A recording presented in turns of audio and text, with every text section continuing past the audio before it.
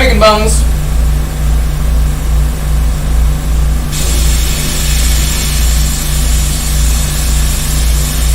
Is this the live chat? Jay made it first. What up, Jay? I would prioritize YouTube chat over TikTok chat, and I promise if you like it here on the Clock app, you're gonna like it on YouTube much better. CEO, stop spamming my chat, please. If you'd like to bring your friends in, you can share the video. What up, Kel? Hi, Bunny.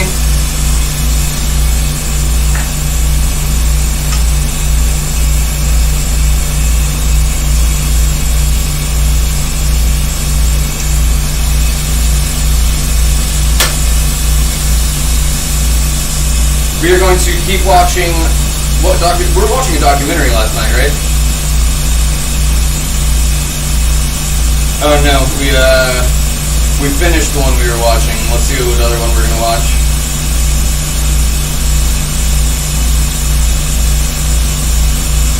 We were watching Vice. It was Mega something was the channel. Hang on, I'll just type in what we were watching yesterday and I'll pull up the last video. Again, we're live on YouTube right now, so we will be spending the most of our evening. If you would like to watch a documentary with us, we'd love to have you. That is the play button on my page. Y'all don't forget to drop a follow before scrolling. I really like the way these are turning out, actually. And I have a lot more of this color.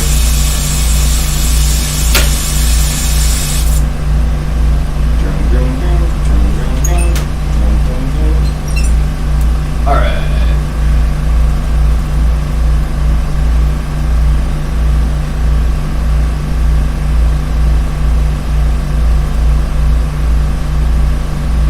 I mean,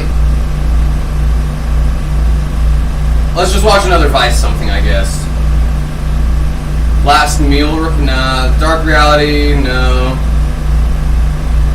Cult or Commune, ooh, we like those. Isn't it bullshit that some companies... Again, we're live on YouTube right now. Oh, Kel, thank you for the $10.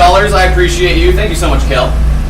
What up, Jeremy? Thank you for making your way over from TikTok, I assume. Again, we're live on YouTube right now if y'all would like to join us and watch this documentary on Vice with us.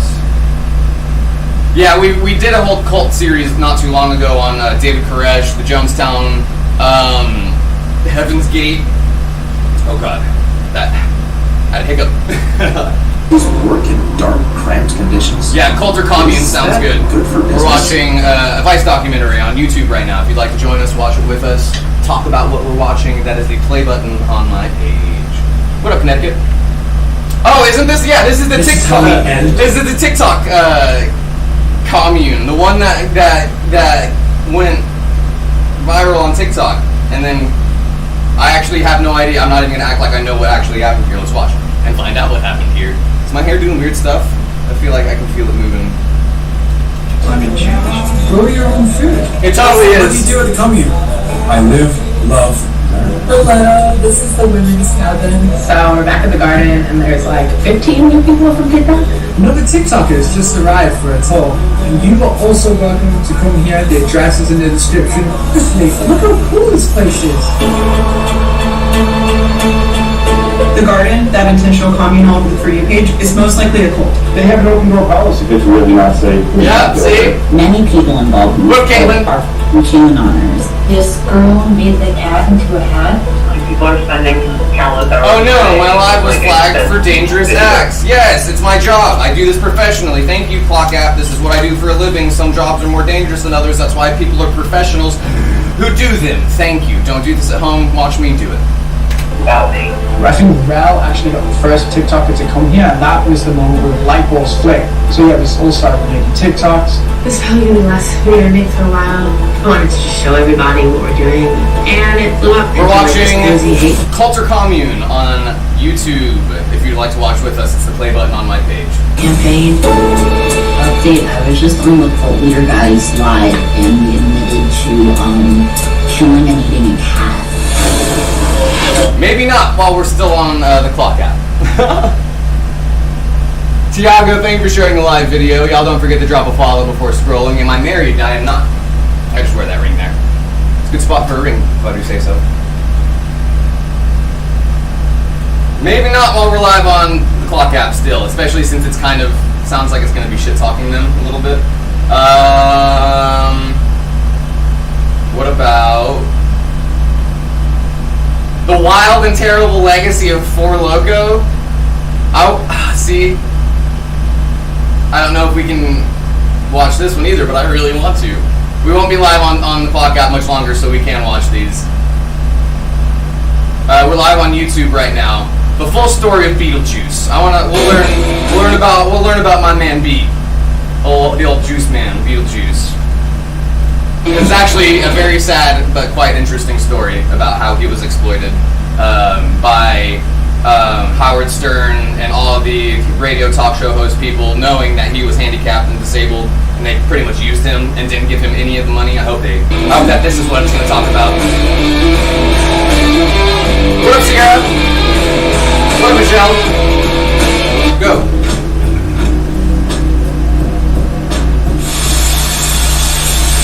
We're watching the Beetlejuice documentary on YouTube. If you'd like to watch with us, we are on YouTube. It's the play button on my page. And here's your question. Spell red. Red? L-S-T-E-R. All right, is that your final answer? My final answer. All right. I think that's close enough. But, all right, okay. The judges are saying that's not exactly right. I'm going to go to Gary. This is Beetlejuice. My name is Beetlejuice. Right now. I'm getting ready to pick up my hot woman. And for those who don't know, he's not really this stupid. He's a comedian. In fact, in order to get onto a show as well regarded as Howard Stern, you probably have to have your head somewhat switched on. But how did this 4-foot 3-inch mini human being by the name of Lester Green, aka Beetlejuice, become loved by the world as an actor, entertainer, and all-round? I don't really like the way they're talking about him so far. We'll give this documentary a chance, but I don't like the way he just described him. I'm comedian. This video is going to explore the come up and significance of Beetlejuice's life, so we can all get the answer to that question. Nah, we're gonna look up the truth about Beetlejuice, because I don't want to know his fame. I don't want to know how people used him. I want to know why that was allowed to happen with Howard Stern and everything.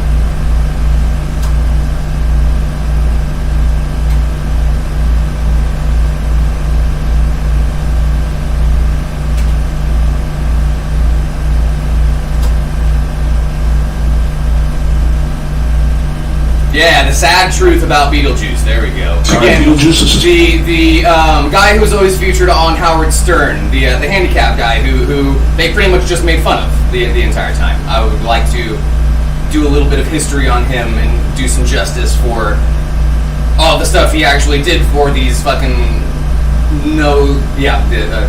I can't talk shit while we're still live here. It's for you. What number comes between 2 and 4, Beetlejuice? 25. Wait a minute, Beetlejuice. I want you to think about it. Think about it. Well, Don't thank you for the flowers. I appreciate you. Thank you so much. 4.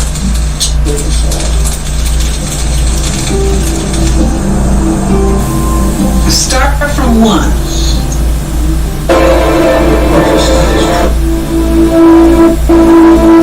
I don't like this either.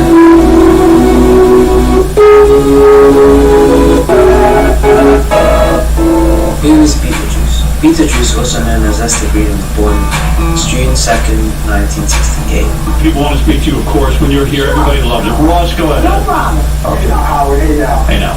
Hey, I'm gonna prove that beat is black. He keeps saying he's Puerto Rican. Yeah, I know Puerto Rican, you know, Puerto Rican beat, let me hear. I do want to keep watching this, but we're going to end the stream here on TikTok. We're going under on the For You page anyways, so if you'd like to keep watching with us, we are live on YouTube right now. It's the play button on my page. Don't forget to drop a follow before we exit the video, or you won't be able to find us when we go live again tomorrow. We are live on YouTube. Again, we'll be spending the rest of the night there. We'll give y'all a chance to swap over. But yeah, I would like to keep watching this, and I want to watch the one that we had just seen. Fuck, what was the other one that we had just seen? Oh, the truth. It's the truth about Four Loko, or like the history of Four Loko. Alrighty, friends, I'll see you here, there, over, everywhere. Stay fresh, cheese bags.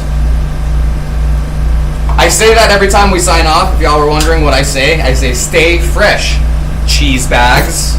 It's a meme. talk Spanish. Yeah, I'll speak Spanish, you little fucking little cocksucker. What do you got, you little fucking little cocksucker? I'm right here in Brooklyn. Yeah, fuck you, you little piece of shit. What? Spanish, man? Yeah, I'll speak Spanish. Hey, Pete, you know. Yeah, fuck you, you piece of Hey, Pete, yell at him in Spanish. Yell at him. Yeah, you motherfucking motherfucker. You piece of garbage. Beetle knows a lot of languages. Pete, yell at him in Chinese. Yeah, you motherfucking piece of shit. He's an American actor and comedian, and was first seen on Howard Stern's show as a member of the Stern's Whack Pack. He also works with Dr. Bowen. Beetlejuice was named the greatest pack whacker of all time by Howard Stern. All right, now, Beetlejuice. You're a black guy, right? Beetlejuice? Yeah. Get a mic in front of the bed. Casey, you gotta really smarten up, pal. Get the mic in front of Beetlejuice. Look at what's going on here. Can I talk? Y'all don't forget to drop a subscription, whatever. Is it subscribe? Subscribe is free, right? Subscription is free, or subscribing is free on YouTube. Why do I feel like that's moved? Just making sure my anchor is for the light. It looked like they moved a little bit. We're still intact. No, make sure to follow or subscribe, whatever it is that's free for YouTube. Talk to one of you guys. Or become a member if you would like to join the giveaways. I don't want to spend the whole show on this. Beetlejuice. Sorry, Lucy, stuff in here. Beetlejuice, what's your story? Where did you come Are you an entertainer or? Yeah. You are. Where can we see someone like you? You have a very tiny head. I got a big head. Yeah, you got a small head. I got a head of large. You think it's large? I think it's a small head. Yeah. It's a small head. Remember the movie Beetlejuice? Yeah. I did that. All right. The dwarf is drunk. I can tell that. Yeah. As ableist as this is, it's obvious that knocked over by the no matter what, it's going to be ableist how we watch this. This is about ableism. This is about them using this person. So as uncomfortable as it is, these examples are things that we should watch the fumes. Like, Sean, you're the big in the right context. And when you say you're in show business, do you get tossed also in bars? Yeah. Oh, I see. Sean picks you up and throws you? Yeah. I see. And you make a lot of I should money make doing this that? appended, right? Yeah. Do you get drunk when you do this? Yeah. You'd almost have to be. Yeah. Yes. It helps. Yeah. I'm sure those headphones look like they're going to crush your head like a walnut. It happens like that. Right. And Beetlejuice suffers from microcephaly and dwarfism. He was often You like the green portrayed ones? as a I'll make more of those. dwarf and had many. I'm going to add some blood to the green ones as well. Then there'll be even more zombie bones. I wonder if I can make like a hand, a zombie arm, you know? I don't have flesh tone is the only thing. I don't have any flesh colors. Flesh tones are kind of hard to work. They always boil. Appearances in film and TV shows. Ready for the main course.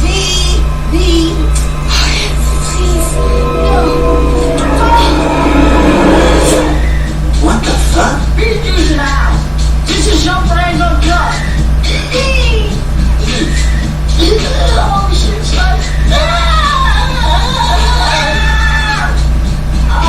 It was often widely speculated that while on the show, Beetlejuice was on a lot of drugs. I was often seen as a heavy drinker and cigarette smoker. However, in some clips, you can see him talking cool. What'd you think of rolling my beer back? Really? What'd you think, man? So you had a good time with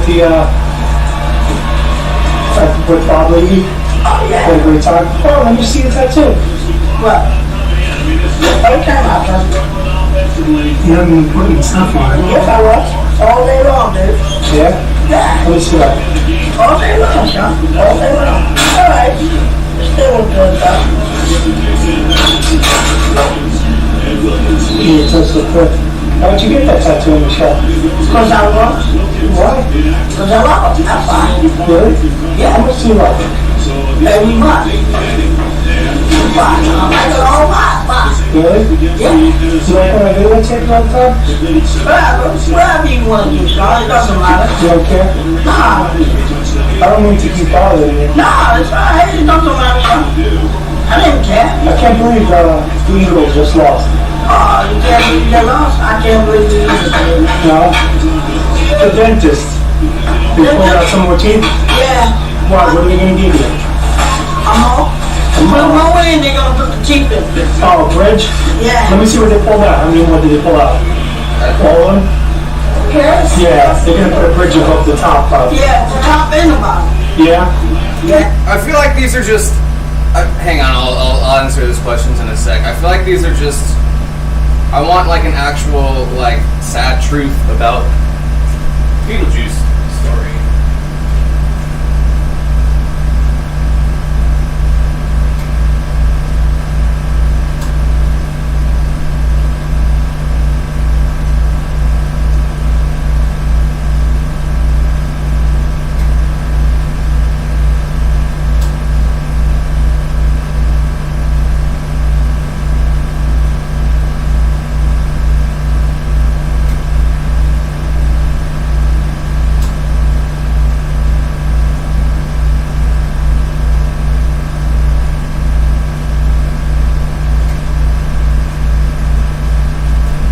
My bad, was getting water.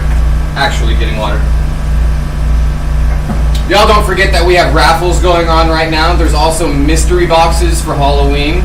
We have $50 and $100 mystery boxes. You will get double your investment in glass. If you would like a $50 mystery box, you will get at least $100 worth of glass. That's usually how we do it.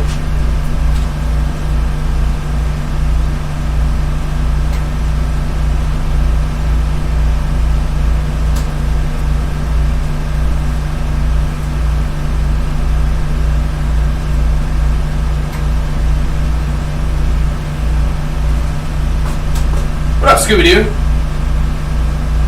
What are we in the process of making? Some bones, some Halloween, such and whatnots.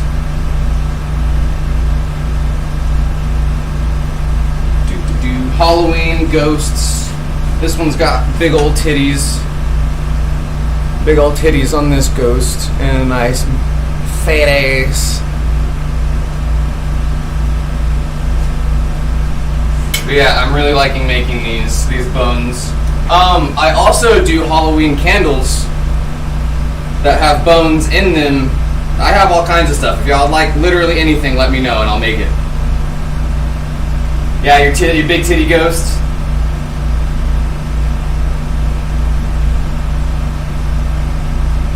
There, here we go. This is a black creator too, so I think we're right. So I know you love Beetlejuice. Yeah. Why? Well, because you clicked on this video, of course. Now, I know many of you have the dying question to know, where is he now? Has the famous individual died in real Just life? kidding. Or did he just I thought it was a black creator a long time ago? Now, both of those questions will be answered in this video. Yeah, I'm on my chat. For some background, Beetlejuice isn't actually his real name. His real name is actually Lester Green. This is not what I thought it was either.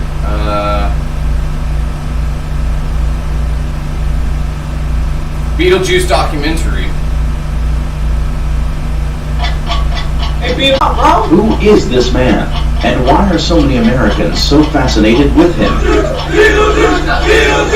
To the millions of people This will be at good to Howard watch Stern because audience, he is simply known as Beetlejuice. It'll exemplify why he was so hyped in the media, and it'll also fully exemplify the ableism in mainstream media. This is a 60-minute, I think, and yeah. I'm Beetlejuice, baby. Yeah, Kitty, if you would like one of those, yeah, those are going to be direct, not through Super Chat, not through YouTube. That will be direct. If you would like to PayPal, I can type my PayPal into chat.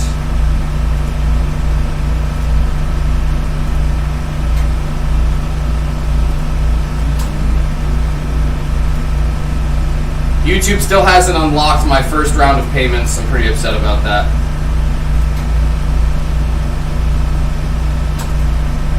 Friends and family, if you would, so they don't take any of the fees, you know I got you. PayPal is... And remember, I'm the only one who puts chat or puts links or stuff like this in chat, unless I ask you. But yeah, this is what we're pretty much making all these for, is the Halloween boxes. Kitty, do you smoke? You don't have to answer in front of everyone if you don't want to, by all means. You can message me, but we have the option if you don't smoke and you want a Halloween box as well, I'll give you non-functional stuff. But if you do, obviously we have the option of including things like our lovely pumpkin bubbler, or not bubblers, this one's dry. Pumpkin pipe. This one actually turned out really nice. Oh, hey, look, it's me.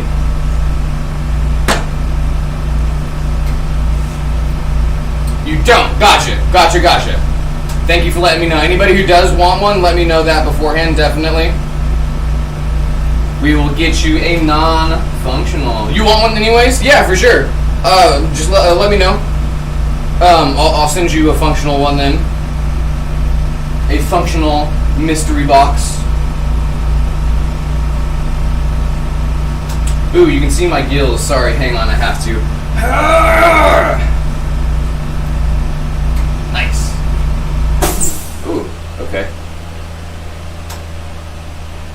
Yeah, we'll make more of those tonight. We need to make some more prep then.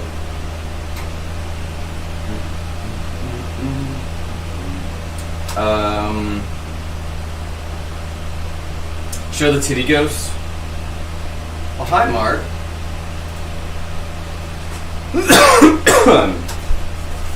I'm very proud of the titty ghost.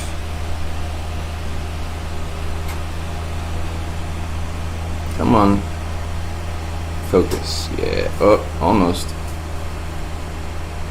Look at them titties. And look at them buns. Ooh.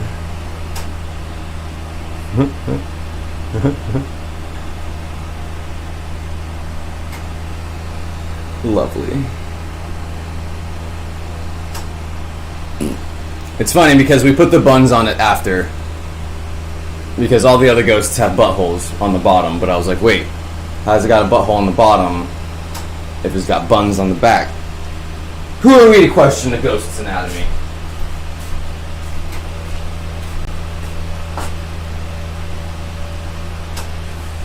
I want to make a sexy Wobbuffet now, which will also help us get into Pokemon.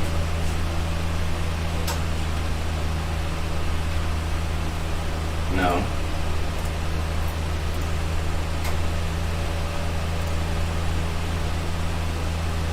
Do a Wobbuffet and then do a sexy Wobbuffet.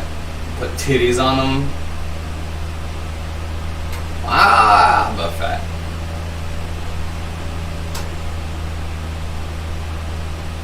Oh, the Jade Girl? The torso. That is here.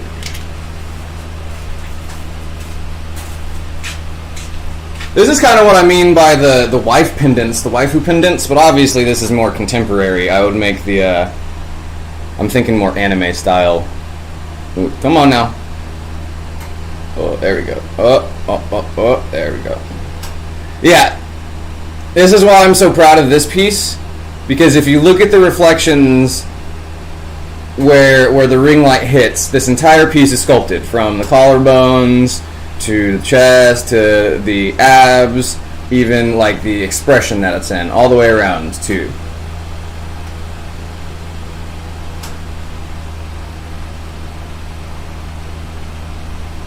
All the back muscles. Yeah, this is probably my best sculpt work. Oh, we froze. There we go. How close can I get? And this is made with sparkly glass too.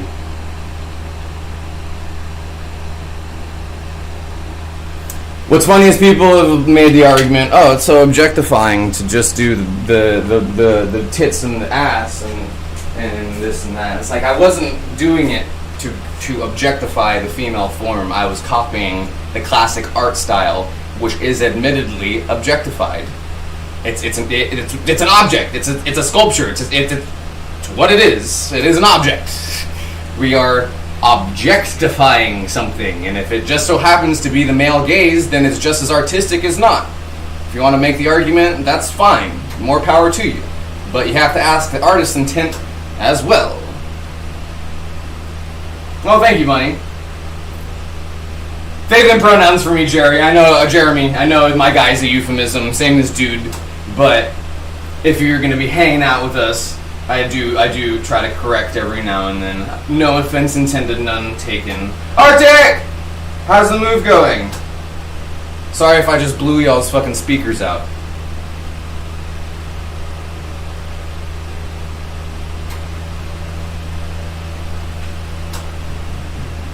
Kitty, let me know if you send that or when you send that. Oh, I hate moving too. What's fucking hilarious is I moved. I have a problem with wanting to like protect people and like save people, especially people who don't deserve to be saved. Fuckers. And because I have a house and have had a house since a young age, I've always viewed that as a safe haven for other people, and so I'm always like, yeah, just move in with me. It's kind of the queer experience, but for me especially, literally having a house, so I've moved people a lot of times. I've moved other people, and I've moved myself multiple times, just dozens of times. And what's hilarious is it's all in the same fucking state. I'm ready to move again, but I need to get out of here. I want to get the fuck out of here. Which I'm still figuring out. Still hyping myself up to do that one.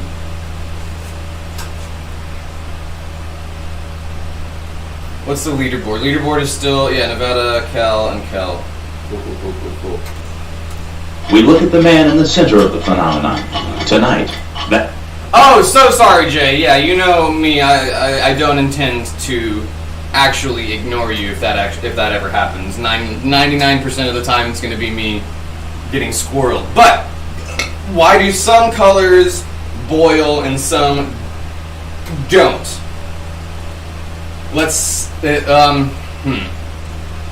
It's going to be, I'm trying to think of the language for it. It's going to be the silica content of the glass mixed with whatever is making that color. For example, I'm a visual.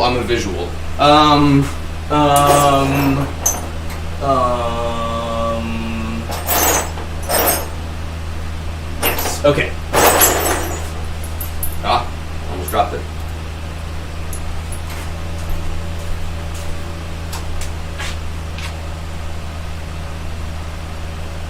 I don't do customs, Brooks. If I do customs, it's going to be at least 200.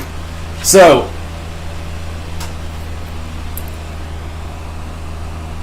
oh wait, I was like, why isn't that showing? For example, come on, you can do it.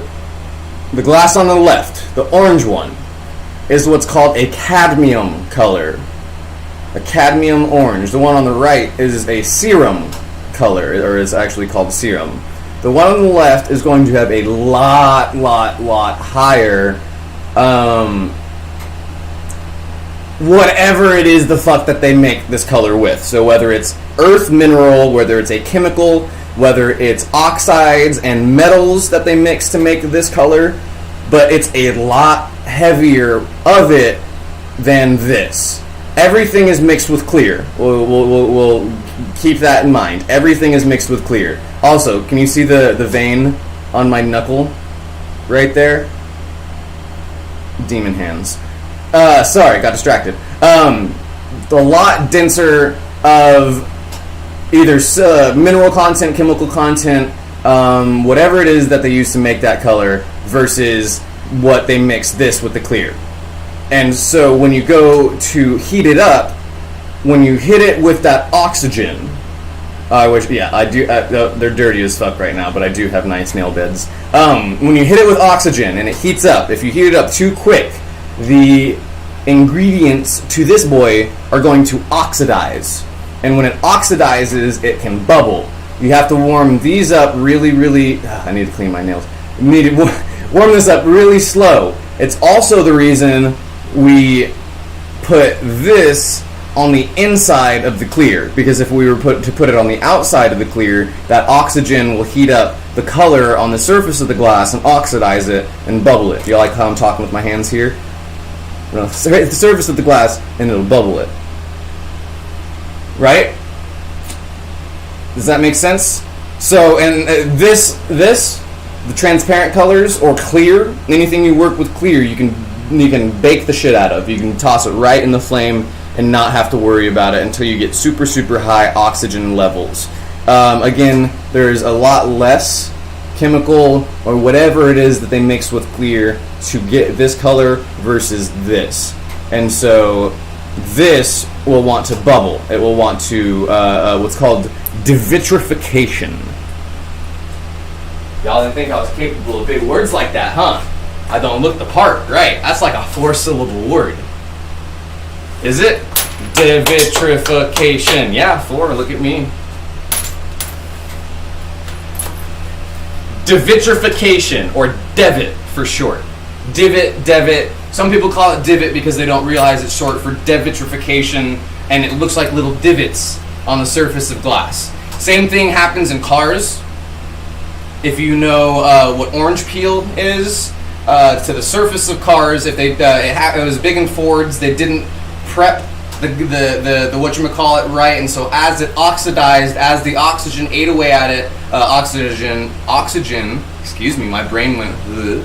Oxygen is technically toxic. Oxygen oxidizes metal, as you know. It's also why we have to completely reproduce and replace our cells and everything, because the oxygen that keeps us alive is also killing us. But oxidation under the hood or under the surface of that paint makes it crinkle, and so it was called orange peel. Same thing for glass. Let's see if I can find an example of devitrification on my bench. Maybe in the scrap bucket would be a better place to look for that.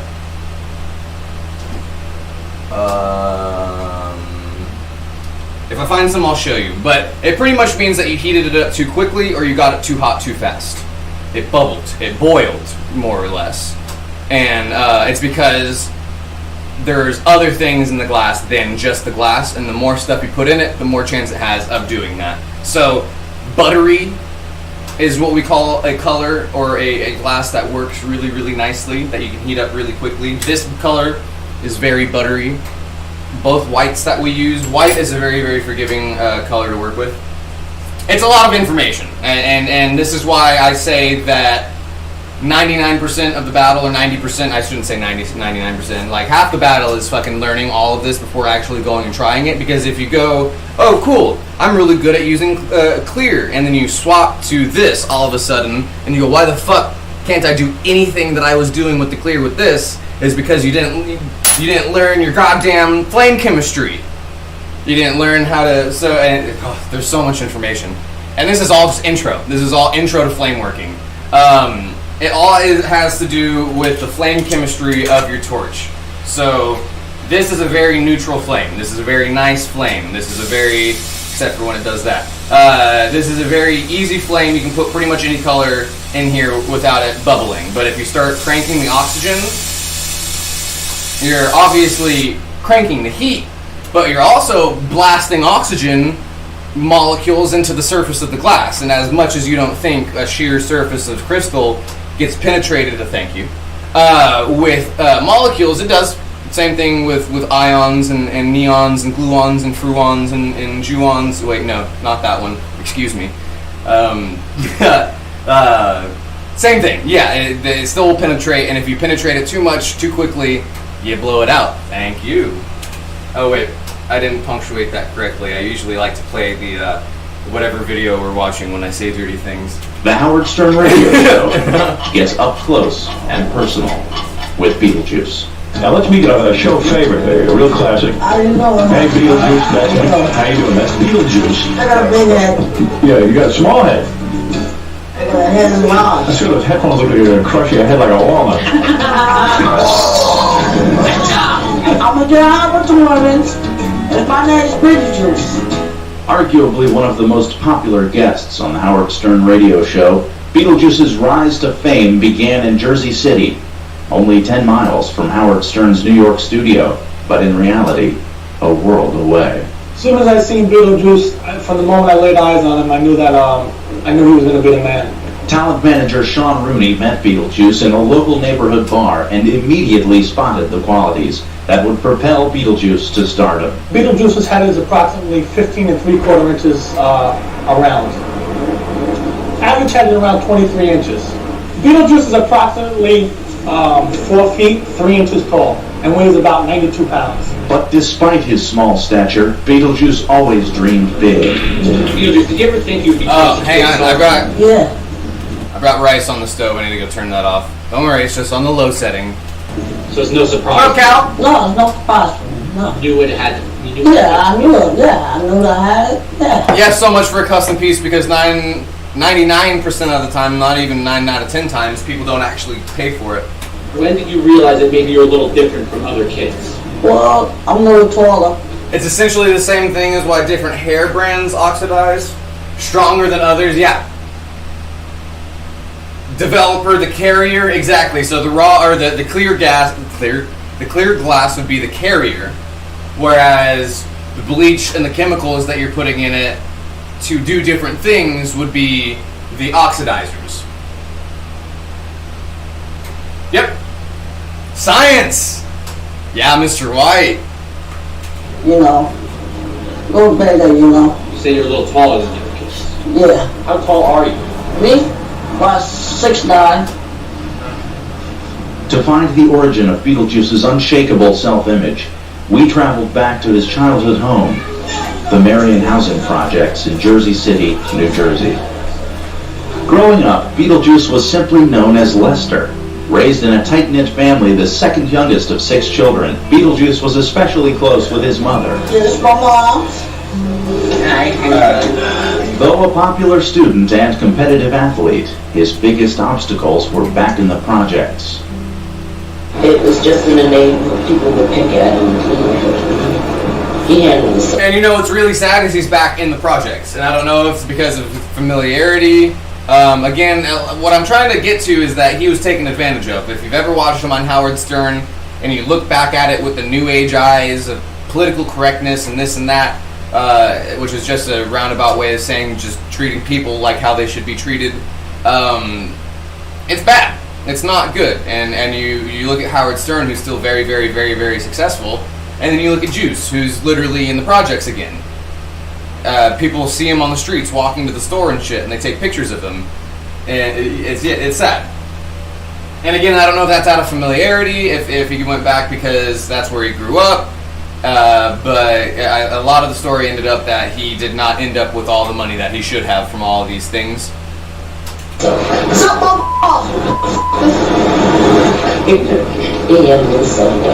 And how about Brooks, shoot me a message on Instagram. If you're looking to get that as soon as possible, I can get that started as soon as possible, pretty much.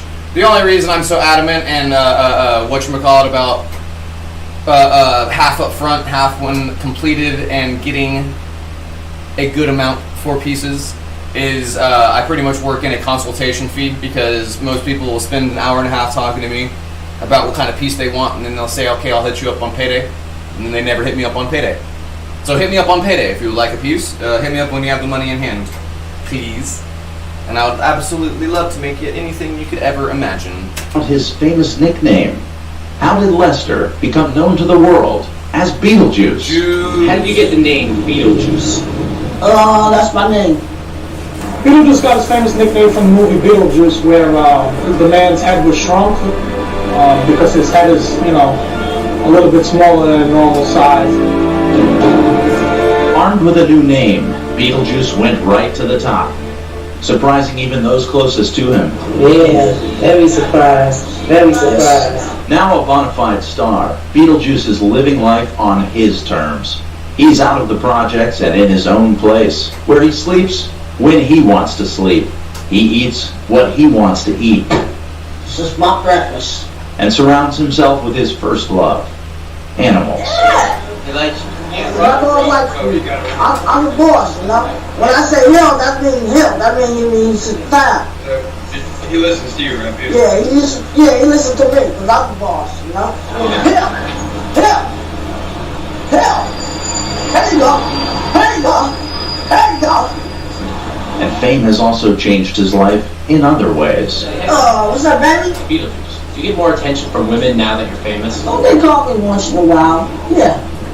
Most of the time it calls. Sometimes they call me day and night, sometimes in the daytime, sometimes in the evening time. They ask me good, they just ask me, oh, Beetle baby, when you gonna call me? Being Beetlejuice isn't all about fun. It's also serious business. Beetlejuice, what is your job now? Thank you, Brooks. I appreciate What I do you. for a living? I talk for a living. Excuse me, you do what? I do torture for a living. Explain that to the audience. I do Thank you, torture Jay. for a living. Also, what I was meaning, anything that gets bought, especially if it's Halloween themed already, will get extras, extra Halloween themed stuff with it. So if you buy a mystery box, if you buy a pendant, if you buy what have you, I will include an extra bone. I'll include extra pumpkin. I want to do pumpkin sculptures as well, solid pumpkins, because these are all pendants. These all are hollow. So I'm gonna figure out how to do. I might put Frit in the blow tube. We'll try. Yeah, I already figured it out. Look at that. Good job, brain.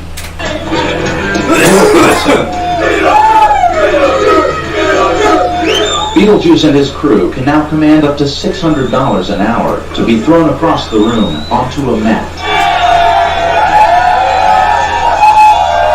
Regardless of his fame or notoriety, in the end, who Beetlejuice truly is can only be determined by I did not. That's still here.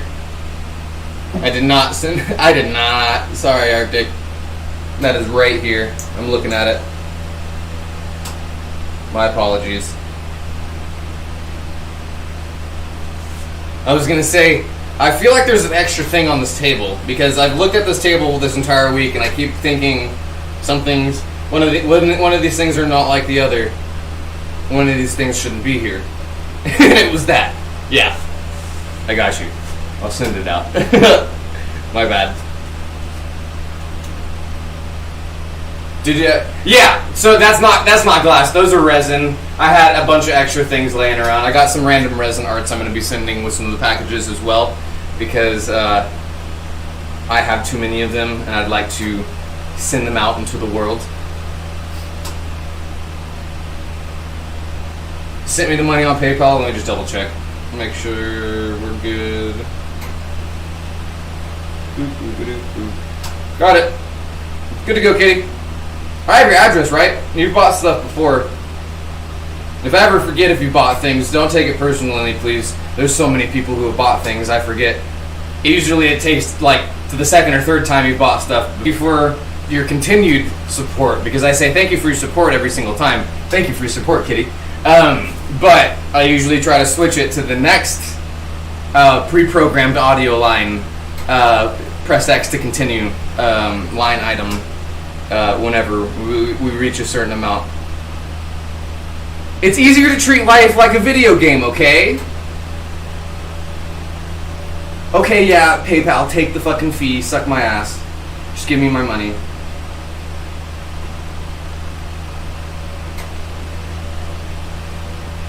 Upgrade to a mystery box. Yeah, of course, Jack. Yeah, I said $35 for that. If you wanted to do a $50 mystery box, like I said, I was going to include a couple things in that anyways, but if you want it to be even more, yeah. If you want to add a couple more bucks to get, like, double the stuff, for sure, for sure. I know you said you like the zombie bones, so I'll keep that in mind. Hi, Sky! I need to redo our emojis. That's supposed to... So all of our stickers are supposed to be GIFs. Or GIFs, depending on where you're from.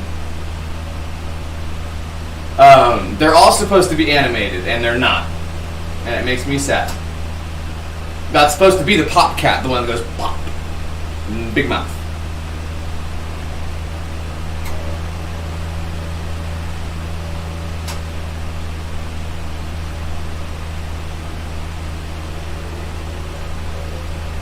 I forget I can use my phone every now and then whenever we're live. I'm like, oh wait, right, I'm not.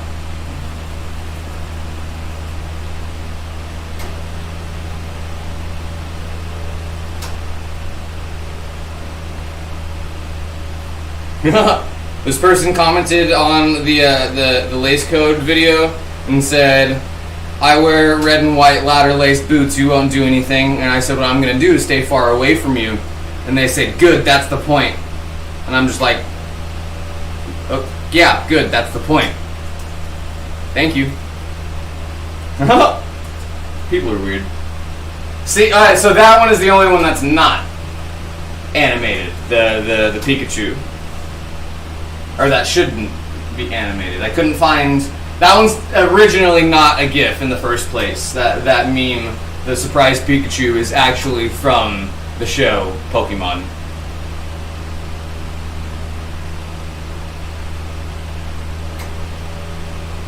Hang on, let me heart this white supremacist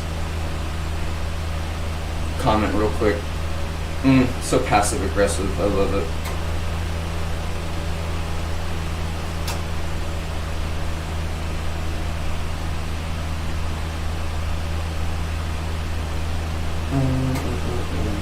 Yeah, let me know, Jay. Thank you. I'll definitely be tossing some extras in. Let me know what you like. And again, they're mystery boxes in the sense of you're going to get more than you pay for, and I'm going to include extras. But if you like something specific, let me know. Or if you smoke or don't smoke, let me know. Speaking of, Jay, you do, right? Again, if anybody doesn't want to answer that question in front of people, by all means, you don't need to. You can message me on Instagram. It's easier for me to ask you here. Bye-bye. Those who know him best. His friends. He's a caring man, and he's very generous. He'll give you his back. He'll give you his shirt off his back if he has to. Beetlejuice is my best friend. Yeah, it's like one big family. I think that's why. Break my heart, right here. Yeah. I think that's why he ended up back in the projects. And I love him very much. He thinks he's a champ. And that's why people took advantage of him. He is a champ. In my eyes, he is a champ. And finally, himself. Gotcha, Jay. Just making sure. Do you consider yourself a role model? Always a role model. Always. So do you think kids should look up to you? Yeah. What can they learn from Beetlejuice? Well, they can learn a lot of things from me. You know, sit down, play cards, whatever you want to do. You know, sit around, you know. Just sit around, just drink, you know. That's all.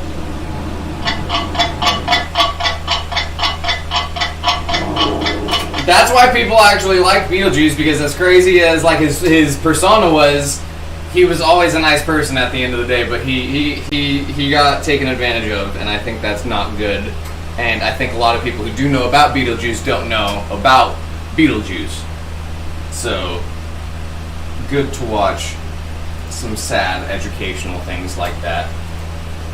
But yeah, he ended up back in the projects. He quit drinking and smoking cigarettes though. That's the most recent thing I've seen about him. The last video I saw. What was the one that we were getting? The truth about Four Loko? Hang on, let's see if it's there when we go to the homepage.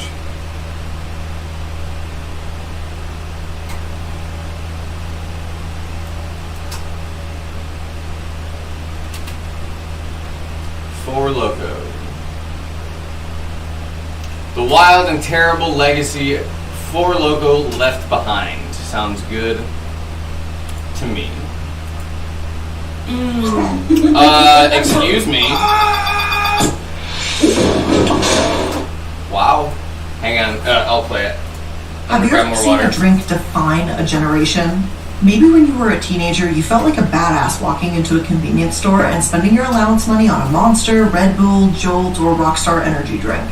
Whether you bought them to cram for a history test the next day or just to feel cool, the energy spike from these drinks may have been the only legal and accessible kind of high you could get your hands on at that age. Sure, you knew that you probably shouldn't have them, but their forbidden nature only made them all the more tempting. As energy drinks grew more popular and as you grew older, maybe you had the bright idea to combine alcohol and caffeine. Thank you, Brooks. Like having a Red Bull and vodka at a frat party. Well, you wouldn't be alone. Humans have been combining alcohol I don't usually check my phone, but I'll take the opportunity. Coffee wine was invented in protein bar form back in 800 AD. The recipe for Tia Maria coffee liqueur dates back to the 17th century, and the Black Russian cocktail was invented in the 1940s. But in the mid-2000s, a new generation-defining drink came along to push those boundaries. Four Loko. Four Loko was liquid hyperbole, a blackout in a can, and has been called fucking insane on every level. Though the equivalents differ depending on which article and source you're looking at. Some say a single Four Loko was comparable to drinking 6 beers all at once. Jesus. The Wall Street Journal claimed that it was more like 12, and the Yale Daily News argued it was basically a single cup of coffee and 3 beers. Four Loko's manufacturer, Fusion Projects, said it was essentially one, some craft beers and a tall Starbucks coffee all in one. The point is, there was a lot in it. And better yet for the college students that loved it, it was also pretty cheap. At the height of its popularity, Four Loko was just $3 a can. $3 for an energy drink, some coffee, and half a dozen beers? Well, it's no wonder that college students love these things. It meant no more going broke on a night out drinking. The trouble is they were like that $3. those mixing alcohol and caffeine to this extent may end up paying for it in a different way. See, when you drink too much alcohol, you'll know it. You could feel the effects and hopefully slow down, sober up, and get home safely. That's not always the case when you add caffeine into the mix, though.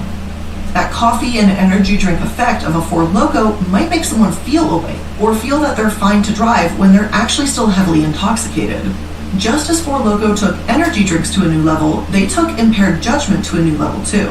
They really did make a blackout in a can and sold it for dirt cheap to young adults.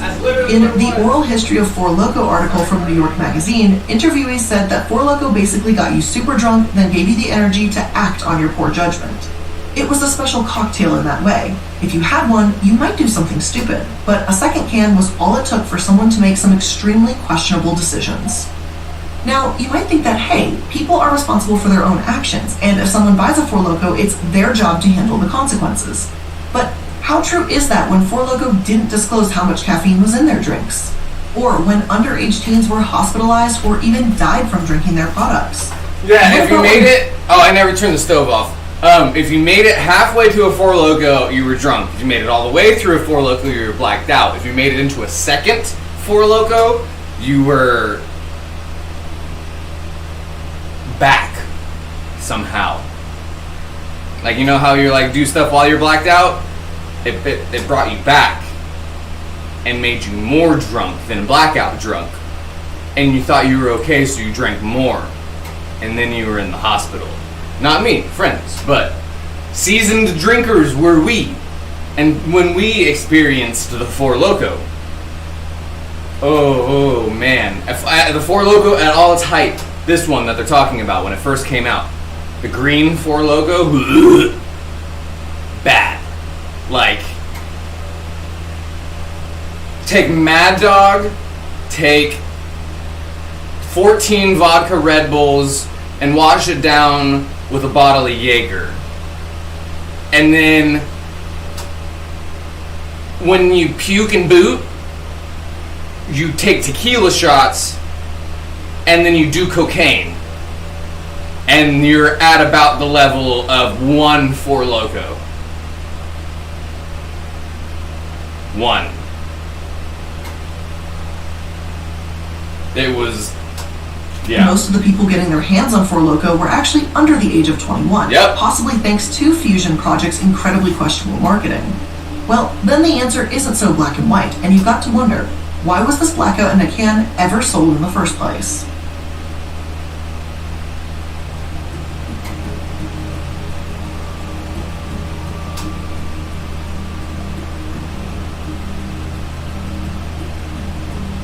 Hello and welcome to the Corporate Casket. I'm the Illuminati, and today on this special episode, we're going to be discussing Four Loko. Now, I've talked about Bang Energy in the past, and I've talked about the caffeine industry in general, but today we're going to be mixing them together to get Four Loko. I know it may sound like an exaggeration to call this the drink that defined a generation, but it truly was, especially if you lived in New York City.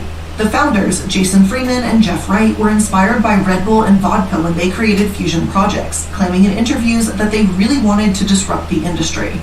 A rap music video about Four Loko and some strange commercials later, both real and parody, and Four Loko started to do exactly that. According to they Jeff, literally they advertised it to kids. $4.5 million in 2008, then increased their revenue tenfold in 2009 to about $45 million. Once 2010 hit, this was kind of the peak of their popularity, and they were at 150. Let me turn the stove off. Four Loko sure knew how to grow a business. All their models were under 25 years old in their commercials. They promoted their drinks at colleges, even violating the law to do so. But it wasn't just the advertising that had young people gravitating towards the camouflage, brightly colored cans. It was also the accessibility. Because right before that explosion in popularity, Four Loko made their cans bigger. They raised the alcohol level, improved their flavors, and started putting their products in New York City's bodegas. Freeman said that the reaction was immediate. They permeated the network of bodega owners, and their product was flying off the shelves faster than they could even make it. Josh Ostrovsky, the co-owner... Just kidding, it actually needs longer on the stove. There's the little wet spot in the middle. Owner of Swish Beverages, said that... Oh, thank you, Michelle. I do try to add a little bit of commentary to whatever we have. I have quite a few stories to tell. I've been through quite a lot in my 27 years. So I'm going to say, as much as it doesn't feel like 27 years, it also kind of does. As much as I went through as a kid, I feel like I kind of caught back up during isolation, during the pandemic. But at the same time, didn't we all just kind of disassociate the past couple of years? But then again, in choice C, anybody born in the 90s came of consciousness around the late thousands anyways, so it's all 2010 for us anyways. It even became the thing to drink if you were looking to make some memories and then immediately forget them. He, as well as the other New York Mag interviewees that grew up in the city, said that it was the go-to party drink. It had so much sugar that it tastes like you ate an entire box of Gushers, ultimately making it the cheapest, not gross way to get drunk. Josh said of it, drinking Four Loko was a specific experience, you know what I mean? You talk about it the way a girl in Brooklyn today will talk about taking ayahuasca, which I hope I said that right, but that's a plant-based psychedelic. She did not. It's ayahuasca, and that's okay. It is spelled kind of crazy, by the way.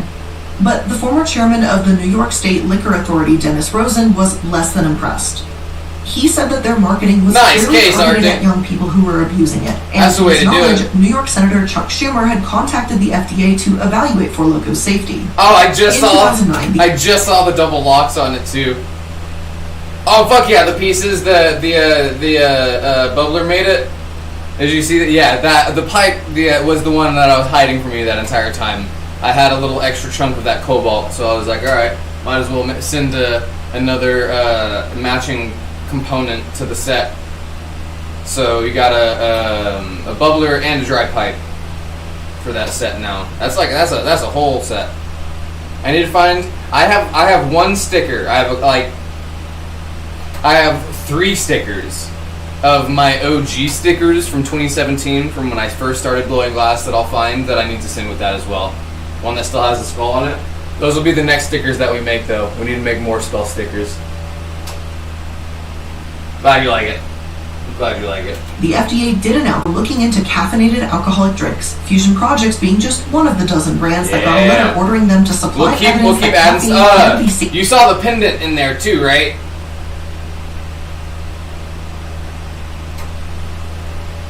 I'm pretty sure I put it in one of the, I like doing this because y'all know how much of a fucking child I am.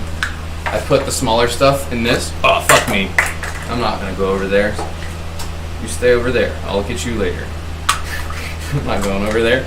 That'd be hilarious if I dropped this one too. These. I ordered a whole bunch of these, and they're really good for shipping too. They're super sturdy, they're super solid. But yes, I sent it in this. It would have been in this. Cool. Yes. Just making sure. But yeah, these are fun. This is what I'm going to put some of the mystery stuff into to add to the mystery. It adds to the mystery. No. Oh, shit. What happened? Safely added. Stay hydrated. Into alcoholic drinks. The FDA was aware Four Loko was testing the boundaries with a 12% alcohol level. And I thought it was higher than that. Starting to feel the effects. In late 2010, police found students passed out everywhere in the aftermath of a house party. 9 were hospitalized, 1 woman simply fainted on a bench and had been given CPR, and others were fighting for consciousness with their eyes rolling back into their heads. It was a horrifying scene, and more than 50 students became ill in total, with alcohol levels ranging from dude, that was like that. 0.3.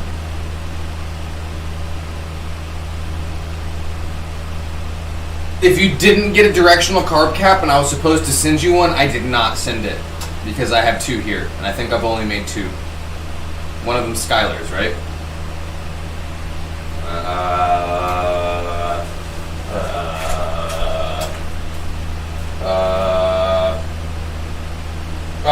There's only one here.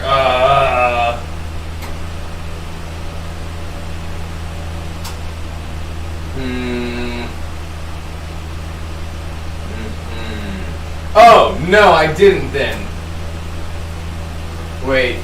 Because the first one that I made was somebody who ordered one off Instagram. They hit me up and they were like, hey, can you do a carb captain? That wasn't anybody here.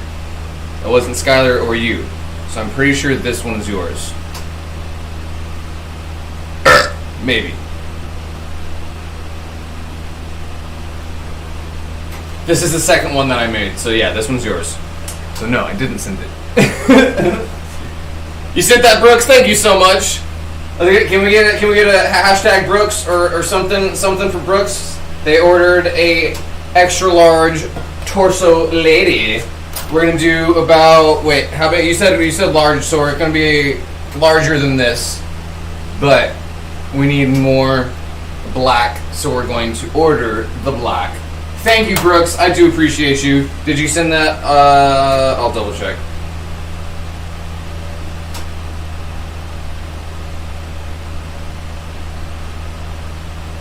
Got it on PayPal.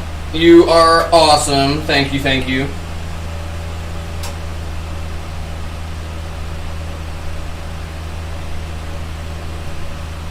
Yeah, Arctic. Oh, yes. So I'll double check. I don't know if I made you the one that I said that I would make you. I need to make sure that the people who paid for them get theirs. Because I think Skylar may have got one as well. That may... they got this. I know that. For sure. They may have been talking about something else. I'll double check with everyone. 35%. The legal limit says that you're too impaired to drive at just 0.08% for reference. 0.08. Now, originally, when this news first broke, everyone seemed sure that this couldn't be just alcohol and that the drinks had been spiked. Law enforcement investigated the potential. The drinks were the spikes themselves, as it would be consistent with the students just quote falling. Thank you again, Brooks. I appreciate you. In the weeks that followed, toxicology tests found no evidence of drug use whatsoever. The college quickly banned Four Loko, and soon other colleges found themselves having to do the same. And order a big chunk of that. College administrators also banned the drink from their campus. College president Peter Mercer said it was necessary after at least half a dozen students were hospitalized in incidents involving Four Loko, but the students disagreed. So it'll be a darker black than that, though. That is more transparent than anything. It'll be more like this. Actually transparent. And it'll be much bigger too, which I'm excited about. We can put a lot more detail into bigger stuff. Not just because it would kill the fun, as one put it. Definitely, Brooks. I appreciate you. Thank you. Looking forward to that. I'll order that tonight as soon as we get off. Where's my list? I have a list of things. I started doing lists again. It's been helping a lot. I'll add that to my list right now. Quote, maybe they won't be as inclined to tell I know, yes, I have notes on my phone. It's easier if I can have them physical. Plenty of colleges found their hands tied and followed in these began to spread. This was only made more alarming when these students admitted that they usually saw Four Loko in the hands of people who don't look or act over 21, implying that yes, underage people were partaking too. Four Loko insisted that people have safely combined caffeine and alcohol for years and that this wasn't an issue. Yet I don't see anyone marketing Red Bull and vodka in a can to kids either. Maybe they claimed it was safe, but when even a single can can cause so much damage, it's kind of hard to believe them. Plus, if they kept insisting that it wasn't harmful, then why not provide the evidence? Why not do a study, prove it to the FDA, and assuage the public's concerns? The fact is that the FDA contacted them, telling the makers of Four Loko that this may not be a great idea. But even with that warning staring them in the face, college students collapsing around them, this drink company shoved their heads into the sand and said the products were fine. The statement was hard to believe for many, but was made all the more difficult when teenagers died from drinking their products. Please note, the next section of this episode will mention child death. Tell me you're getting somewhere. We've already lost so much of the island to that chrome. That's not surprising given the sample's behavior. I've never seen such accelerated psychokinesis. I'm starting to think this may be a problem.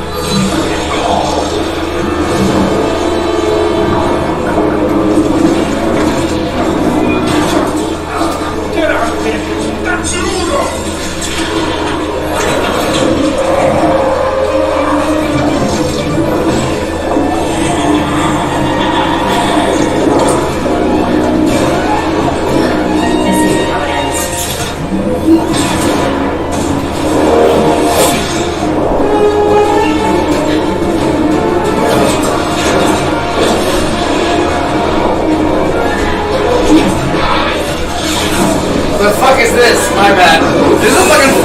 commercial? Sorry, I was loading a bowl. By November 2010, things weren't looking great for Four Loko. They'd been banned from a whole host of colleges, the FDA was coming after them. Brooks, it's probably YouTube, unfortunately. The good thing about that is whenever I upload, it won't do that from my end. So if we end up making your piece, or when we end up making your piece, not it. When we end up making your piece, and you want to save that video and download the process, it'll be seamless. It'll be nice.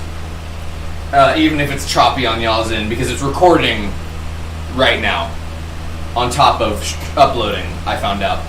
And college students had become hospitalized from using their products. So they looked into the safety of their products, conducted several studies, and I'm just kidding. That's literally not what happened.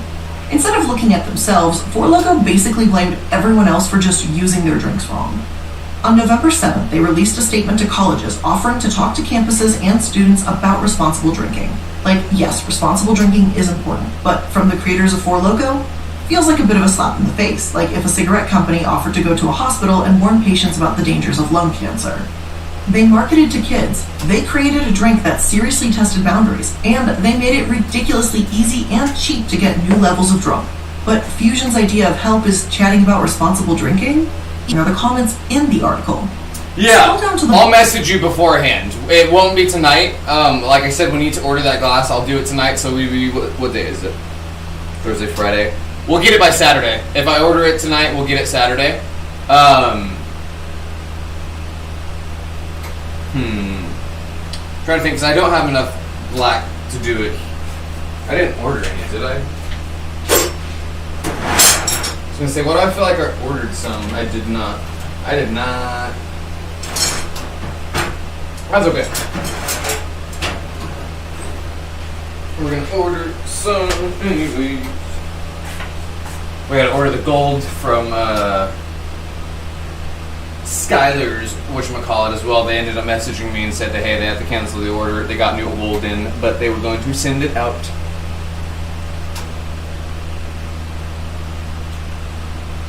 Oh, thank you, Brooks. I do appreciate you. Bottom, and the very first one reads as follows. This product is very useful. I use this on the weekends to give to young, naive college girls. This beverage will allow them to make very poor decisions, usually ending up in my bedroom. Well, that's not good. I really hope this is some kind of sick joke, but I wouldn't be surprised if it isn't either. But here's the trouble. It wasn't just about colleges anymore. Getting rid of Four Loko was about protecting kids. Because whether the design looks like an energy drink or because sellers were just plain neglectful, minors were able to get their hands on Four Loko pretty easily. A minor working undercover with police was able to buy it at 11 of the 28 stores that sold Four Loko in the Bronx that November. Almost half the time a teenager walked into a bodega in the Bronx, they could walk out with a Four Loko. This investigation was done only 2 days after Fusion said they'd talk with colleges about responsibilities. So yeah, their slap in the face was returned with an absolute gut punch. A few days later, Four Loko agreed to stop shipping their drinks to New York. By this point, Washington, Michigan, Utah, and Oklahoma had all taken action against them, and it seemed like only a matter of time until other states started following in those footsteps. And so panic started to ensue. People sold the drinks on eBay, bum rush bodegas, you name it, anything to literally get your hands on this drink. It was like a mini black market for just Four Lokos. Unfortunately, they couldn't get it out of some hands fast enough. Four Loko agreed to stop shipments on November 19th, but on November 18th, the news was released that a 14-year-old girl, Valeria Rodriguez, had died in Texas from a drunk driving accident involving their drinks. She, her 14-year-old boyfriend, and a 16-year-old were all traveling together. The 16-year-old bought 5 cans of Four Loko for them to share, and after Valeria's boyfriend had some, he got behind the wheel of a car, crashed into a guardrail, and Valeria was thrown from the vehicle. The 22-year-old clerk that sold them the alcohol, as well as Valeria's boyfriend, were both charged with her death. While drunk driving is dangerous in any form, this case highlighted how easy it was for kids to get their hands on these drinks. It's not as if an adult bought it for them. A 16-year-old bought it. I don't know if this clerk truly believed it was only just an energy drink or how far the extent of their negligence goes here, but this wasn't the only case either. Aaron Saints, 15, and Chelsea Taylor, 16, were found dead in a vacant apartment, an empty can of Four Loko nearby, along with signs of drug use. In another case, a 20-year-old named Jason Kieran drank 3 cans and reportedly began acting crazy, according to his friends. Jason got his hands on a gun, pointed it at himself, then at his friends, and told them, quote, "I realize I'm freaking you guys out. Take the gun away from me." Tragically, Jason accidentally shot himself, but his family believed it was the Where'd he get the gun, huh? 15-year-old Sorry, Bo again, I was- also passed away after drinking caffeine. He was heavily intoxicated and Jesus behaving in a Christ. paranoid Water manner break. at a concert. Though his parents urged him to come home, Bo's messages were confusing. Quote, "Eventually we lost all contact. Bo made his way on foot onto a busy road and then he Yeah, I'm a firm believer that most substances should be legal and regulated. Maybe not legal, decriminalized at least and regulated. If there's specialty shops who want to like obviously specialize in something and be like, we offer harm reduction in this specific thing, and you can do this specific thing within our walls, then yeah, I fully believe in that. But yeah. hit by a car. Oh, God. The drink caused That's him what it have used a to look stroke. like. A 23-year-old named Rob was shot to death by police after he began acting paranoid and firing a shotgun into his backyard. An 18-year-old passed away after drinking a Four Loko, which goes on.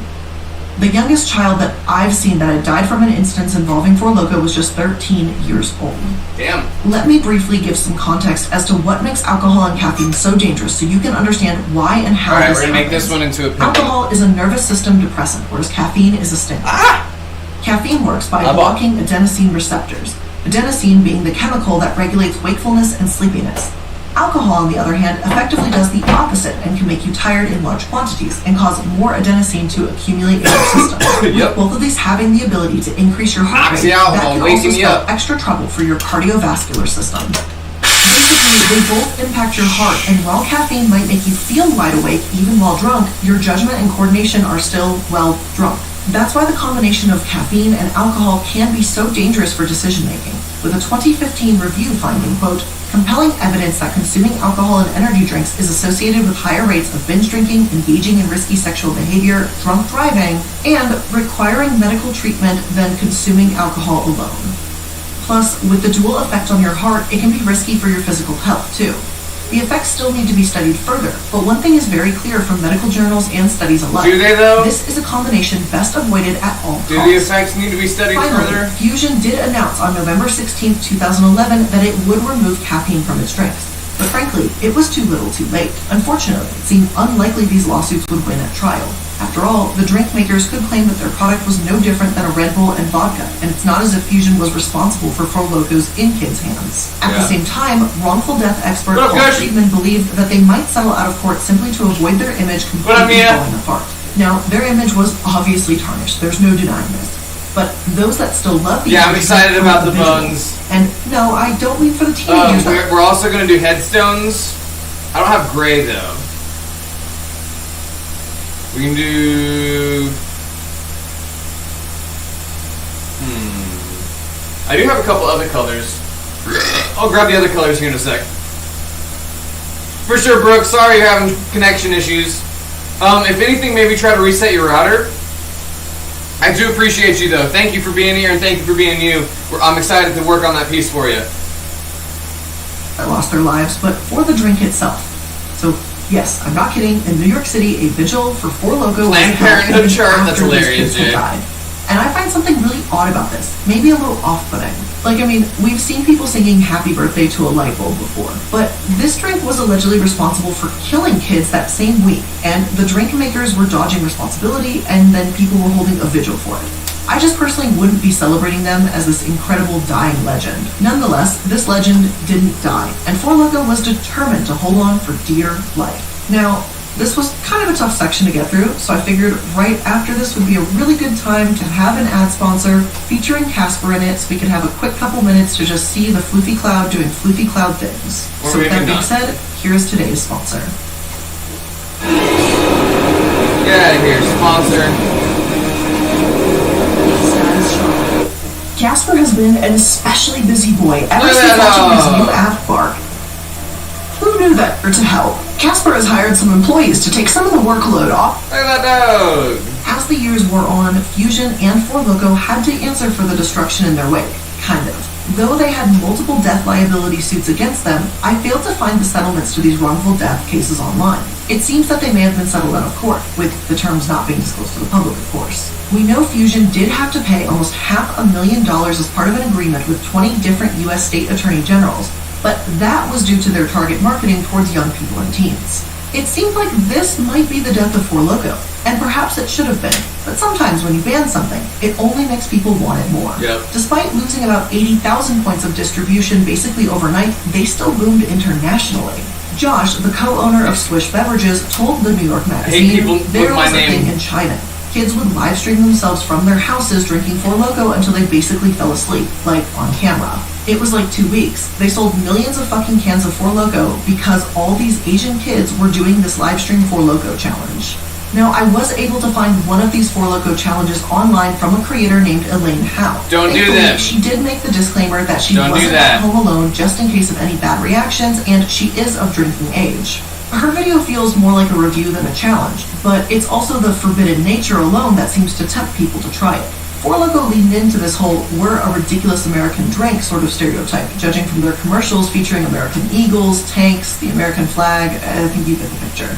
According to one of the co-founders, it took until around 2014 until they were back to their peak 2010 numbers in sales. Then in 2016, they were fully booming once again, and he stated, "The market just exploded and people were purchasing full containers and air shipping them back to China, which is like $30,000. They were doing 100,000 cases a month to China, export."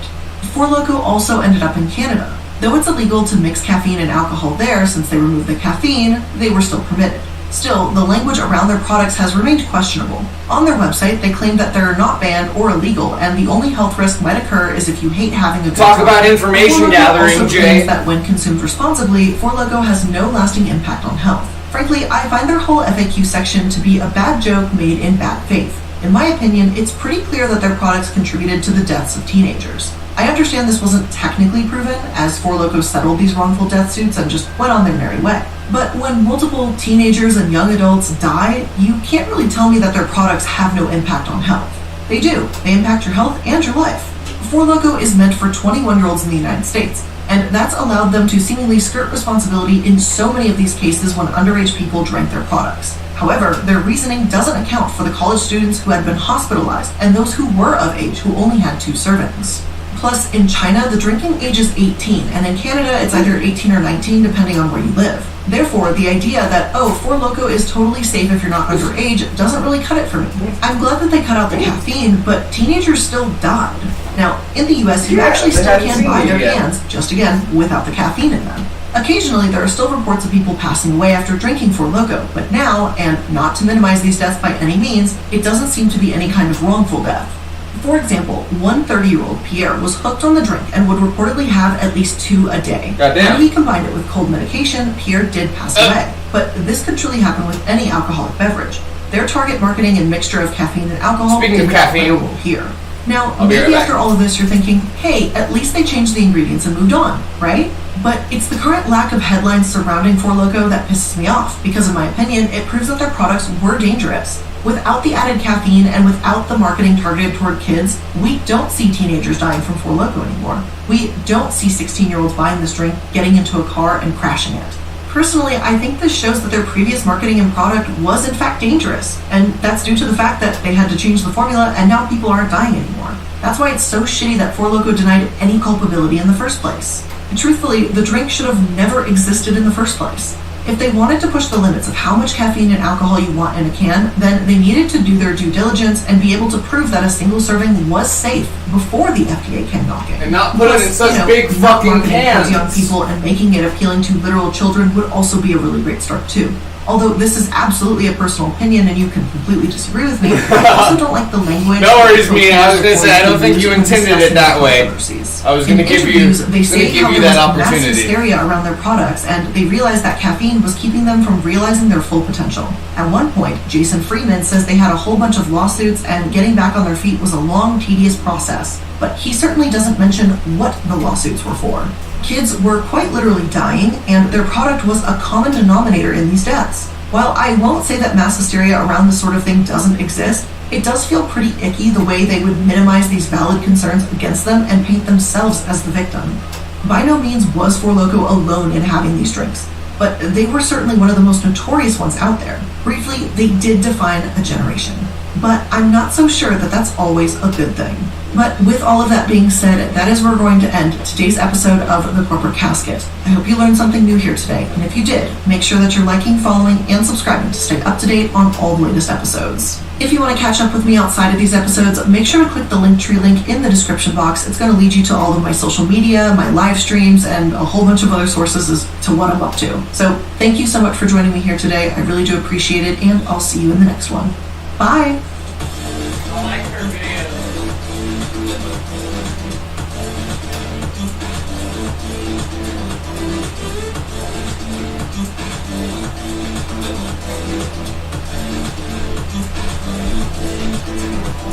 I like the way she presented her information, or their information. I'm trying to get better at gender neutral. Let's, oh, they got a lot. PETA. What can I say? I never get tired of talking about them. I've had so many episodes about PETA that they blocked me on Twitter. And yeah, that's right, they have in fact seen the episodes that I've made about them, because although I have not interacted with them on Twitter, they've blocked me. So, hi over there, glad you hate listen. No, we've discussed everything from their massive euthanasia rates at their shelters to their outrageous and offensive campaigns, and even to their links with literal terrorist organizations. And today, we're going to be discussing all of that. I'm effectively combining all of my previous episodes. What do we know about North Sentinel Island? So if you don't know what North Sentinel Island is, it is the last uncontacted peoples that we know of. There's rumored to be more uncontacted peoples in South America, but it's deep in the Amazon, or deep in the jungles. I don't know if Amazon is in South America, to be completely honest. I think it is.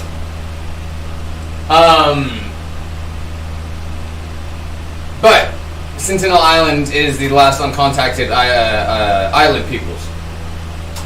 Hello and welcome to Prism of the Past, a weekly series about historical events, people, and situations, from the fascinating to the forgotten.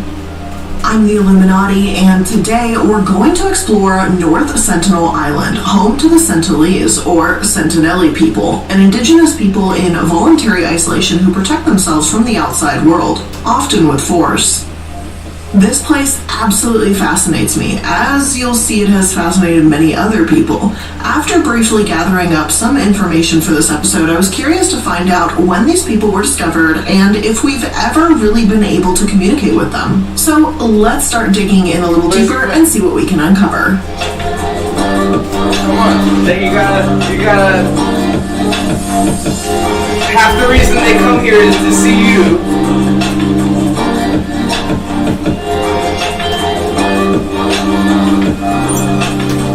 North Sentinel is one of the Andaman Islands, an archipelago in the Bay of Bengal.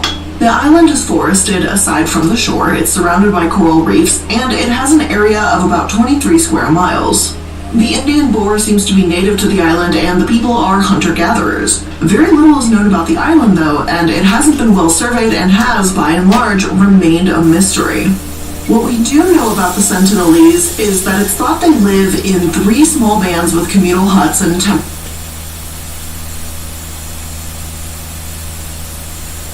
It looks good on my end, y'all.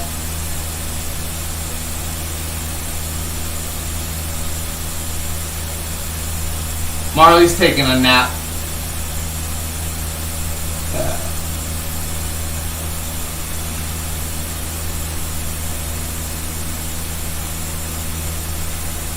I'll get her in here later. It's early still. temporary shelters, sometimes located on the beach with space for one nuclear family. The women wear fiber strings tied around their waists, necks, and heads. The men also wear necklaces and headbands, but a thicker waist belt, and they carry spears, bows, and arrows. As Survival International states, although commonly described in the media as Stone Age, this is clearly not true. There is no reason to believe the Sentinelese have been living in the same way for tens of thousands of years. They are likely to have been in the Adamans. Their ways of life will have changed and adapted many times, like all peoples. For instance, they now use metal which has been washed up or which they have recovered from shipwrecks on the island reefs. Think about that. It's the first recorded peoples to use metal, but from other people. Well, I shouldn't say that, not the first recorded, but it's interesting. Because that's probably happened before, obviously, recycling of metals, people discovering metal through other people having used it, but this specifically being like, yo, what the fuck is this washed up on our beach, or and then they touch it and accidentally cut themselves, and they're like, oh shit, yo, this is really sharp. This is sharper than our stone tools, and then they fucking are now all of a sudden in the metal age. That's fucking wild to just be thrust into the future like that. Sharpened and used to tip their arrows. From what can be they seen tip from their these arrows tips, the with it, that's Sentinelese wild. Islanders are clearly extremely healthy and thriving, in marked contrast to the great Andamanese tribes to whom the British attempted to... For whatever reason, they don't want to be laying in this bed lately. Lucy, get up there. They can't see you down there. Come on. Yeah, there you go. bring civilization. The people who are seen on the shores of North Sentinel look proud, strong, and healthy, and at one time observers have noted many children They go through and cycles women. of liking this chair. Unfortunately, we're about to... It's usually when Marley, see? It's usually when Marley wants to be up there. I'll get her here in a little bit. She's sleeping. Get into those attempts at civilization in a moment. Though Sentinel Island is isolated and largely untouched, the Andaman Islands as a whole, however, are not. The Andaman Islands, as well as North Sentinel, have been known for centuries. When Marco Polo passed through the area in the late 13th century, he described the Andamanese as a most brutish and savage race, having heads, eyes, and teeth like those of dogs. Though other sources say that historians believe he made those remarks based on hearsay and never actually visited the island himself. Regardless, in 1771, North Sentinel specifically was mentioned as an East India Company survey vessel passed through, observing the lights from fires on shore. Genetic studies of the contracted Andaman tribes indicate that they directly descend from modern humans who left Africa roughly 60,000 years ago. The Andamanese may have derived 2 to 3% of their genes from a yet identified hominin. Other recent sources that have done testing on the topic claim that Andamanese have their nearest neighbor lineages in East Asia, and that these Indian populations have an incredibly complex ancestry. Some sources claim that it's very likely the Sentinelese came either from deliberate migration or as a result of a group drifting off course. From the little island of Andaman, where the Ongi live, their canoes are built in a style reminiscent, though not identical, to the Ongi as well.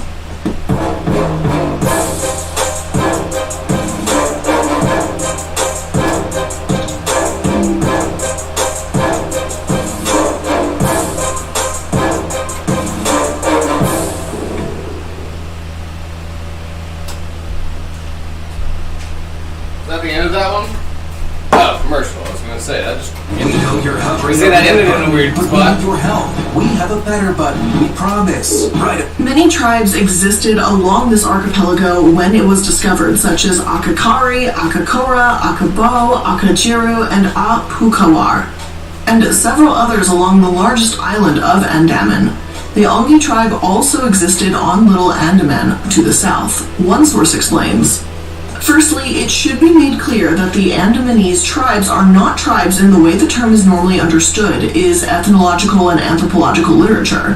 The Andamanese tribes had very little power structure, they had chiefs only in times of trouble, they had no tribally owned territory, no clans, and not much in the way of revered common tribal ancestors. Indeed, it is easier to define the tribes by what they are not rather than what they are or were. Basically, each Andamanese tribe is merely a collection of independent local groups that speak the same language, share a common culture and tradition, and are bound to each other by bonds of family and tradition. There is no tribal territory, only a number of hunting territories each owned by a local group. The Andamanese were fully aware of the linguistic basis of their tribes. All Greater Andaman tribal names come with the prefix Aka, Akar, A, or Oko. In the various tribal languages, these meant from the mouth or language. A member of the Akar Baal tribe, therefore someone coming from the tribe speaking the Baal language. The first outsiders to take interest in the Andamanese aren't aware of this, nor any subdivisions among them, so they were thought to be one large tribe, all speaking the same language. What was thought to be unpredictable in behavior, friendly one day and hostile the next, was simply different tribes' reactions to them. Confusion reigned for a while until this was understood. Although each language may be closely related to one another, the island was almost like a massive game of telephone, for lack of a better term. The further away you got from a tribe, the more distant they became. The two languages at the extreme ends of the continuum, Akabia and Akakari, were unintelligible from each other, whereas geographical neighbors were similar. Very little is known, too, about the cultural differences between the 10 great Andamanese tribes. Best known from the writings of Mann and Portman are the Akabia. Later researchers investigating the northern tribes could only salvage what they could from groups that were close to dissolution. Alright, sorry, that's actually close to glass. Our major source for the northern tribes was primarily interested in presenting his interpretation of the available evidence, and only secondarily in the collection of new data. He tended to refer There's to... supposed to be dancing in chat, too. It's supposed to be a moving little graphic in chat, too, but unfortunately it's not. Northern tribes as a whole, showing more interest in what they had in common than what divided them. To the greater Andamanese themselves, their tribal differences, of course, loomed large and seemed enormously important, until 1858, when truly different outsiders moved in. Today, all that is left of the Great Andamanese is a tiny group of roughly 24 people living on Straits Island Reservation with their material needs taken care of by Indian government social workers. There we go. As for what happened in the 1800s, well, this is where I'm going to start putting a massive trigger warning for the episode, because we're going to talk about some violence as well as tribes that were treated abusively and terribly, and, well, it's going to be really disturbing.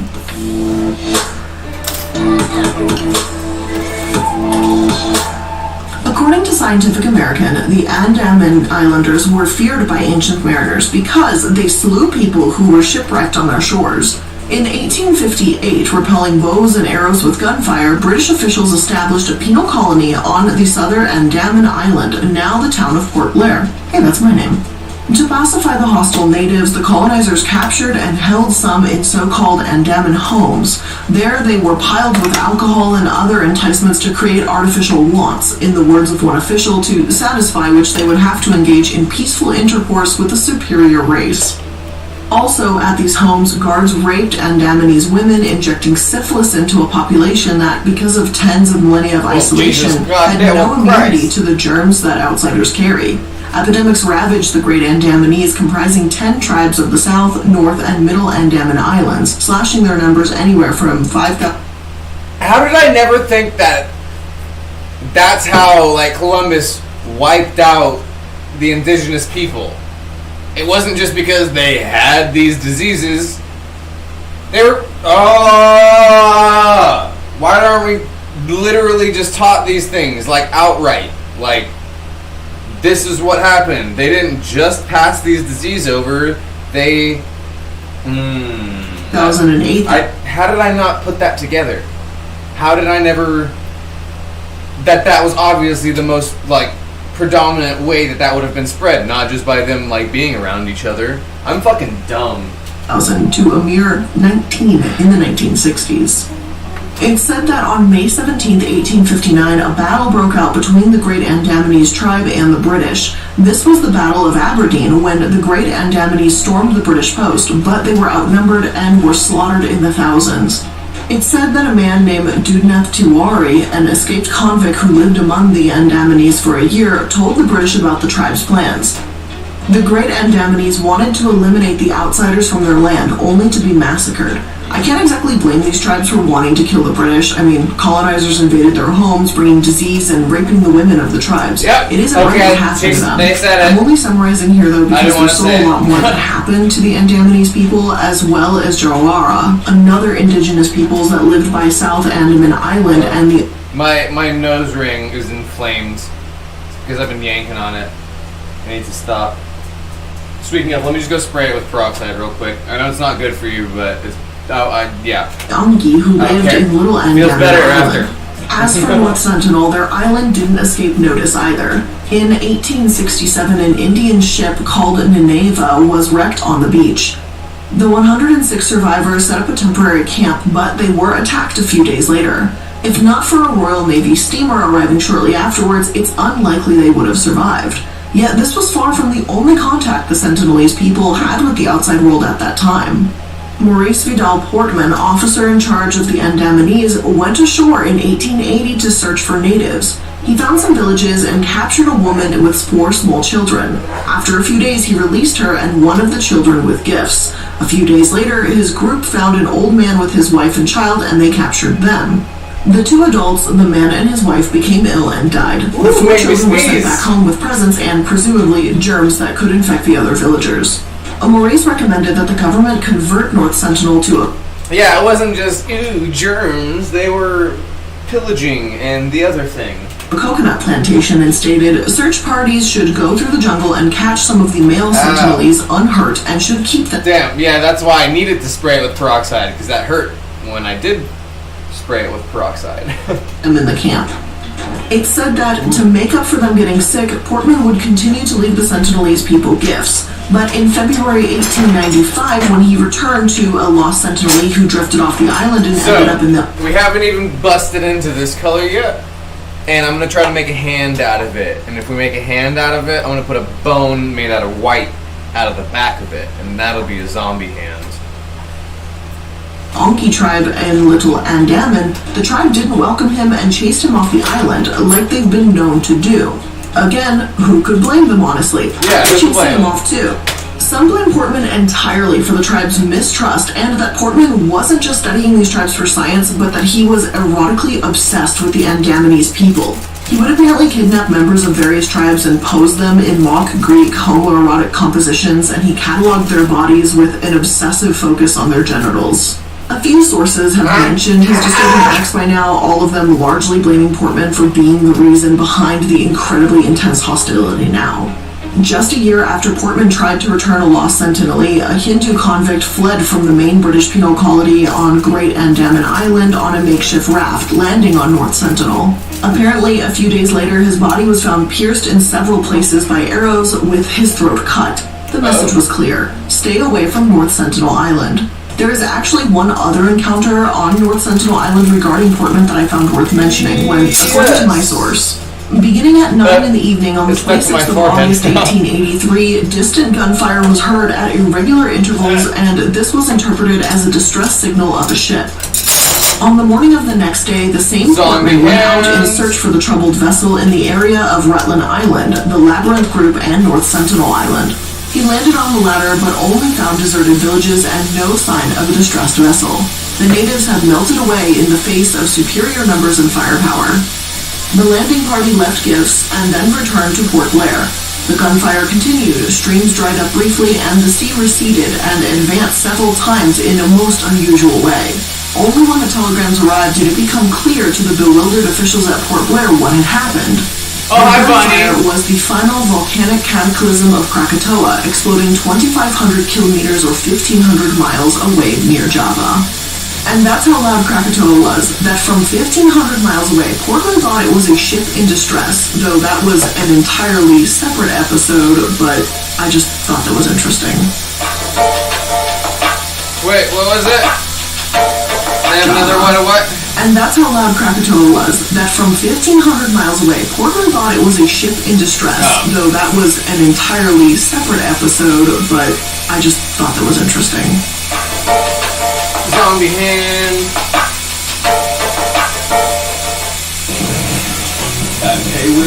Payway sounds good. Take out. For years, the Sentinelese were left alone. In 1899, the chief commissioner of the Andaman and Nicobar Islands did tour the island trying to catch fugitives, but he discovered that they had all been killed and not much else is said of the encounter. However, in 1947, India gained independence, no longer under British rule.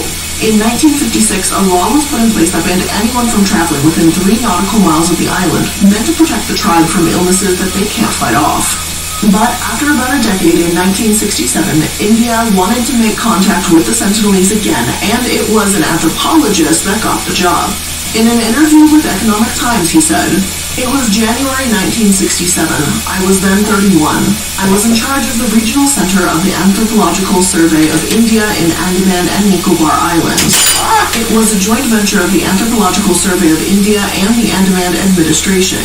The idea was to explore North Sentinel Island and make friends with the tribes there. About 20 of us, including local administrators, policemen, and naval personnel, took a small ship. The Navy provided us landing gear. North Sentinel is a small island of about 20 square miles. In my estimate, there are 80 to 100 Sentinelese now. Other reports indicate there could be as few as 15 and as many as 500 Sentinelese, but the general consensus is between 80 to 150. Pandit continues, when we reached there, we had no idea that the locals could be hostile and attack us. We learned about that aspect of the Sentinelese only in our subsequent visits. We learned only after. The Sentinelese must have seen us, but they did not come out at all. Instead, they hid in forests, possibly observing us. There's a small beach in the island, and the rest are all forest areas. So, when we walked into the island, they were definitely watching us, but we did not see them. We first spotted a footmark and followed it to enter deep into the jungles. After walking in the forest for a kilometer or so, I saw an open area with 18 huts. Those were occupied, not abandoned ones. I noticed fire and cooked food items. We saw roasted fish, wild fruits. There were bows, arrows, and spears all around. There were half-made baskets, too. They don't wear any clothes. They don't collect any stuff and keep it in their homes, but their houses were nicely built. We spent about an hour there. Personally, I was not keen on getting their stuff, but the policemen who went with us picked up bows, arrows, spears, etc. We kept some gifts there, coconuts, plastic utensils, aluminum, etc. We estimated that about 40 to 50 people must have been living in that colony. No one attacked us. According to Pandit, the Sentinelese aren't actually violent, they simply want to be left alone and only attack if bothered. This narrative does lend some credence to that, and as Pandit states, throughout the 70s and 80s, they developed a strategy for their visits. The Sentinelese would make various gestures, like showing Pandit and the others their backs, maybe as an insult, we're not sure, but Pandit didn't walk around on the island anymore. They could understand these warnings, so they maintained a safe distance, and from a distance, they would give gifts like coconut, iron rods, utensils, etc. There have been a few other encounters for this time as well, some of which are less friendly. For example, in the spring of 1974, North Sentinel was visited by a film crew that was shooting a documentary titled Man in Search of Man, along with a few anthropologists, some armed policemen, and a photographer for National Geographic. In the words of one of the scientists, their plan was to win the natives' friendship by friendly gestures and plenty of gifts. As the team's motorized dinghy made its way through the reefs towards shore, some natives emerged from the woods. The anthropologists made friendly gestures. The Sentinelese responded with a hail of arrows. The dinghy proceeded to a landing spot out of arrow range where the policemen, dressed in padded armor, disembarked and laid gifts on the sand: a miniature plastic automobile, some coconuts, a tethered live pig, a child's doll, and some aluminum cookware. Then they returned to the dinghy and waited to observe the natives' reaction to the gifts. The natives' reaction was to fire more arrows, one of which hit the film director in the left thigh. The man who had shot the film director was observed laughing proudly and walking toward the shade of a tree where he sat down. Other natives were observed spearing the pig and the doll and burying them in the sand. They did, however, take the cookware and the coconuts with evident delight. In 1975, the exiled King of Belgium on a tour of the Andamans was brought by local dignitaries for an overnight cruise to the waters off North Sentinel. Mindful of lessons learned the year before, they kept the royal party out of arrow range, approaching just close enough for a Sentinelese warrior to aim his bow menacingly at the king, who expressed his profound satisfaction with the adventure. During another encounter on August 2, 1981, it's said that a Panamanian freighter called the Primrose actually ran aground at North Sentinel and waited for help to arrive. A few days in, a sailor spotted people coming toward the freighter, a group of short but well-built men holding spears, bows, and arrows. They radioed asking for an immediate airdrop of firearms, though it does not seem like their request was fulfilled. Thankfully, they were rescued by helicopter almost 2 weeks after the shipwreck, and the Sentinelese scavenged the ship. Later expeditions found the Sentinelese using tools that may have been fashioned from the ship's remains. The ship can still be seen on Google Maps today. Good for them. A local shipbreaking company was permitted to scavenge some of these remains as well.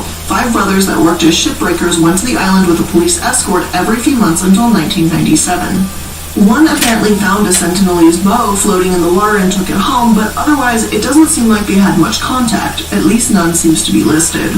Yet, it was because of Pandit's efforts in 1991 for the first time ever, the Sentinelese made genuine positive contact and took coconuts from Pandit and his team's hands. They still didn't allow anyone inside the island, and they were angered at the sight of other indigenous peoples, such as the Ongis, with Bandit's team, but this was a massive step forward. It's said that this repeated gift-giving was successful enough that after the mid-90s, the Sentinelese people allowed visitors on their beaches and gifts could be handed over with actual physical touching. Though it seems the scientists were the only ones saying, hey, maybe don't do that because you can spread disease, but visitors didn't seem concerned with that. However, the Jar Arawa crisis in late 1997 grounded the supposed friendship campaign. The Jar Arawa people who live in the South and Middle Andaman Island were encouraged to come out of their forest seclusion and, as a result, began upsetting locals. They would wander naked into villages, take whatever they wished, become prey to sexual exploitation and measles, creating a massive headache for authorities. CBS states that they even stormed a police outpost and killed a guard with arrows, though relations have begun improving again. Massive papers have been written on the Jar Arawa people and why this attitude came to be, but needless to say, after the Jar Arawa crisis, the government wasn't quite as keen on being close to the Sentinelese.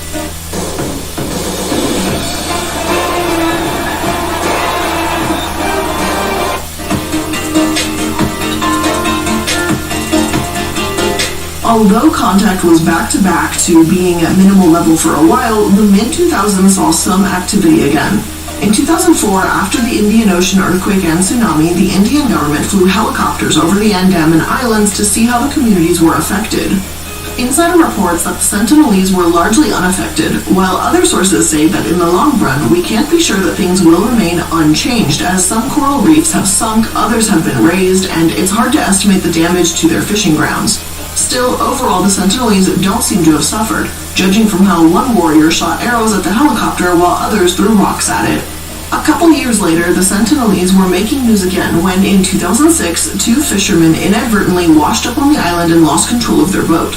Other sources claim that this was intentional, and the two men, Sundar Raj and Pandit Tiwari, slept overnight in their boat by the island. The Sentinelese reportedly killed them and buried them off the beach. Efforts to reach the island were obviously resisted and thus were never successful. Another source says differently and reports the two men did not respond to warning calls from other fishermen and ended up in the shallow waters near the island, where a group of Sentinelese attacked the fishermen and hacked them both to death with axes. It is reported that their bodies were placed on bamboo stakes facing out to the sea like scarecrows. 3 days later, the Indian Coast Guard helicopter discovered their bodies and, while trying to retrieve them, came under fire once again from armed islanders with arrows. The mission was abandoned shortly after. Regardless of how their bodies were treated, again, the message was loud and clear. Do not bother North Sentinel Island. I understand that Pandit had some success there, and he claims they don't instigate violence, but it really doesn't seem like it was wise to go there, considering the history of the place and how they may justifiably mistrust outsiders. Unfortunately, that did not deter one man, 26-year-old John Chow, from trying to visit and convert the tribe to Christianity in 2018. It's said that in October, he traveled on a tourist visa to Port Blair, the Andaman Islands regional capital, and took up residence in what he called a safe house. There, he assembled an initial contact response kit, picture cards for communication, bandages, dental forceps to remove arrows, and gifts like tweezers, cords, scissors, safety pins, and fish hooks. According to The Guardian, he carefully documented his activities in a handwritten diary. The resulting 13-page testament, written with the earnestness and self-consciousness of someone who has digested many missionary and anthropologist accounts of indigenous contact and knew he might be writing for posterity, recounts his final days in fascinating and tragic detail. Hoping it would lessen the risk of accidentally infecting the Sentinelese, he entered a self-imposed quarantine. For 11 days, he went without direct sunlight. He prayed, exercised, and read The Lives of the Three Mrs. Judsons, a 19th century missionary account. On the night of the 14th of November, he and some fishermen, Christians who had agreed to help, set out in darkness for North Sentinel, carefully avoiding Coast Guard vessels. Their journey was illuminated by glowing plankton, Chow wrote, and around them fish jumped like darting mermaids. They reached North Sentinel late at night and anchored nearby. Other sources say that John Chow bribed locals, including the fishermen, to take him to the island, so it may not have been, or only been, Christians agreeing to help him. It's said that they only pretended he was part of their fishing party to evade the patrolling teams of police, Coast Guard, and Navy. But continuing on. The next morning, 15th of November, he made his first approach. The fisherman refused to go any closer to the island, so he stripped to his underwear. He thought it would make the Sentinelese more at ease, the fisherman later said, and paddled a kayak toward the shore. He saw a hut and some dugout canoes. As he paddled up to the beach, several Sentinelese, faces painted yellow and speaking the language of high-pitched sounds, came rushing out. "My name is John," he shouted from his kayak. "I love you and Jesus loves you." When the islanders began stringing their bows, he panicked. He threw toward them some fish he had brought as a gift, then, according to his diary, turned and paddled like I never have in my life. Later that day, he made another attempt, this time landing on the island. He laid out more gifts, then approached the hut he was chased from earlier, straying out of arrow range. About half a dozen Sentinelese emerged and began to whoop and shout. He walked closer to try and hear what they were saying. He tried to parrot their words back at them, and the Sentinelese burst out laughing. They were probably saying bad words or insulting me, he concluded. He sang worship songs and preached from Genesis. For a while, the Sentinelese seemed to tolerate his presence. Then a boy shot an arrow at him. The arrow struck the waterproof Bible he was holding. He pulled it out, gave it back to the boy, and hastily retreated. The Sentinelese had taken his kayak, so he was forced to swim almost a mile back to the fishing boat. "I'm scared," he wrote that night in his diary, "watching the sunset, and it's beautiful." He was crying a bit and wondered if it would be the last sunset I see before being in the place where the sun never sets. "You guys might think I'm crazy in all this," he wrote to his family, "but I think it's worth it to declare Jesus to these people." Is this Satan's last stronghold, he asked God, a place where none have heard or even had a chance to hear your name? He decided he would make his next attempt without the fishing vessel floating nearby. Appearing alone might make the Sentinelese more comfortable, he thought. And if the approach went badly, this would spare the fishermen from having to bear witness to my death. His diary makes it clear that he didn't want to die, but accepted the possibility. "I think I could be more useful alive," he wrote, "but to you, God, I give all the glory of whatever happens." He asked God to forgive any of the people on this island who try to kill me, especially if they succeed. Shortly after dawn on the 16th of November, the last day he was seen alive, John Chow asked the fishermen to drop him off alone. He knew the risks, but the people of North Sentinel were damned, and he was determined to save them. On November 17th, the fishermen saw a dead person being buried on the shore, and they knew it was Chow. They told John Chow's friend and gave him the journal. Aerial surveys that attempted to find his body failed, and word about John's death began to spread. One man who heard the news was Pandic, who said that he was surprised to hear about John's death.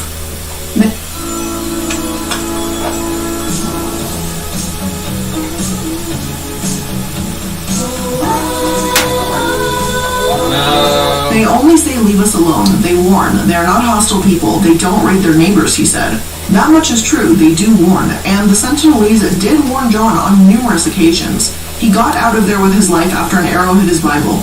John may have seen that as a sign that he should go back, but frankly, I'd be more inclined to see it as a sign that screams, hey, you get one more shot, don't keep doing this, and turn around. What's frankly really upsetting about all of this too is that All Nations, the evangelical organization that trained Chow, described him as a martyr.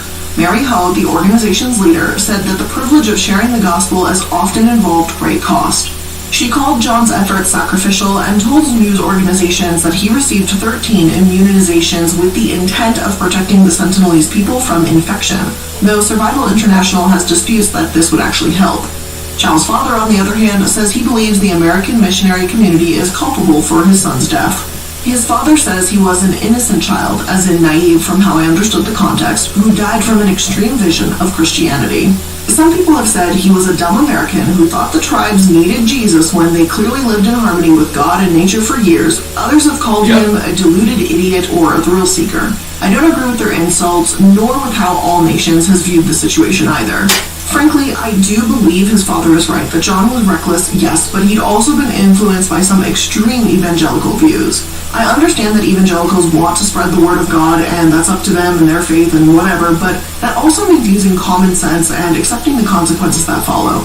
It's really a shame that John died for this because, well, I don't think the Sentinelese exactly heard that message or had any idea of what he was saying.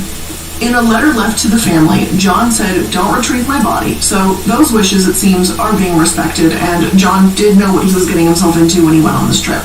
I can't say how much of this was his decision alone or outside influences were involved, but it seems that John did understand that there was a large chance he was not going to retrieve. Oh, okay. I'm not saying, oh, okay to that. I'm saying, oh, okay to me making the zombie hand. It actually turned out really, really good. And I'm totally going to put a severed bone on the wrist of it. Come on.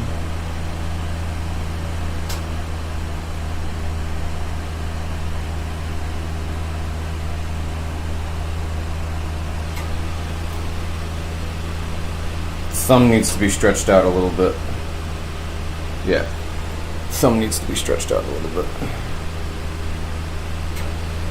Oops, sorry, bumped into the camera.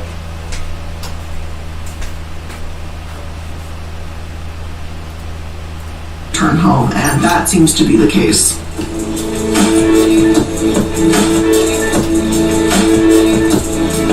If anything does destroy the Sentinelese, some speculate it will be global warming. As one journalist wrote, I wondered what the Sentinelese made of the coral die-off, and whether it made fish hard to find. I wondered if their streams had dried out in 1998, for on such a small island the freshwater supply must be exceedingly fragile. I wondered if the monsoon came with uncommon violence, throwing down trees and crushed them and throwing up storm surges that washed them away. Scarcity of seafood and water, coupled with even more violent hurricanes as the earth heated up, would make the island unlivable long before the flood formally drowned it. In 2003, when El Niño again added its strength to global warming, temperatures would probably peak even higher. How would they cope?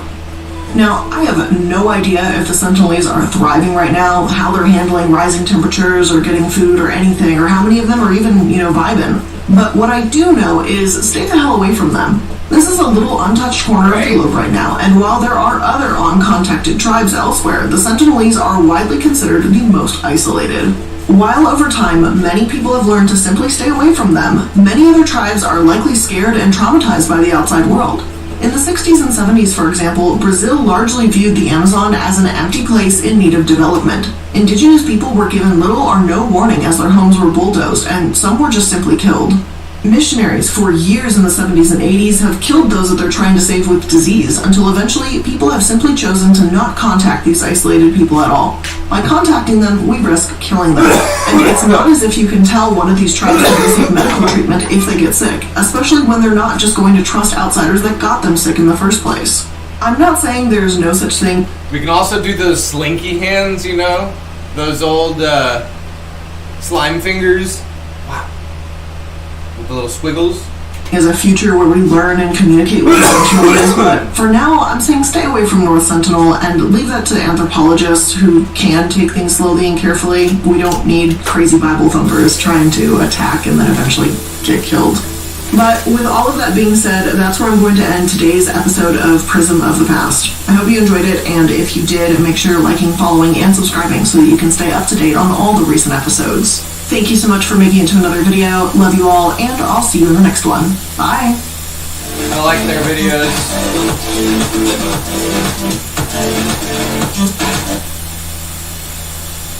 Illuminati.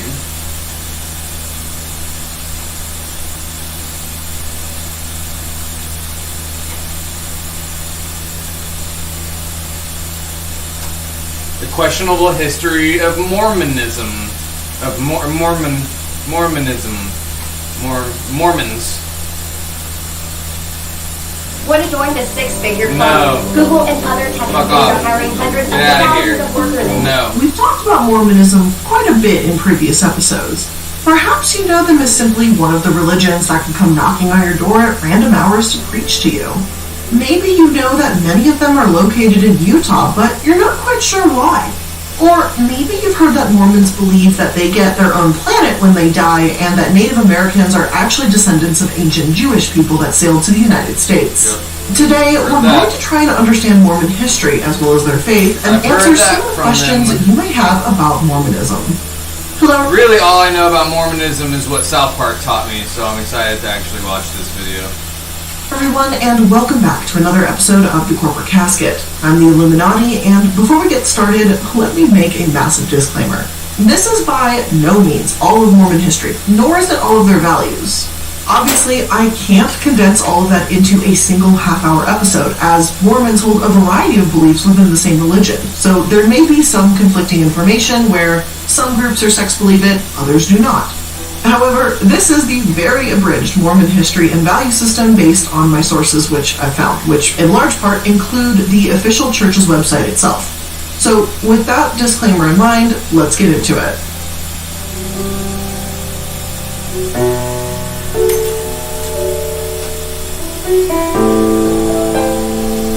Yeah, get into it.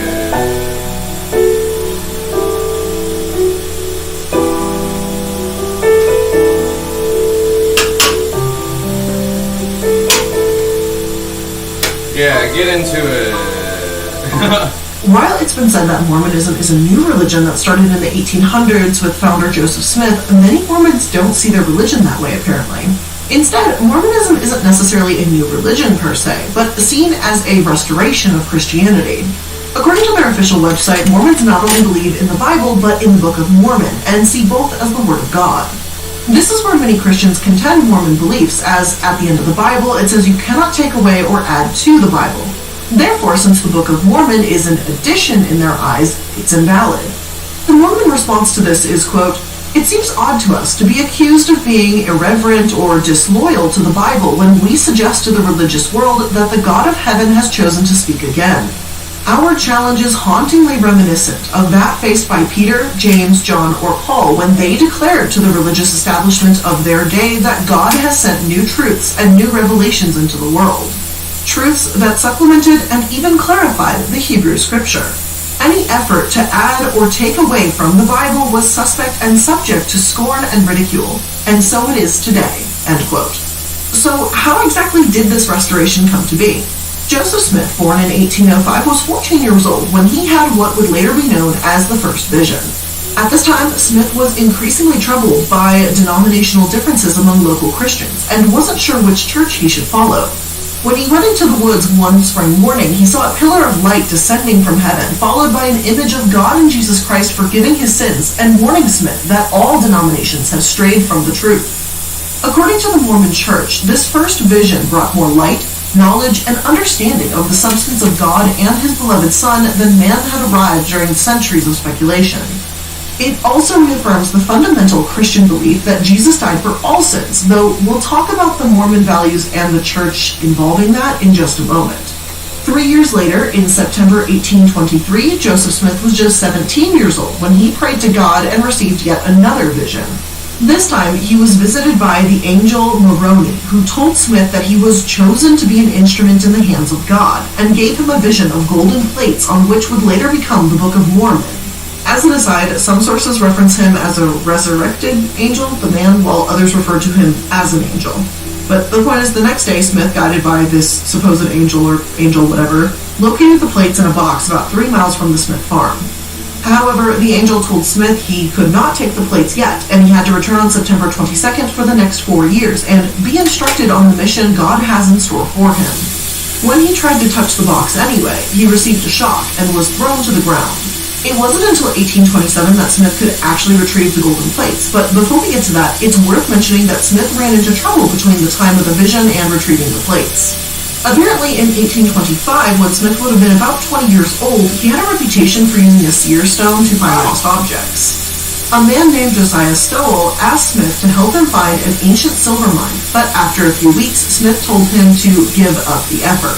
A year later, Stowell's relatives brought Smith to court, accusing him of fast-looking and being a disorderly person. Several witnesses testified, and Smith was fined for court services. However, FAIR, a non-profit, Faithful Answers Informed Responses, claims that after a review of court documents, even witnesses testified that Joseph possessed a gift of sight. And the court hearing of 1826 was also not a trial, it was an examination. The hearing itself was likely initiated from religious concerns, in other words, people that objected to Joseph's claims about seeing an angel and things of that nature. Stowell's relatives might have been concerned about Smith's influence on Josiah, and the fines weren't actually fines, but bills to the county of payment of witnesses and things of that nature. In actual legal documents themselves, you can see that they're called fee bills as opposed to fines as well. Even the Mormon Church admits that the actual outcome of this hearing is quite a puzzle, and there's a variety of accounts as to what happened. All that we can be fairly confident in is stating that Smith's influence was spreading within his community, and some seem to be quite concerned by it. Anyway, the following year was especially important, as Smith was finally able to go and get the golden plates that the angel had led him to 4 years earlier. The Church of Mormon features witness testimonies on the church's website in regards to these events. Joseph Knight, an early member of the church, allegedly claims that he met with Smith on the 22nd of September, 1827, and Smith told him about the plates. An apostle, John A. Whitsoe, also says that Joseph Smith was chosen as an instrument in the hands of the Lord and a true prophet. There were 11 people in total, aside from Joseph Smith, that saw the golden plates, and their testimonies are found in the front of every modern edition of the Book of Mormon. However, what skeptics find interesting is that every single witness of the plates themselves is in some way related to Joseph Smith or David Whitmer. And David Whitmer, just FYI, is the guy who acted as a scribe while Joseph Smith translated the plates. Now, Mormons argue that Whitmer's testimony is sound, especially because David eventually left the church. Even when he abandoned the church, though, he did not deny his testimony. And apparently he left because he felt that Smith had gone astray in his later years, and of course, we will get to that. But back to the plates. Where did they come from? How did they become gold? Where did they come from? Where did you go? As for these plates, they were supposedly an ancient record that Where'd you were come more like from, thin Mormon sheets which Joe? appeared to be gold rather than actual gold tablets. As for who wrote them, the Book of Mormon itself claims they were engraved by 2 pre-Columbian prophet historians from around 400 CE, Mormon and his son Moroni. Their script was called Reformed Egyptian, a language that isn't known or recognized by Egyptologists or linguists, but which Mormons claim was altered according to our manner of speech. We'll get back to that, but let's continue on with what Smith did with these plates. Now, Joseph Smith was only able to read these plates with the help of his seer stones. As he read them, his friend Martin Harris acted as his scribe. By some accounts, he would place his seer stone, or an interpreter, and the plates into a hat, press his face into the hat to block out any light, and read what words appeared on the instrument. His seer stone was essentially a rare kind of rock, and the interpreters came with the plates in 1827, and they were 2 stones in silver bows, according to the church's website. However, once Joseph became more experienced in spiritual matters, he apparently didn't need them anymore in order to translate. Some illustrations of the interpreters Smith used to show them looked almost like a pair of glasses for reference. But moving on, Joseph Smith began translating with his wife Emma and finally, a way to build your website the way you actually envision it. And it's called Wix. Now, being Theojo, the tech YouTuber, Harris as his main scribes in 1827. The transcription was 116 pages long, known as the Book of Lehi, but it was lost or stolen. According to the church, this happened when Harris asked to borrow the pages, but they were never seen again. Some believe that Harris's wife took and burned them, claiming that if Smith really wasn't making up the scriptures, he should be able to recreate them. Others still claim that the 116 pages were forbidden from recreating again, though critics say that this version of events is implausible as the original manuscript was written by hand with ink, therefore any alteration would be noticeable and unconvincing. Regardless of how exactly these pages were lost, the outcome remains the same. Smith lost the ability to translate for about 2 years and only resumed his work in 1829. Almost all of the present text in the Book of Mormon was translated between April and June of 1829, according to the church itself. And Smith's chief scribe was a schoolteacher from Vermont named Oliver Cowdery. Now, in the middle of the translation on May 15th, it's also been said that Cowdery and Smith went into the woods to pray where they were visited by John the Baptist. He told them that Melchizedek priesthood would be restored, and that was a king of Jerusalem and written about in the Old Testament, that dude. And Joseph Smith would be the first elder of the Church of Christ. The other visions seem to relate to the book being founded and the restoration of the religion, but this event marked the restoration of the church itself, and therefore became important to Mormon history. Eventually, once the translation was complete and Smith received a copyright from the Book of Mormon, it was published. In 1830, each book sold for $1.25, and in April of that year, the first organization of the Latter-day Saints was held at Whitmer Farm. Smith and Cowdery were ordained as elders, and Smith became known as prophet. Smith continued to have visions about how the church should be run and allegedly told by an angel to proceed with plural marriage, aka polygamy. Even if the Church of Mormon itself has said that Joseph Smith had up to 40 wives, which has stirred up significant... Alright, sorry, I've been very distracted. I went all out on this zombie hand.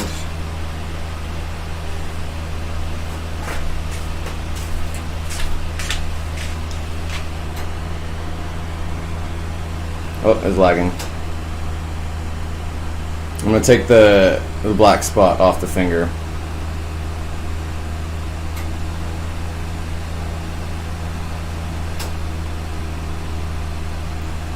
Not too shabby.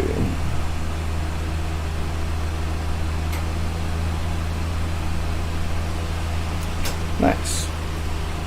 I'll probably hang it like that.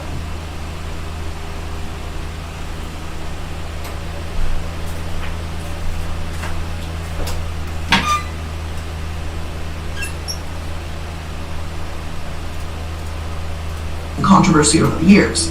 On the other hand, Grant Palmer, a former Mormon, author of multiple books about Mormonism and philosopher, has stated that Smith never partook in polygamy, as that would have required commitments. Instead, he claims that Smith just had many concubines, which doesn't sound much better, to be totally honest. I have 7 examples that I provide that I clearly think are either affairs or concubines. They are not wives. How do we know they're not wives? Because a wife to Joseph Smith, a concubine. One sec. to My Joseph nose ring Smith fell was out. Hang not on. just a mistress. I want to put this in. He had to get a off revelation that it was okay to So have it don't look like I'm just extramarital picking my sex nose. with women, and then he had to ask for her consent. If she did so, she became his concubine. Grant Palmer's book, An Insider's View of Mormon Origins, Oh, so it hasn't wasn't only as questioned this sacred as aspect of marriage. Mormonism, but quite a few other traditional beliefs about the church's history too. He's argued that Joseph Smith revised the scripture to his advantage, and that the Book of Mormon leaned heavily on the King James Bible and personal experiences. As Palmer stated in an interview, half the verses in the Nephite Book of Mormon are plagiarism from the Bible itself. Unfortunately, Palmer was disfellowshipped for this controversial book. Not fully excommunicated, but suspended. Now, let's get into what Joseph Smith and early Mormons did to share the Book of Mormons with others.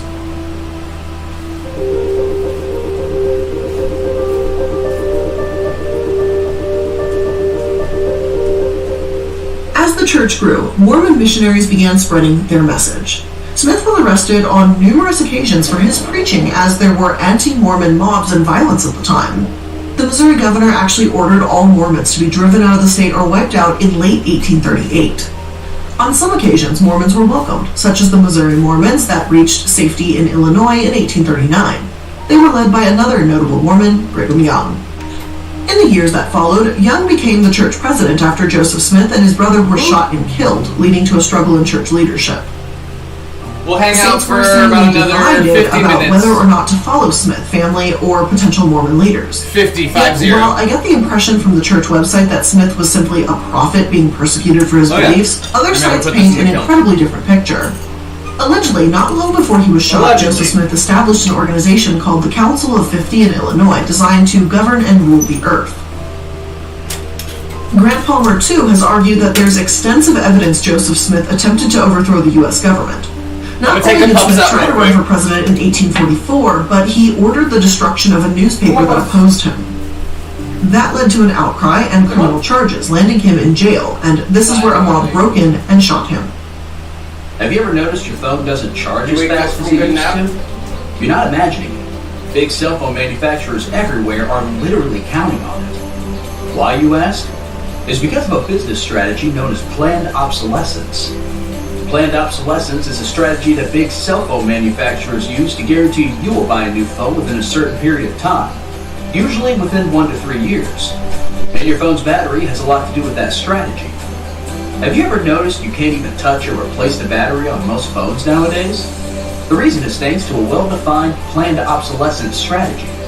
The idea is to leave you completely helpless as you watch your battery slowly drain out of its lifetime in 1 to 3 years. The strategy's ultimate goal is to frustrate you into buying a new phone after months of dealing with a poorly charged phone with a weak battery. And it works. According to research, over 51% of Americans get a new phone every year, and 4 out of 5 Americans get a new phone due to frustrations with their older phones. With such a well-defined corporate strategy to trick you into buying a new phone every year, how can anyone fight back? One company, known as InstaCharge, has been developing a solution since 2019, and they just released one of the best weapons to push back against planned obsolescence strategies. It's called the InstaCharge 3.0. It's a state-of-the-art charger designed to recharge your devices without hurting your battery. Since most cell phone chargers are designed to weaken the battery over time, as a part of each manufacturer's planned obsolescence strategy, the InstaCharge 3.0 is designed to do the exact opposite. It's designed to not only charge, but supercharge your devices in a matter of minutes, without leaving any wear and tear to the battery itself. How is that possible? The Storm researchers essentially reverse engineered all the tricks the top phone manufacturers apply to their chargers. Most chargers utilize a vital supercharged burst that's designed to weaken the battery with every charge. But with Instant Charge 3.0, your device is sorry, this is horrible to leave it on. Marley says hello. They give it its potential. She's being a drama queen. She don't want to say hi to everybody. The implementation of Storm's Quick Charge 3.0 technology. In other words, you can charge your devices up to 4 times faster without damaging your long-term battery life. And that's not all. The engineers at Storm also added some other great features to their charger. Each Instant Charge what a great charger comes with 4 adaptable USB. So sorry about that.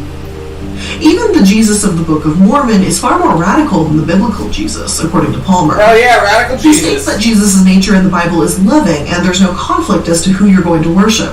Whereas in the Book of Mormon, he is confusing, and his nature isn't all that clear. Again, this is only Grant Palmer's opinion, but historians have agreed with the sentiment. According to David Bickler, author of Forgotten Kingdom, The Mormon Theocracy in the American West, the Mormons in the mid-1800s genuinely believed the world would end within their lifetimes and that their own kingdom would have dominion over the United States. Much of this did spread under Brigham Young, the church president. Now, Young is also known for eventually bringing Mormons to Utah as they searched for a promised land and his interactions with the Native Americans there. The Mormons believe that the Native Americans are descendants of the tribes of Israel who came to America in 600 BC, and therefore, it's been said that Mormons, quote, felt a deep responsibility to aid and teach these people and to raise them from their fallen state, end quote.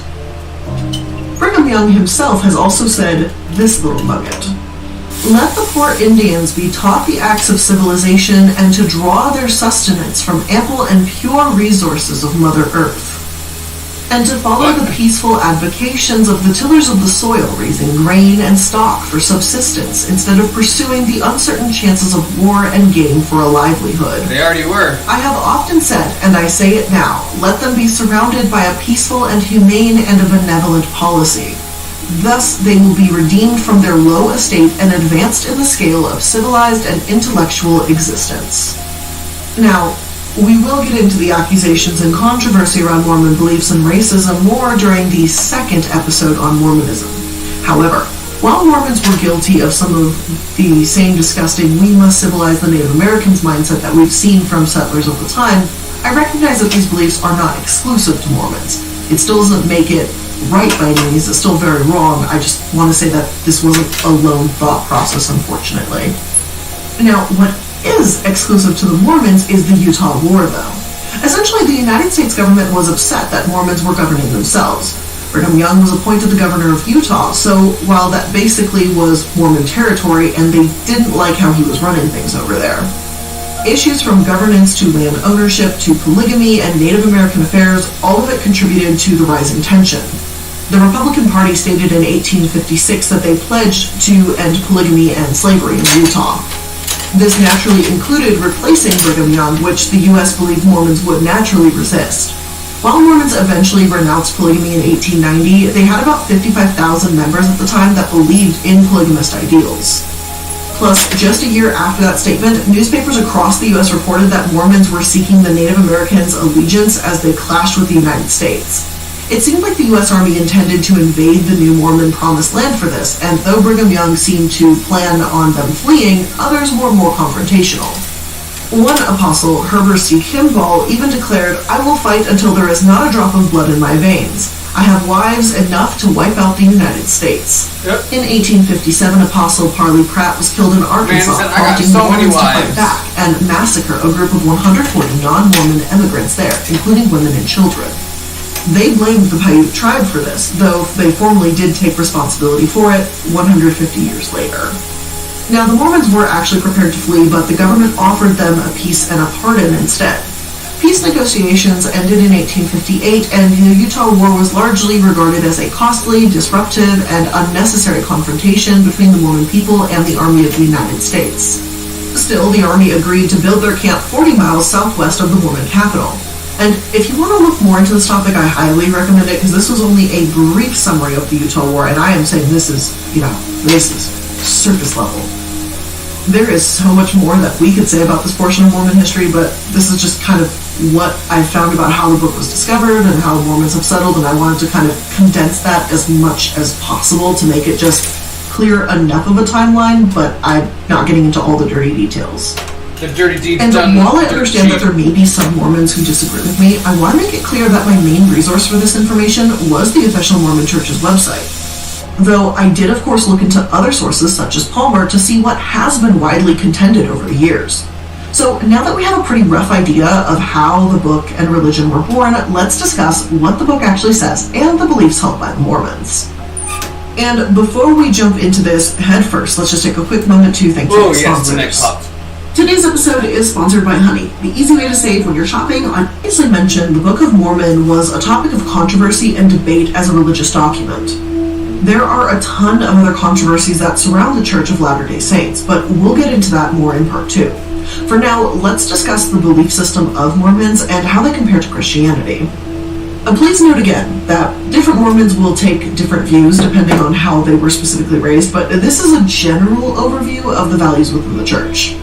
Mormonism at its core is based on Christianity, although it is not generally regarded as a branch of Christianity.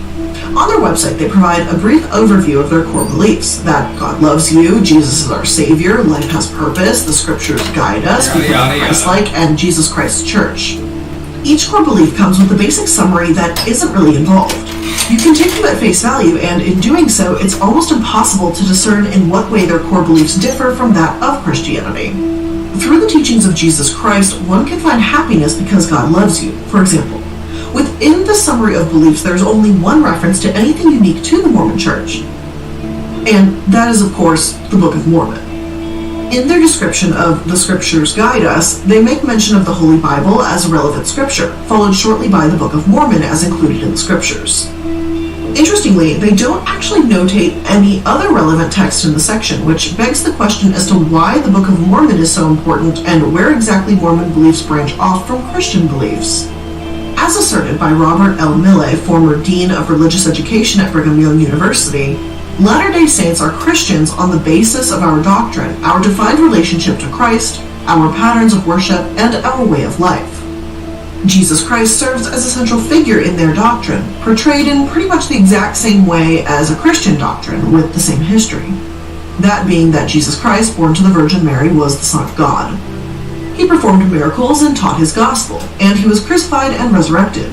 He serves as the central figure in Mormon theology, but they don't accept the version of Christ that arose over centuries of religious practice. I don't really care. As Robert explains, with the deaths of the apostles and the loss of priesthood, the institutional power to perform and oversee saving sacraments or ordinances, learn the mind of God, and interpret scripture was no longer on earth. In other words, in the early centuries AD, while religious people were attempting to preserve the church, they were acting without proper authority dictated by God. He further explains the subsequent intersection between Christian theology and Greek philosophy, effectively blaming Greek philosophy for the dilution of original Christian scripture. And for those of you that don't know, the Trinity is the unity of the Father, Son, Holy Spirit as three persons in one. So while they are considered three distinct manifestations of God, they are ultimately of the same being. Mormons reject the idea of the Godhead as a singular being, rather believing each member as distinct beings with different roles but united in purpose. Millay asserts that one must look to early churches, not the New Testament itself, to make a case for the Trinity. So while Mormons assert themselves as Christians, there are distinct differences even in their fundamental theology. And as an aside from theological understandings that have been debated since the foundation of Christianity, what do they believe in particular that makes them wholly unique? Well, that brings us back to Joseph Smith, his first vision, and the Book of Mormon itself. So let's go back to talking about those plates. There we go, yeah. That was a lot. Now, we've already talked about how Joseph Smith and how the Book of Mormon came to be, but what exactly did he translate off of those golden plates? Now, similar to the New and Old Testaments, the Book of Mormon is composed of multiple divisions Knew of that was going to books. happen. So, where the New Testament might reference Matthew or Luke, the Book of Mormon might reference Jacob or Enos. The stories in each of the books were translated directly off of multiple different golden plates with 4 distinct sources. the plates of Nephi, the plates of Mormon, the plates of Ether, and the plates of brass, with a majority of the content coming from the plates of Nephi and Mormon. As a whole, the plates provide a record of the peoples of ancient America as settlers of the Promised Land.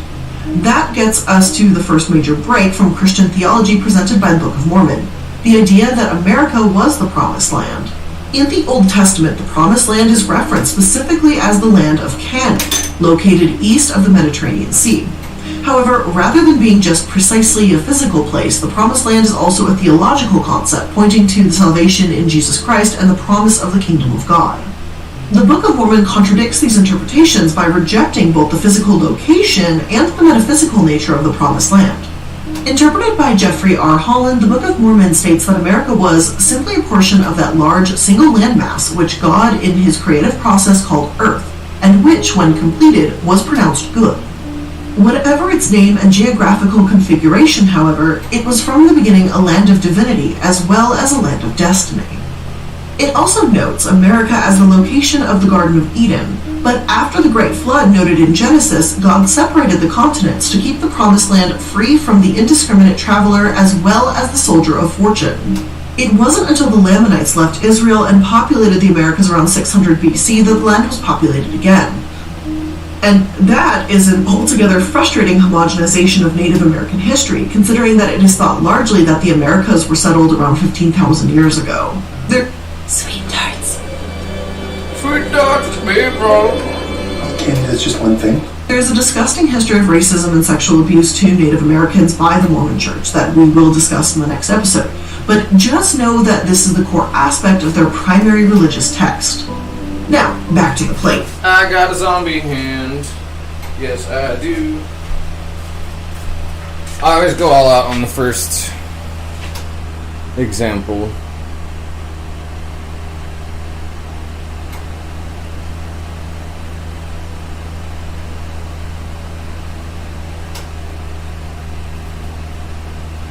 Nice, nice, nice, nice.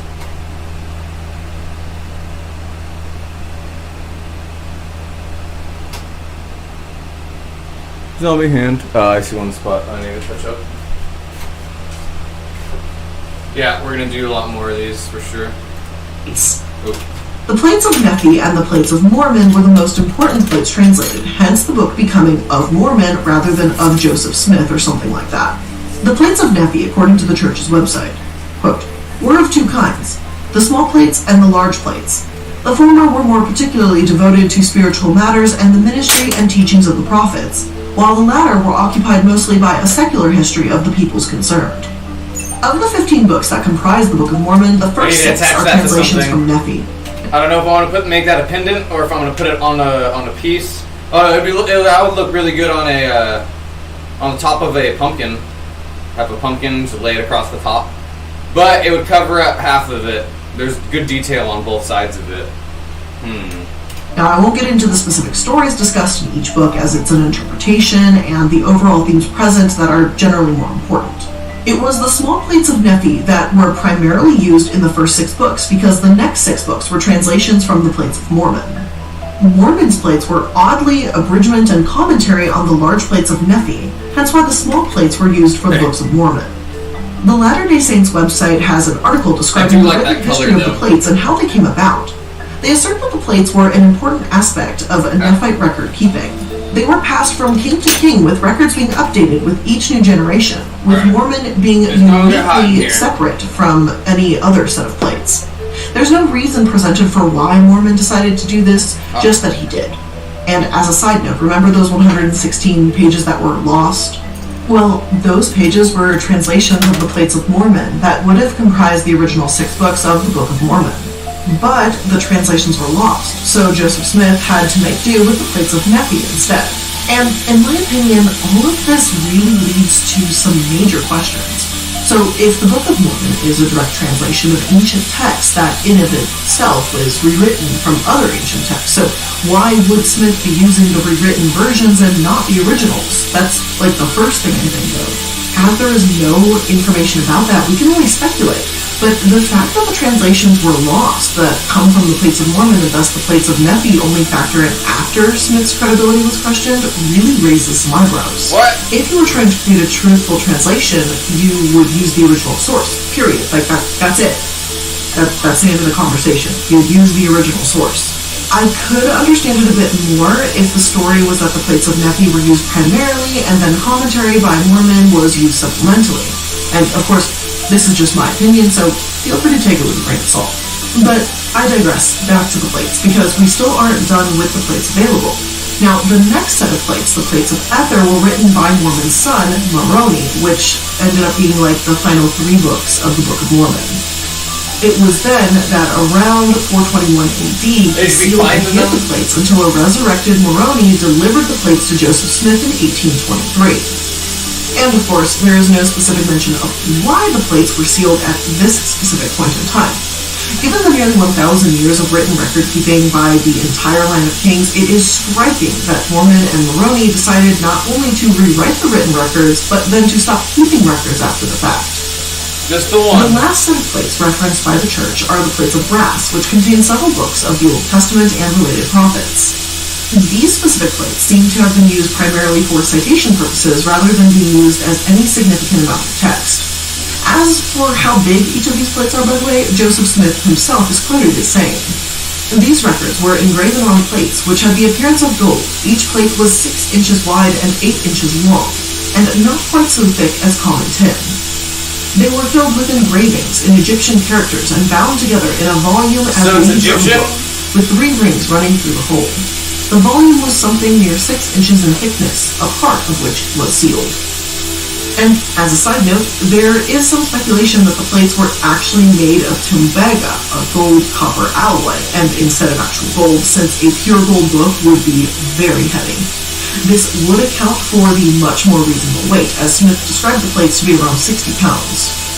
All of this is just to say that everything to do with the plates is extremely suspicious, as is the foundation of the religion, and it's very important to note that these are the origins, like this is the origin story. Not only is the translation based on an abridged version of events and the record keeping seemingly stops at random, but also the plates themselves are just gone.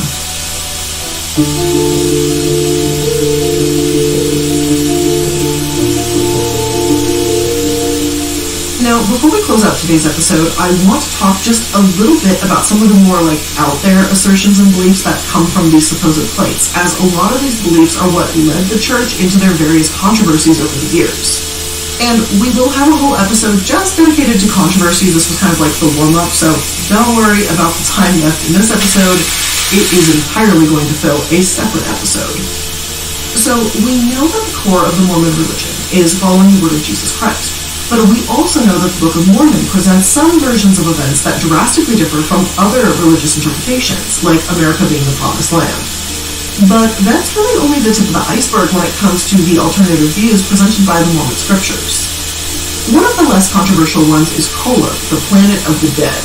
Kolob was written about the Book of Abraham, which is not a part of the Book of Mormon, but rather the Pearl of Great Price, also written by Joseph Smith. The book reads,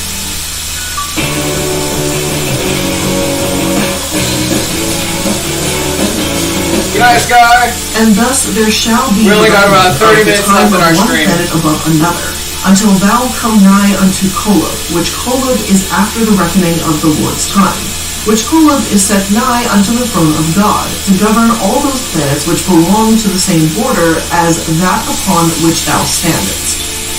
And it is given unto thee to know the set time of all the stars that are set to give light, until thou come near unto the throne of God." What? In other words, Kolob is a planet that is physically close to God where Mormons go when they die. Now, that's not to say every Mormon believes that they go to this mystical planet named Kolob when they die. In fact, the church as a whole seems to generally reject this particular part of the doctrine. What? If you search for Kolob on their website, you'll only get 4 results. Only one which actually references Kolob in its text from an interview with a former church president. So, well, a fun little tidbit to pick out of various canon texts of the church, it isn't really a representation of what the church actually believes. I just thought it's kind of like funky that there's like about 30 minutes left in our stream. That's somewhere like floating around in space by God, and they don't believe it now, but maybe it was something that used to be believed. I'm not entirely sure why this was ever part of their text, but yeah, that's the thing. On the flip side, you have a much more potentially harmful practice, and that is the baptism of the dead. Now, as the church website explains, baptism by immersion in water by one having authority is the first saving ordinance of the gospel and is necessary for an individual to become a member of the Church of Jesus Christ of Latter-day Saints and to receive eternal salvation. While this practice is not at all uncommon among Christian theology, the Church of Latter-day Saints also believes that you can be baptized after your death. As they reason it, it almost sounds like an honorable pursuit. Many people have lived on the earth who never heard of the gospel of Jesus Christ and who were not baptized.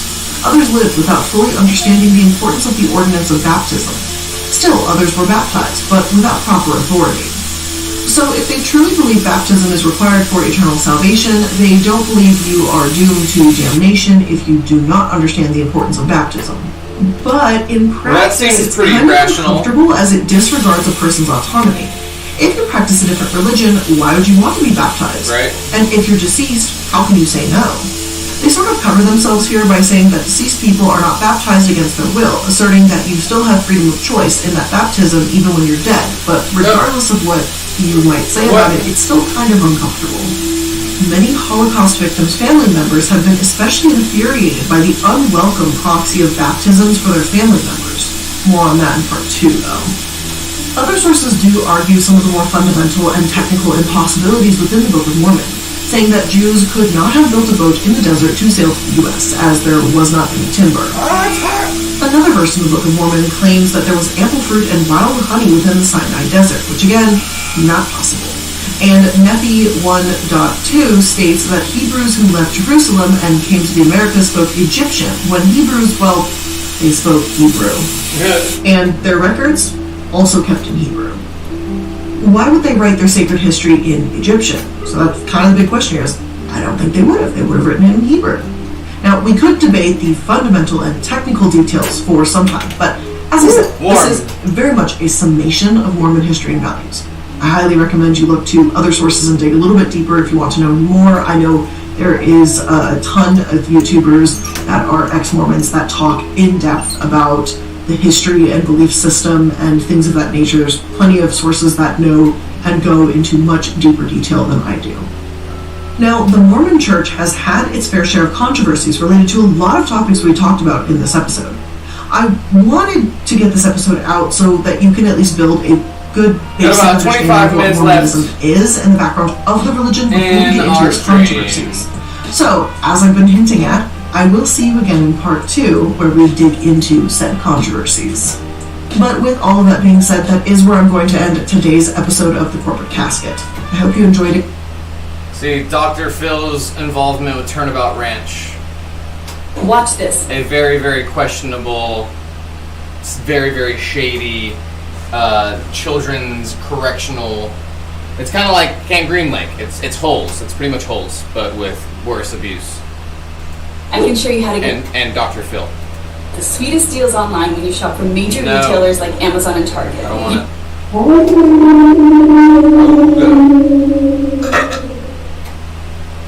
I like that little guy. Look at him.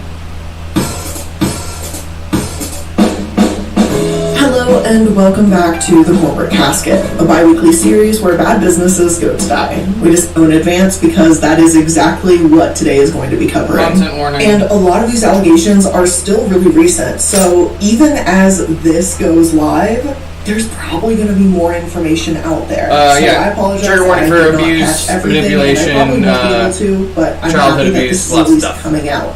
We'll watch this whole thing and then we'll industry. That's where we are. I think it's important to bring attention to this, so let's get right into it. So we'll end at 3:30.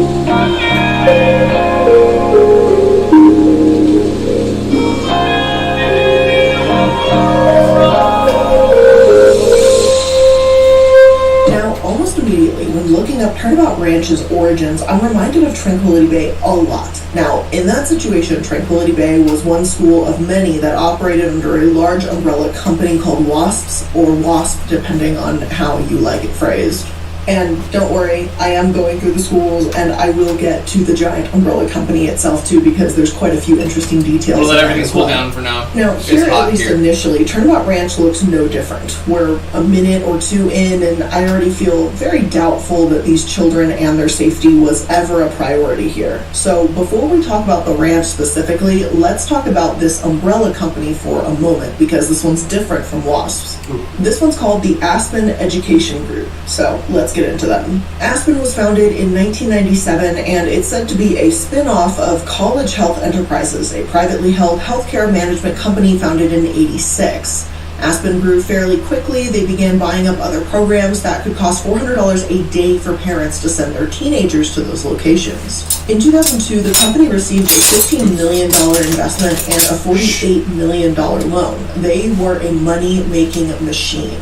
Around 2005, they also, quote, expanded into the obesity market, offering schools and camps for overweight teenagers, end quote.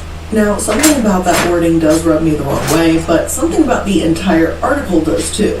I'm not saying the New York Times did a poor job of reporting the facts here, but the whole thing seems to turn these teenagers' very real struggles into just dollar signs. I understand the doctors, therapists, counselors, and other workers at this facility need to be paid. I get why it could be costly, but the whole "we're expanding our market" wording just feels like Aspen said, we just need to make more money, as opposed to we want to help more kids. It doesn't really help that, according to this article, a reality TV show on ABC was released around this time called Brat Camp, which shows a wilderness program for teens in action. Brat Camp, really?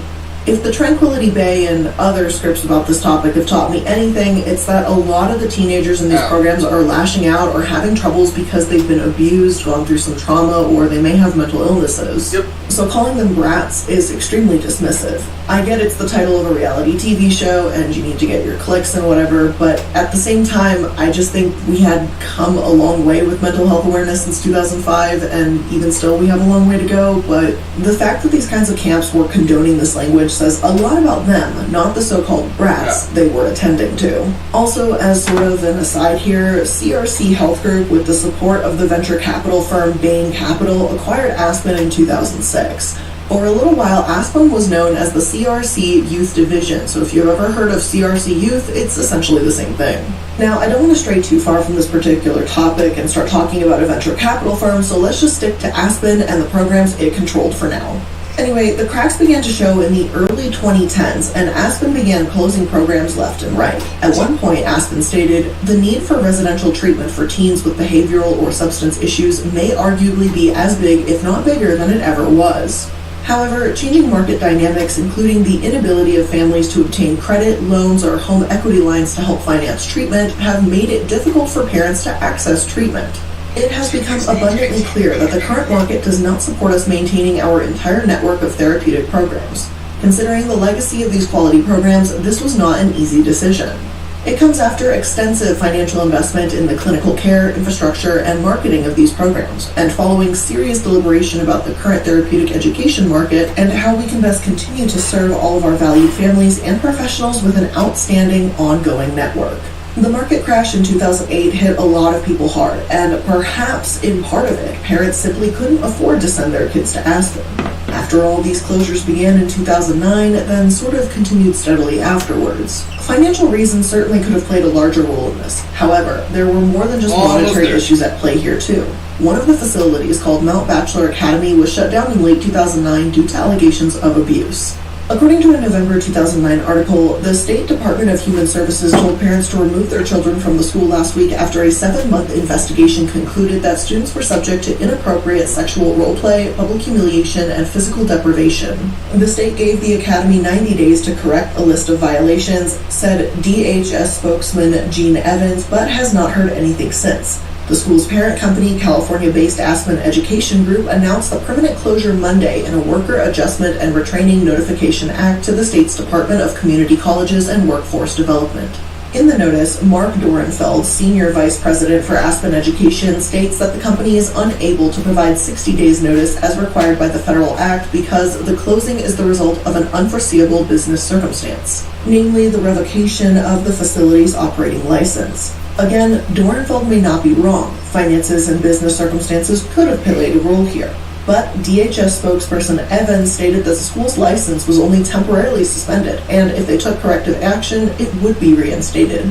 In other words, Aspen decided they'd rather shut down one of their facilities than address the abuse happening inside, then blame it on the state for revoking their license. Charming. It says a lot about Aspen.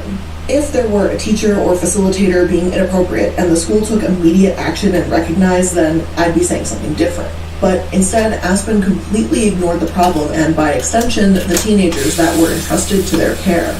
One source claims that a school known as New Leaf, a private boarding school for girls, was essentially kicking out their students and disrupting their lives in favor of enrolling those with autism simply because they believed they could make more money that way.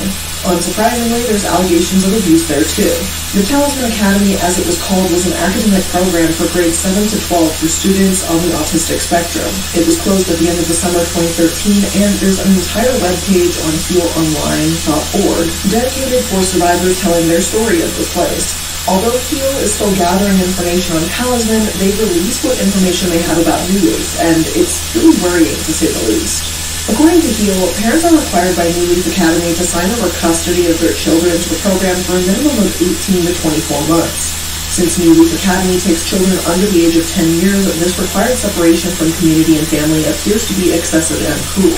New Leaf Academy requires a minimum stay of 18 months and states they will not release your child unless it's on the program's terms or the child reaches the age of majority. Goddamn. Another issue that arises is that New Leaf Academy refers to discharge papers as opposed to a graduation/diploma papers. In using a medical term discharge to describe what they claim is a primary education/academic achievement, it is seemingly intending to imply a medical/mental health service or program.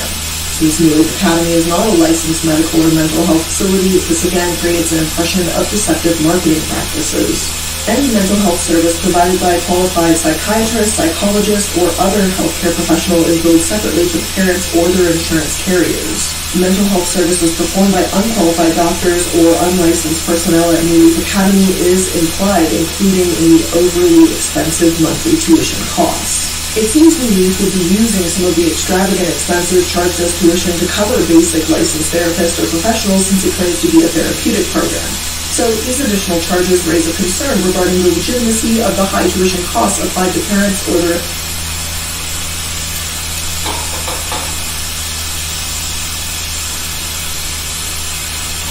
insurance carriers. And just like Lost, they also encourage the kidnappings that we've talked about before, where parents hire people to come take their child away in the middle of the night without warning.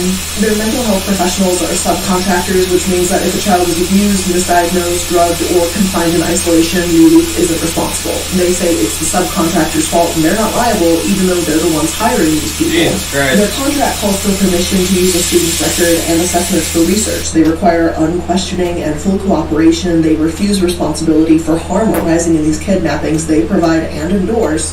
Their pediatrician is a subcontractor and they're not responsible for his actions either. It's an absolute mess. The contract, by the way, is 12 pages long, and it's not like Aspen has a couple problems or questionable methods. Pretty much everything they do is questionable.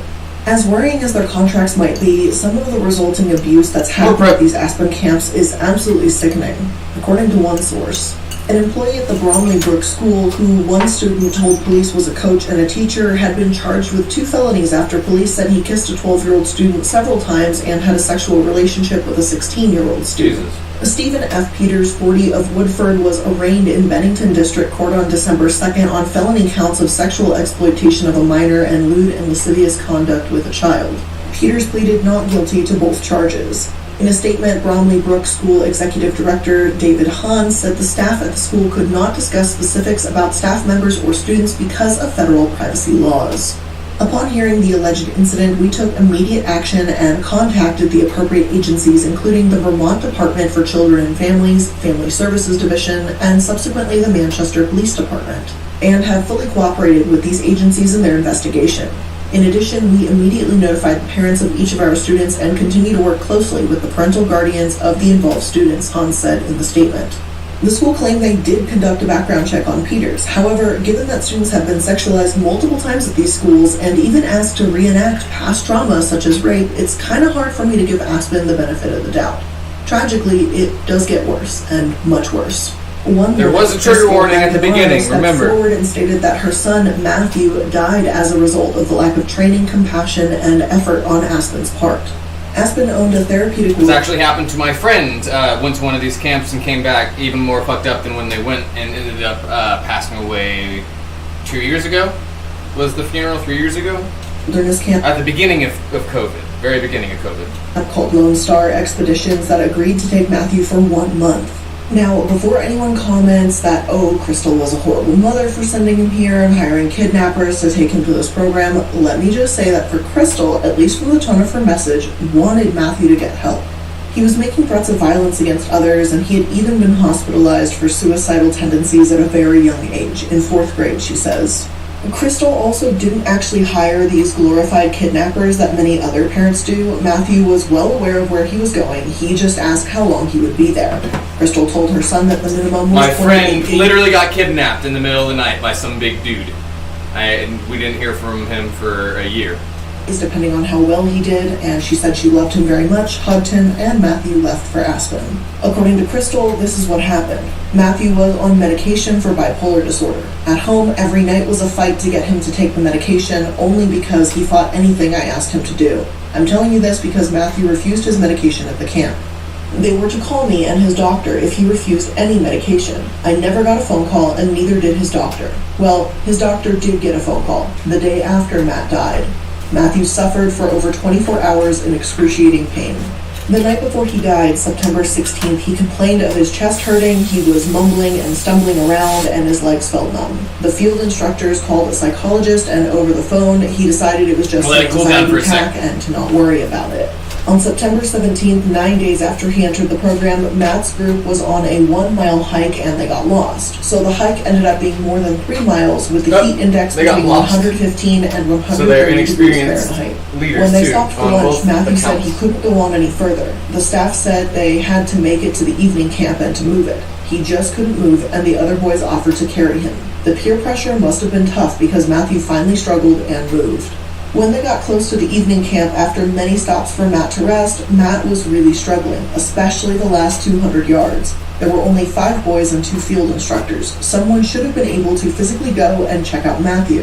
One of the instructors personally told me worked with thought he was ex-Napes. The only one that was called was the night before, and they don't need too much details about the actual abuse. That shows what lengths this camp went to protect their children and their care, and that's less than the bare minimum. You'd think that Aspen would learn from this, that this tragedy would make them wake up a little bit, but it didn't. 5 years later, yet another student died from the exact same thing, heat stroke, at one of their program walks. I wish I was joking, but according to the Community Alliance for the Ethical Treatment of Youth, the Lake County Sheriff's Office has concluded its primary investigation into the death of Sergei Balashtin in North Lake County on August 28, 2009. Sergei was attending Sagewalk, the wilderness school, when he died participating in his first program hike. Findings, investigative opinions, and recommendations have been prepared in a criminal investigations report. They add that this was the school known for being featured on the program Brat Boot Camp, and say, the investigation into the death of a 16-year-old Portland boy who collapsed on a hike with a Redmond-based wilderness school this summer is focusing on reports that the boy may not have had proper nutrition and medical care before and during his hike through a remote area of northern Lake County. In an affidavit requesting a search warrant to seek documents and other evidence from Sagewalk Wilderness School's southwestern Obsidian Avenue office last month, Lake County Sheriff's Deputy Chuck Poirier wrote that he believes Sergei's death was a homicide and the result of criminal mistreatment and reckless endangerment by the school. Sergei wasn't given proper nutrition. He even wrote poems about his hunger that day. One read, "Squirrels running around, blue skies, green bushes and trees, but I'm still hungry." Knowing that he died that day, it breaks my heart to know that's one of the last words he ever wrote. Sergei was hang on till 3:30, like I was saying. And clothing in a pack that So about weighed 40 between more 40 and 50 pounds. Sergei vomited, but the hike continued. Shortly afterwards, he collapsed, lying on his back, declined food, hyperventilated, and his breathing stopped. When Sergei stopped breathing, they called the school nurse, not 911. By the time 911 did arrive, it was 45 minutes later and Sergei was long gone. The sheriff's deputy, Foray, wrote, "Never before have I encountered a body that was warmer than my own touch, and it was especially remarkable as it was overcast and had been hours since death. Although I was gloved, I was wearing short sleeves, and I could feel the heat radiation against my own skin. My senses likened the feeling to touching someone who had just gotten out of a hot shower." This case was settled out of court for an undisclosed amount, making the second student to die from a heat stroke under an Aspen program's care. And yet, though I think we can all agree by now that Aspen should not be trusted, here's where Dr. Phil enters the picture, because... Now is when Dr. Phil enters the picture? Now, even though I feel that I'm barely... I was wondering when the fuck that was gonna happen. I've only looked into just a handful of the schools they've been involved in and some of the worst cases I could find. I'm not saying that every single camp for kids is horrific, abusive, and is going to make someone worse off. I'm sure there's a few good ones out there, even though it doesn't exactly feel that way based on everything I continue to find, and especially not after reading everything I've already read. If a camp is owned by Aspen, I would just never send a child there. Plain and simple. Their rules and contracts are messed up, the way they treat people. Who's still with me in chat? Y'all, I know some of y'all are just lurking. No pressure if you don't want to talk. Now, the fact that Dr. Phil would still send a child in need of help to any of these camps under this umbrella makes me question who he is as a supposed professional, and frankly as a human being with any compassion whatsoever. And now it's time to take a quick break and thank today's sponsor, HelloFresh. Make sure you skip those trips to the grocery store and go on HelloFresh to make your home cooking easy. Convincing your child to go would be difficult for some parents, but I don't think dragging them off without a word in the middle of the night is a solution to that problem either. Now, Dr. Phil's testimony is on the philosophy page of Turnabout Ranch, and here's what it says. If there are programs in this country that I have seen work what I call absolute miracles, it would be Turnabout Ranch. It's a real working ranch where real values are taught, such as accountability and being able to trust yourself and create values. His show vouches for Turnabout Ranch. It's like Camp Green Lake. Danielle Bregoli is one of the most famous people that's attended the ranch, now known for her rapper named Bad Baby, and she's spoken out against the ranch fairly recently. She explains in her videos exactly what we've heard about with Tranquility Bay and these facilities before. Even though at Atlantic you might think Turnabout Ranch is for kids that have committed crimes, sometimes the students there are kids lashing out because of trauma and sexual abuse, in which case they need real help, licensed therapists, someone trustworthy to talk to, not someone subcontracted from Aspen that maybe knows how to do their job. Right. Danielle also makes the point that extreme physical labor isn't actually helping kids that need it. Picking up massive stacks of hay isn't going to lessen someone's abuse, trauma, mental illness, etc. It's like the prisons. Danielle's spoken out a lot more in recent days too, that this story is getting more attention and lawsuits are being filed. She said she was malnourished and came back with more trauma than I went there with. We'll get into what things look like for the ranch today, but for now, let's slowly work our way into it. I won't pretend that I know what's best for kids that are going through these kinds of traumatic events, because I truly don't. For some, maybe some time away and outdoors really does help. For others, maybe it's as simple as therapy. I'm sure that it's different for every single kid that goes there, and I'm sure the intentions and treatment varies between facilities too. Their reviews on Yelp, for example, are 2.5 out of 5 stars, and to me, that says they help just as much as they hurt. Some parents I never eat at a 2.5 out of 5 stars restaurant. Racist. One former attendee says they made all the difference to her, while others say the instructors are abusive, maniacal, and it's not better than child labor. Frankly, there's actually a lot more negative than positive remarks here, simply because you can't give 0 stars. Even if Turnabout Ranch does help a few teenagers here and there, by most accounts they're doing much more harm and damage than I think they're helping anyone. So let's get deeper into... You can do it. Yeah, let's go deeper. We are going to fix this today. Deeper. Ghost? To why that is, aside from being under the Aspen umbrella. What happened at Turnabout Ranch, specifically? The first major signs of abuse at Turnabout Ranch came along in 2012. I'm not saying they were a fantastic place up until then, but this is when the first lawsuits against Turnabout specifically came along. Unfortunately, the case was dismissed due to the statute of limitations being reached. I don't know if the legal process dragged along there, and that's why it surpassed the deadline. Maybe the victim took some time to come forward. I can't say for sure. So please keep in mind that this particular case we're going to look at is alleged. This has not been confirmed. So, according to the lawsuit, Julia Verney signed an enrollment agreement with Turnabout Ranch to take full and complete custody of her daughter, Elizabeth Verney. This was all the way back in 2004 that this agreement took place, and it anticipated she'd stay at least 80 days at the cost of $310 a day. After the initial 80 days, when Turnabout Ranch had full custody, Julia went to the ranch to visit her daughter. She was terrified, subdued, her hands were raw, continuously bleeding, she lost weight, and she appeared exhausted. They took her out of the ranch for an hour for a visit, and she was paranoid that their conversation would be reported to the ranch. According to Julia, she feared retribution for anything she did, said, or thought that was not ranch approved. That's not good. When they wanted to remove Elizabeth, Max Stewart, the executive director, threatened to withhold her passport. Let me reiterate, this is alleged. Also, while the lawsuit names Max Stewart as the person they spoke to, my other source says it was a Max Stewart that was the executive director. I don't know if there's a Max Stewart or a Max Stewart on the same ranch, but just in case, I'll say they talked to a guy named Max who basically told the parents they couldn't remove her. According to these court documents, the ranch functioned by lying to the parents about the child's false progress and to the child about her parents' approval of the treatment she received. Many of the parents' letters were never given to Elizabeth, and her letters to them were censored. Most of Elizabeth's daily letters never reached her parents. The ranch told Elizabeth that her parents had indeed phoned the camp regularly and agreed with the camp's criticisms of Elizabeth and did not want her to return home. I'm doing great, how are you? Elizabeth asked her psychiatrist to tell her parents how unhappy and afraid she was and that she wanted to come home or speak to them directly. To the contrary, her parents were told only that Elizabeth was happy and wanted to stay at the camp even beyond her 80-day program. The lawsuit also reasons this case may have taken so long to be filed is because Elizabeth's parents are British citizens. They didn't know the differences between the laws in Utah where she was sent to the UK where they were based. You get the picture. It's a whole mess trying to figure out how to deal with a lawsuit in another country. The court documents also read, during her stay, Elizabeth was subjected to sleep deprivation, denied food, and yet forced to eat and prepare meat, which was abhorrent to her as a vegetarian. The ranch threatened her with restraint and force feeding with a tube if she did not comply. The ranch forced physical labor and excessive exercise in extreme temperatures.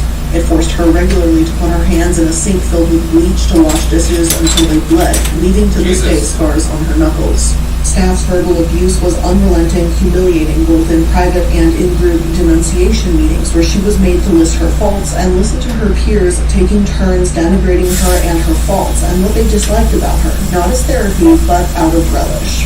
Staff regularly threatened Elizabeth with physical violence, including potential suffocation if she tried to run away. Sorry, this is some heavy content before bedtime. She was a bad person and described her as disgusting, stupid, manipulative, pathetic, and bad. They screamed at her, punished her for crying, and for having panic attacks that caused fearful hyperventilation. We talk about these denunciation meetings and how unfortunately common they are in these types of programs for teenagers. Synanon is widely credited with starting them, though that's an entirely separate video that is coming soon. The point of all this is, if true, it's disgusting. There's no excuse for it, there's no reason or justification for it, and this doesn't help anyone. I can't say that all of this is 100% accurate again, because it's alleged, but it all rings true to me. This sounds a lot like the abuse we've heard about in many other camps before. They're similar as the excessive exercise we know Aspen is known for, so I do believe Elizabeth. You can take or leave this, but I found it worth mentioning. There are allegations that date this far back to me which says Aspen didn't simply get worse. They've always had this disturbing pattern of behavior. Salon also did an investigative piece about Aspen around the same time in 2012, and again, though none of this has been confirmed, they said there were claims about the sexual assault of a female student by an Aspen employee at Turnabout Ranch. Their story reads, the girl was later duct-taped and restrained by staff. A former employee, Tony Thayer, told Feldman after writing a complaint, the teenager actually killed a staff member to escape the torture they were enduring. Goddamn. The Washington Post in 2016 claims that the Arizona teen 17 woke up in his cabin with another resident and stepped outside to start their chores, Perkins told the Deseret News in an extensive interview. In the area known as The Circle, the teens built a fire and prepared breakfast. As a brief aside here, the Deseret News is owned by the LDS Church, and they're not an entirely reputable source considering that there's a bunch of obvious bias going on here. That's been brought to my attention before, but since there was an exclusive interview with the Deseret for this case, you might see it mentioned here. So I just wanted to point that out. But let's continue. An hour later at 7:30 a.m., staffer James Jimmy Woosley, 61, stopped to check on them. It was then that the Arizona team, for reasons unknown to authorities, pulled out a hidden weapon. He hit Woosley on the back of the head, Perkins told the Deseret News, and when the 61-year-old man fell to the ground, the team hit him again and again. It was brutal, vicious, violent, very violent attack, the sheriff told the newspaper. Woosley was later transported to a local hospital where he died from blunt force trauma to the head.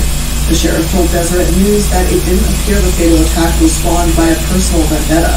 The Arizona team had even spoken very highly of Woosley, according to Perkins. He said the turnabout staffer was a jovial, easygoing guy who had worked at the ranch for a decade and loved to hunt and fish. He was just simply unhappy to be there, and he wanted to leave, Perkins said of the team, according to the Deseret News. Why he did what he did, I don't know. After he allegedly beat Woosley, Perkins told the Deseret News that the Arizona team took the man's keys but couldn't get the car to start. The 17-year-old turned toward a cabin where the other resident from the circle had fled for safety. Inside was a female staffer identified as Alicia Keller in the Salt Lake Tribune and 4 other residents. The Arizona team turned his weapon on Keller, the sheriff said, beating her in the head and hand and threatening to kill her if she didn't relinquish her car keys. Keller tossed them on the sidewalk, according to the Tribune, then led other teams into the nearby woods to safely wait for law enforcement. What happened to Woosley is tragic. I don't know if he took part in the abuse or not, so I don't want to speculate if the teenager was being abused by Woosley himself or simply saw getting past Woosley as a way to escape. My sources have said that he didn't intend to kill anyone, but he just wanted to get away. And again, with so little information being released about this teenager, I just can't say for sure what happened here. However, what amazes me about this case is the fact that this happened years ago, back in 2016, and I don't see any consequences for Turnabout Ranch itself.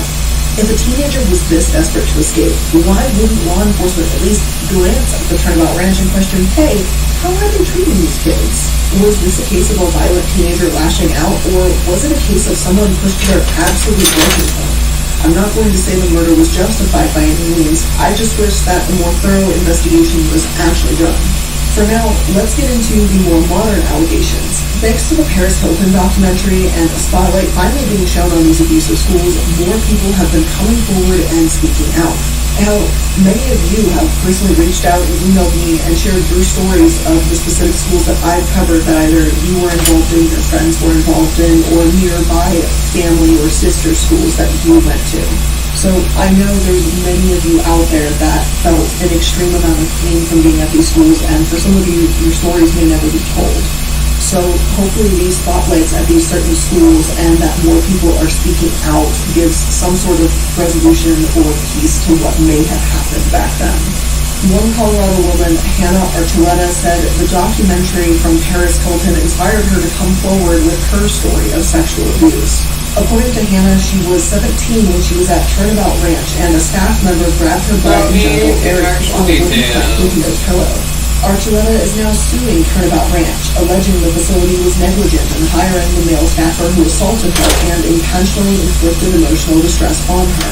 She is represented by Gloria Allred, a well-known women's rights attorney who represented women who say they were abused by famous men like Bill Cosby and Harvey Weinstein. First of all, I seriously commend Hannah for speaking out. I know that can't be easy to talk about. Secondly, they punished her for telling them about abuse. Apparently, the sheriff's department didn't act either, so I guess I shouldn't be surprised that they seemingly did so little work investigating when it came to Woosley.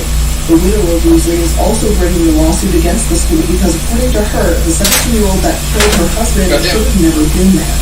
Now that this teenager is an adult, more information has been released about what happened that day, and as the Salt Lake Tribune published, the ranch admitted standards outlined in the lawsuit in addition to the ranch's website say it doesn't allow in individuals who demonstrate aggressive behavior or have active suicide attempts, among other behaviors. The lawsuit also states the program was not geared to deal with minors suffering from serious drug addictions and certainly not minors going through drug withdrawal. Despite this, the lawsuit says the ranch took in Brewer, who had a history of suicide attempts and was addicted to prescription pills. During his short stay at the ranch, Brewer tried to kill himself by drinking bleach. On his 5th day there, he killed Jimmy Woosley and severely injured Keller. He absolutely should not have been at that ranch. I'm not saying Brewer did not deserve help. Simply that Turnabout Ranch wasn't equipped to handle him. Brewer needed professional help, and as if I've learned anything this far, it's that Aspen facilities can't provide professional help. As for Dr. Phil, I understand that celebrities are people. However, people make mistakes and maybe back the wrong company from time to time. It happens. However, even the most basic research into his company yields these types of results. There's times when I have to seriously dig to find any dirt on an organization, but even on Aspen's Wikipedia page, a basic rundown of these allegations are easily available. I tried making a skull. There's no excuse whatsoever for Dr. Phil's continued pattern of sending teenagers to these types of camps. Maybe just by memory. Maybe a malicious statement. But as of writing this, there's no apology or explanation from him or his team. Now, even though I'm not exactly a fan of Danielle Bregoli, I commend her for using her platform to bring forward this type of attention. It does not invalidate her experience in any way, despite the fact I don't like who she is as a social media personality. This is important to bring forward, and I feel horrible for what she may have gone through. She helped to validate Hannah's words with her own story, brought more eyes onto the allegations, so I'm glad for that. Hopefully this simply doesn't fade into the background, because unfortunately, this isn't the first time Dr. Phil has been in hot water for sending a teenager to a camp that's known for abuse either.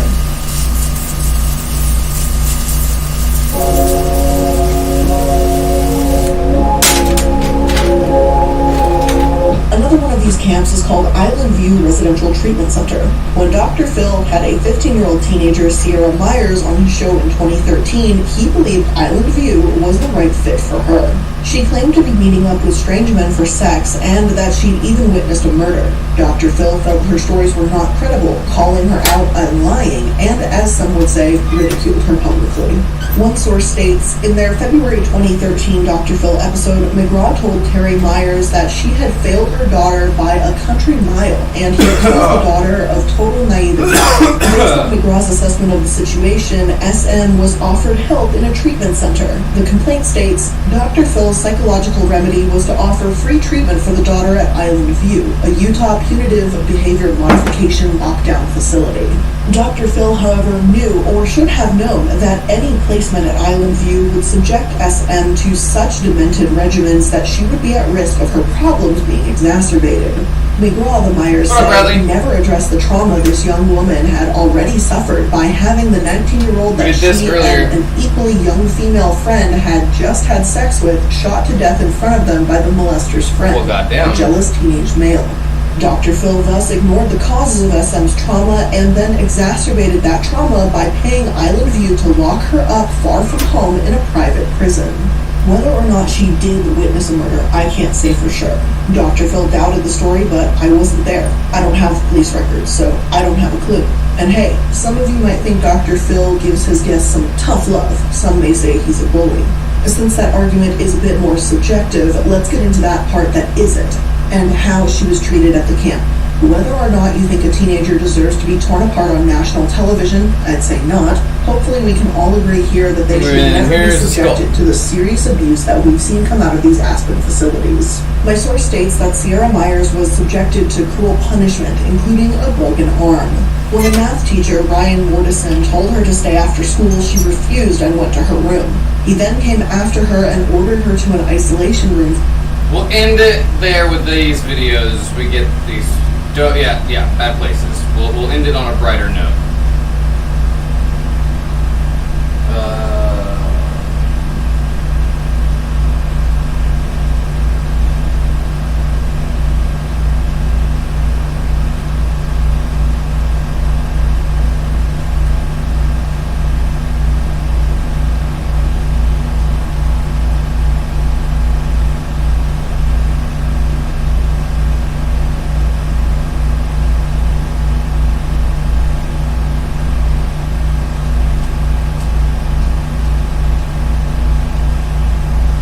Do magical Disney World stuff. But some can stop you in your tracks, like the tens of thousands of people who were diagnosed with certain HPV-related cancers. Thank you, Bradley. Appreciate you. 40 square miles we got about of virtuosity, including 14 miles 19 minutes left in our stream. traveled monorail. A tree 14 stories tall that's wrapped around an oil rig. Linear synchronous motors that launch a vehicle from 0 to 60 miles per hour in 3 seconds. 9 acres of hidden tunnels. Journey underground, backstage, and backstory at the technological marvel that is Walt Disney World. Next on Modern Marvels.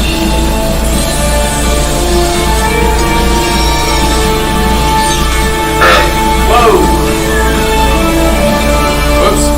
Pardon me. A vista into a world of wondrous ideas. Signifying man's achievement. A step into the future, with predictions of constructive things to come. Enter a make-believe world spanning some 25,000 acres and brought to life by cutting-edge technology. What was once swampland now boasts the world's largest resort. The ride technology ranges from space-age centrifuges to the most up-to-date interactive experiences. And hundreds of audio animatronics figures live through the power of pneumatics, hydraulics, and electrical systems.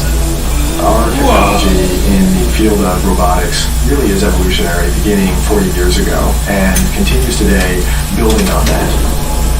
Walt Disney World Resort is made up of 4 separate theme parks, each with its own innovations and unique resort hotels. Between the theme parks are 2 water parks, Disney's Blizzard Beach and Disney's Typhoon Lagoon. And to the east lies the downtown Disney area, a large shopping, dining, and entertainment district. The first theme park, the 107-acre Magic Kingdom Park, rose from a Florida swamp when Disney purchased thousands of acres of land. The complex contains a labyrinth of tunnels that are the invisible arteries of the park. Transportation, costuming, computer controls, and even a high-speed garbage collection system are all hidden 14 feet below ground. Epcot, which is 3 times the size of the Magic Kingdom, is a never-ending World's Fair, a tribute to science, technology, and world culture. At the entrance soars the 18-story tall Spaceship Earth, a 16-million-pound geodesic sphere glittering with 11,000 facets. An attraction called Soar gives visitors the sights, smells, and best of all, the feel of hang gliding over California. And at the end of every day, the Illumination Show unleashes over 1,000 computer-timed fireworks and sends a 350,000-pound globe spinning across the park's central lagoon. That particular sequence of pyrotechnic effects had never been attempted before. Just a few miles away, Disney's Hollywood Studios is a salute to the golden days in Hollywood. I think I've been there. Its own Tower of Terror is a haunted hotel with one extremely unpredictable elevator. Thanks to an advanced T4 computer program, each plummeting journey is completely different.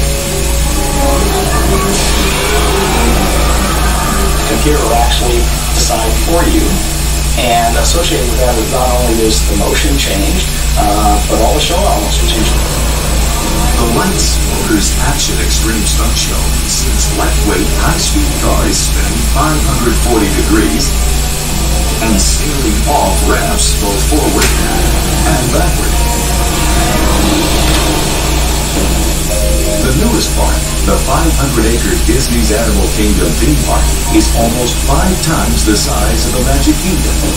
Disney planted 4 million plants to turn a central Florida cow pasture into an African savanna. And the park's central icon has a very unusual structural support and oil rig. On the 100-acre safari ride, African animals look like they're wandering free. In fact, it is a show set. It's a series of scenes that have been constructed through the manipulation of the landscape environment.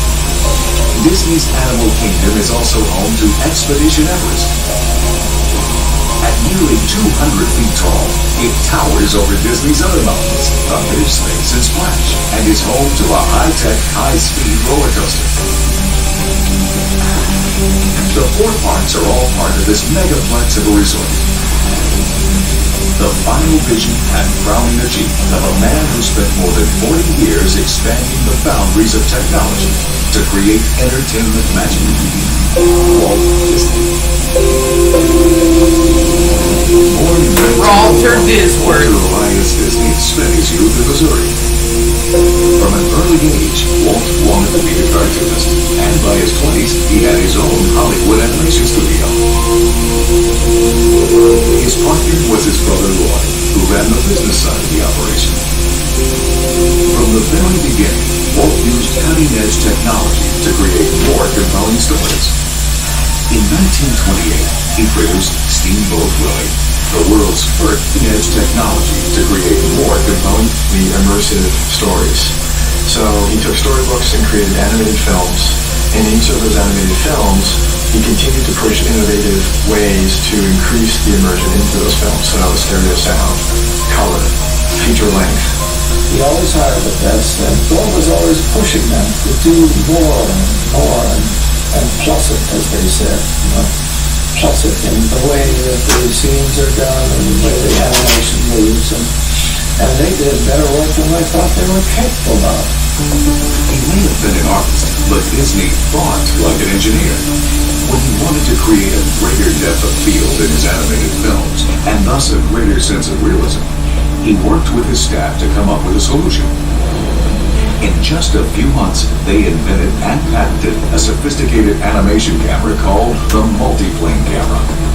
The individual pieces of artwork are stacked certain distances apart, depending how deep you want the scene to look, and the camera is about 12 minutes above, left in our stream, and the pieces of artwork are moved in towards the camera to simulate the camera panning through dimensional space. Walt's next leap in storytelling took him out of the animator studio and into a California orange grove. In the early 1940s, as he sat on a dirty park bench and watched his... At Petco, you can set repeat deliveries on your schedule. Or on Pix. For all your pet's health and wellness needs, you can Petco now. That sounded like the Ed and Eddie. His dog is right for himself. Walt had an idea. There should be something to it. Some that water went all over my face. Where the parents and the children could have fun together. He decided to create a place unlike anything the world had ever seen. In 1953, he purchased 160 acres near Anaheim, California. He gathered up some of his most creative talent and dubbed them Imagineers. On our first television program, we showed you what up, Kush? We're making a bunch of different bones. And the dream is Disneyland. And zombie parties. Walt decided early on that the park's various attractions should radiate outward from a convenient central hub. Guests would be drawn to the hub by a dramatic landmark. And given the success of Disney's first feature-length animated film, Snow White, the landmark had to be a castle. This soaring castle would be surrounded by rides themed to Disney movies. Park construction began July 21st, 1954 at a feverish pace. The early days of the construction of Disneyland seemed sort of like zombie hand bones, more pumpkins, a bunch of orange trees coming down, bunch of stuff for the bulldozers and chaos and construction equipment. A bunch of stuff for the Halloween mystery boxes, and just a bunch of stuff for Halloween in general. But cement trucks, I've never seen so many. Got about 10 minutes left in our stream. The park opened less than 1 year later with all the fanfare Walt Disney could muster. But actually, how long is this? From his greatest premiere. Oh god, this is an hour and a half. It was a disaster. In the first place, Walt could control everything. We'll watch this until 3D. And it was one of the hottest 3:45 in Anaheim. 3:45. So the women's spiked heels were sinking 25 more minutes. into the freshly laid asphalt. They ran out of soft drinks. There were not enough drinking fountains. The rides broke down. some smart fella counterfeited about 10,000 tickets. And so the place was jammed and it was a mess. The next day it was like, oh my goodness, we have to go down there again. Everything's broken. We're going to have to take it apart. We're going to have to fix it. And we were in for a long summer. The summer wasn't that long. After a few weeks of ironing out the kinks, Walt's new park became a smash hit. Every day, thousands of people came to see lifelike animals lurking in the jungle. Dumbos that really flew. And a 5/8 scale Main Street that felt like the real thing. Once again, Walt had succeeded in combining technology with great storytelling. The theme park is the first experience wherein the audience can actually walk through the frame into the story and participate in that story in a way that was entirely unique. It went from being a passive experience to an active experience. Disneyland Park was an unqualified success. But Walt still wasn't satisfied. Outside the gates of his carefully constructed make-believe world, a mass of hotels, motor courts, and diners sprang up, breaking the Disney magical. And inside, practical concerns like garbage collection and employee transportation also spoiled the illusion. Walt knew he could do better, and he vowed to.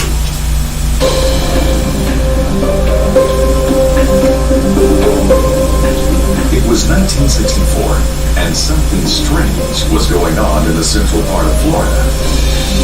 Large parcels of swampland near the tiny town of Orlando were being bought up, but nobody knew why, or by whom. There was a lot of speculation in the Central Florida area as to who was purchasing that much land, why would they be doing it. Floridians may have been in the dark, but out in California, Walt Disney knew exactly what was going on.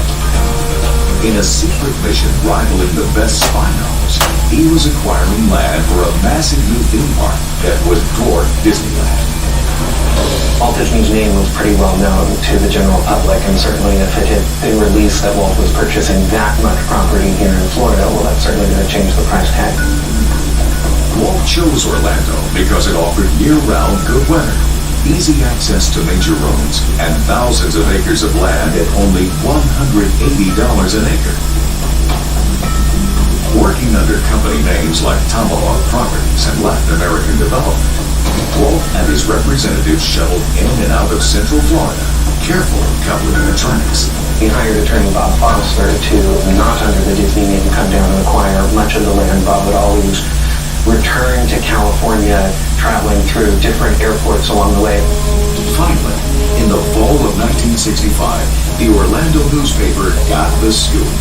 Please Say It's Disney screamed a huge headline.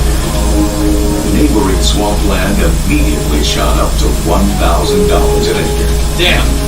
The Florida Project, all 27,443 acres of it, was out in the open.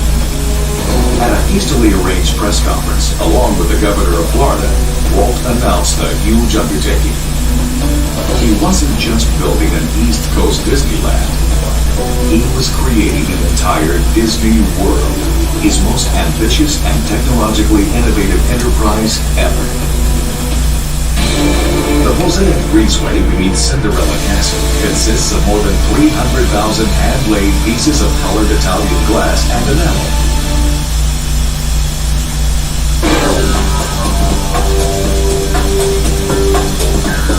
In 1966, Walt Disney launched the biggest project of his career, a massive theme park situated in the middle of 27,000 acres in Central Florida.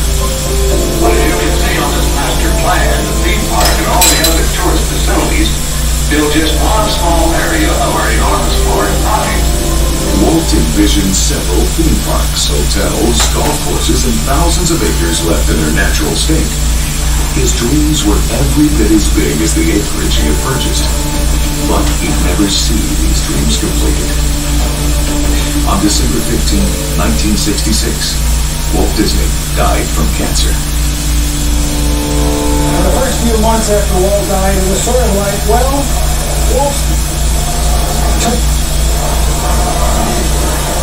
Walt just slipped away. I'm sorry.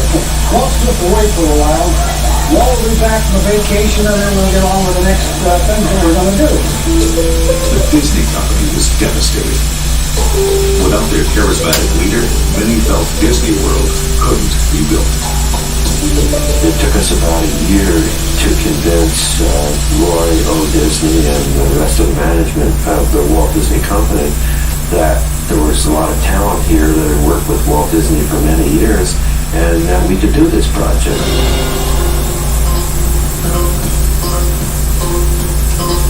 But the Magic Kingdom Park didn't happen with a wave of the wand. It was more like a military conquest. In fact, the battle to build Walt Disney World.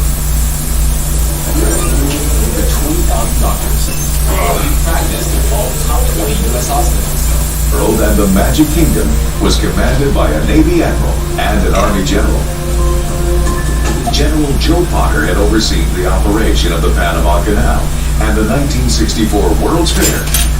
And Admiral Joe Fowler had built Disneyland Park for Walt a decade before. They weren't perfect for the job. Joe Fowler was especially perfect from a construction standpoint because he understood how to work with the Imagineers and all the creative talent and all the engineers. Their first challenge was to convert hundreds of acres of swampy land into rolling hills and sparkling waterways. They started by digging into Bay Lake, 400 acres of reeds, muck, and swamp grass, lined with 14 feet of rotted roots. They drained the lake and went down and dug out a good layer of muck and mire that was down at the lake bottom. After 18 months of moving more than 8 million cubic yards of dirt, the largest private construction project in the country, they were ready to pour concrete. But the concrete work wasn't for any of the landmark structures visitors today would recognize. In fact, it wasn't for structures any guest were ever supposed to see. Back during the early days of Disneyland Park, Walt once saw a Frontierland cowboy sauntering through Tomorrowland, which utterly destroyed the futuristic sci-fi mood. To avoid that kind of culture clash at Walt Disney World, the Imagineers designed a network of tunnels to service the park. They were called utilidors, utility corridors. Because the water table in Central Florida is only 2 feet below ground level, the Imagineers built utilidors on top of the ground rather than under it. They are on ground level. They are the first floor of the Magic Kingdom. Pumpkin. Then the Magic Kingdom Park was built on the second and third stories on top of that. The Magic Kingdom is actually 14 feet above where the original elevation was. The utilidors made it possible to walk from one end of the park to the other in just 10 minutes without being seen by guests. The utilidors also hid many of the mundane operations that could break the Disney magic. They have grab some more water real quick. Facilities, wardrobe, cafeteria. The tunnels also housed an underground trash collection system, one of the world's biggest vacuum cleaners. Our engineers found the Swedish system, the AVAC system, which we incorporated to collect trash pneumatically. You know, like those old department store things where the cashiers would take something and put it in a tube and send it off. It's basically, it works the same way, and the trash goes from specified points to a central collection area. With the site prep and underground foundations laid by General Potter's army, Admiral Joe Fowler was ready to start building the park itself. His biggest challenge would be what Walt had envisioned as the crowning structure at the Magic Kingdom Park, a towering Cinderella castle. But the castle couldn't be too tall because Florida law required a flashing red light on any structure higher than 200 feet. Fowler's contractors ordered 600 tons of structural steel and began assembling the castle skeleton. Day by day, the girders rose, hoisted into the Florida sky by giant cranes. To speed the progress, they prefabricated sections of the castle. Not just steel framework, but complete towers and turrets, 18 in all. While on the ground, they were sheathed in fiberglass panels molded to look like stone. Real gold topped 3 of the towers. The highest tower of Cinderella Castle was hoisted and fastened in place 18 months after it was begun, in July of 1971. The castle topped out at 189 feet, just below Florida's height limit of 200 feet. But Disney's Imagineers wanted the Magic Kingdom's castle to look much higher, so they worked a little magic of their own. Optical magic. First perspective is a technique that's been used in filmmaking for many, many years, and it's where you'll take a building and you will scale it differently up close to you. So if you've got a building that's maybe several stories tall, then the windows and the framework will get smaller and smaller. That gives the illusion that the structure is actually bigger than it really is, or further away than it may actually be. On October 1st, 1971, Roy Disney unveiled Cinderella Castle and the rest of the Magic Kingdom to a crowd of 10,000 people. Unlike Disneyland's opening 15 years earlier, the event ran like clockwork, proof of both Walt's vision and the Imagineers' technical achievements. Summit Plummet at Blizzard Beach Water Park is the fastest, tallest single-person water slide in the world.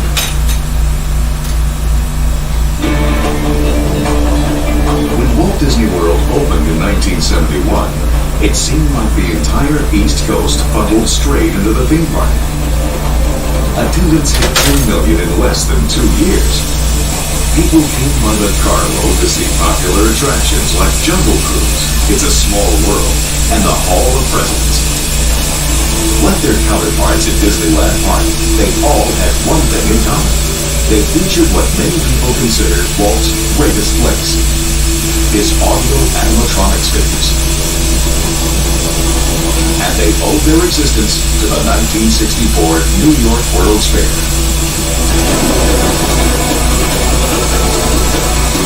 Back in 1961, when Walt Disney heard that a World's Fair was being planned for New York City, he contracted with several major companies to create rides for the fair. Walt wanted to be able to develop it. And there was a way to get the sponsorship, and some of the money to help develop the ideas that he had. One idea he'd been working on for years was robotic characters, which he called audio animatronics figures. He had visions to where he could build a mechanical, electrical machine and then turn it into a life form that looked realistic and move you out of that illusion of, well, it's not a machine, but it's got character and it's real and it comes alive.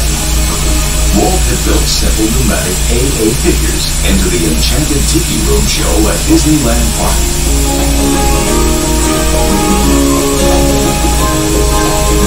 What made it so unique was that all the surprises, you'd be sitting there all of a sudden, the drums would come and the tiki poles would start to animate.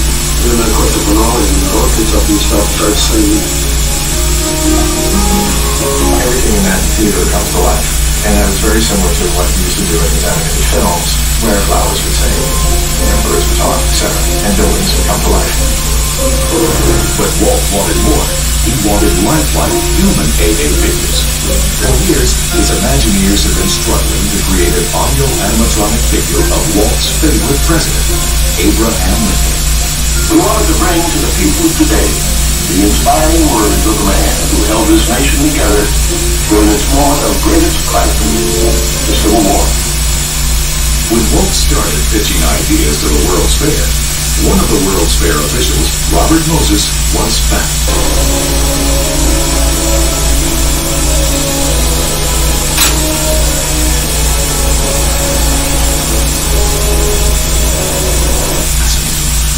Robert Moses said, I won't open the fair without Mr. Lincoln.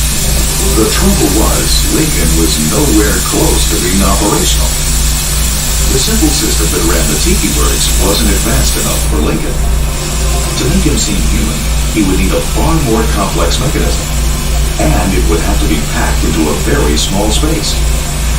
Lincoln's skull, to be precise. As the fair drew closer and closer, Lincoln still wasn't ready.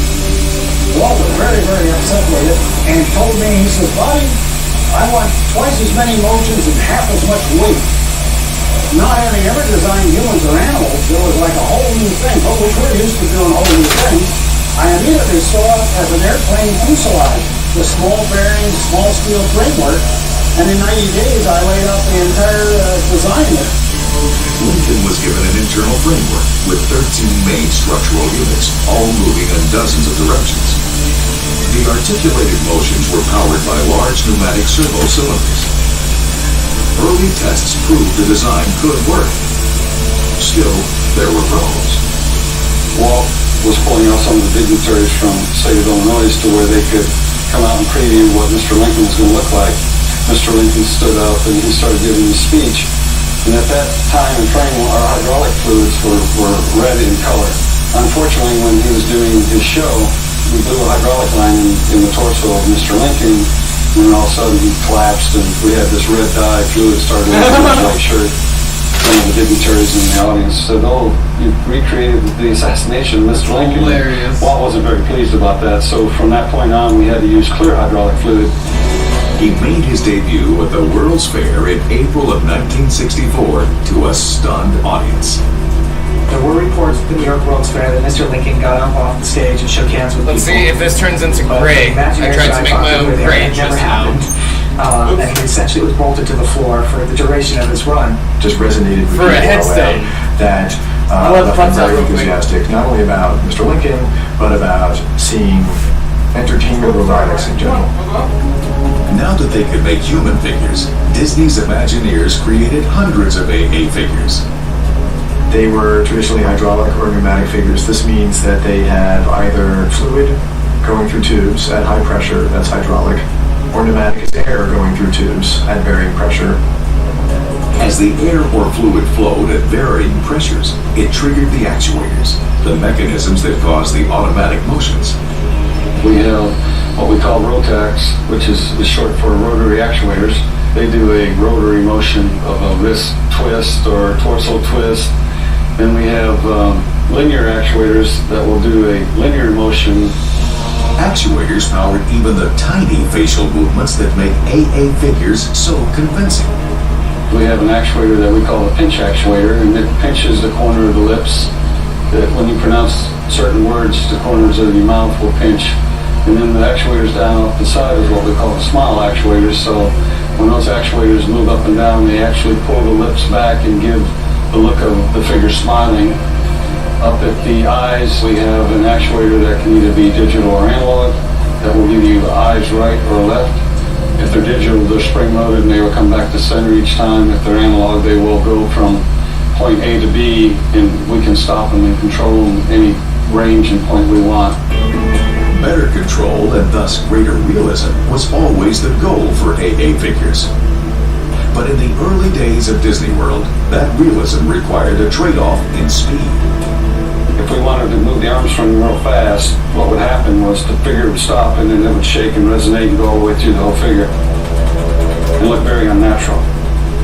So what we would do is we had to slow that function down to where it looked fluid and more natural and not resonate and shake. So we always had to sacrifice speed for control, which drove the animators crazy because they wanted speed and still have control. The Imagineers created a breakthrough in audio animatronics figures in the 1980s. By adding a new circuit called compliance, they were able to control the amount of force pushing or pulling on a movement. We have built-in compliance in the human body where when my brain says stop, maybe the inertia makes my arm overshoot a little bit and then comes back to where I told it to stop. You know, but it looked very natural because that's how the human Sorry, body the works. pups took forever. We did the same thing with an We're back. electronic circuit and Marley is pressure awake. transducers or Marley, mechanical would you like to say outlet hi sensor. now? That you've We can taken get your that nap? fast speed now, Had and your then beauty sleep? it will naturally overshoot and come back. That looks very realistic. She's scratching an itch you know, right fluid now. like the human body. So with that new technology, we're able to make figures almost look just like us. Sometimes even better. Today, the AA figures at the Magic Kingdom Park populate dozens of attractions, from shows like the Hall of Presidents, where Abe Lincoln still stands and talks. She's running around. Yeah, she's all full of energy. Now she took a poop. Each Yeah, are you awake attraction is a now? precision-timed combination of soundtrack, which includes music, dialogue, and sound effects, and AA figures motions. The complex animated characters are controlled by the Digital Animation Control System, or DAX. It's located in the climate-controlled rooms in the tunnels beneath the Magic Kingdom. Nice. There's actually electrical cables that run through made the tunnels gray connect the programs perfectly. to the shows, enabling Exactly what I was technicians to run looking the for. shows from a remote location. Each one of these is a flash memory card that contains all of that data in a non-moving and non-volatile format, so there are no moving parts. As the chip plays, it hands off to the next one, and then hands off to the next one, and so forth, until we have a complete message. We're able to patch into the cards to monitor their performance. It's time to respond. Send us a message from somewhere beyond. Sorry, lots of loud noises. Today, a small army of audio animatronics characters populates the Magic Kingdom Park, some 1,100 in all. It's the kind of creativity and technology Disney's Imagineers would put to work yet again when they tackled their next plan. Expedition Everest's three-story Mandir, a pagoda-type building, was hand-carved with 1,000 Yeti images in Nepal, then shipped, aged, and reassembled at the Circa Zong site.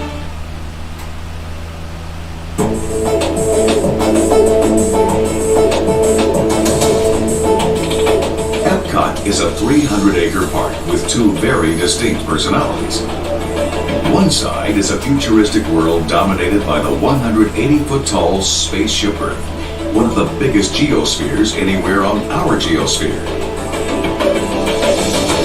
At the other end of the park, 11 foreign pavilions ring the World Showcase Lagoon.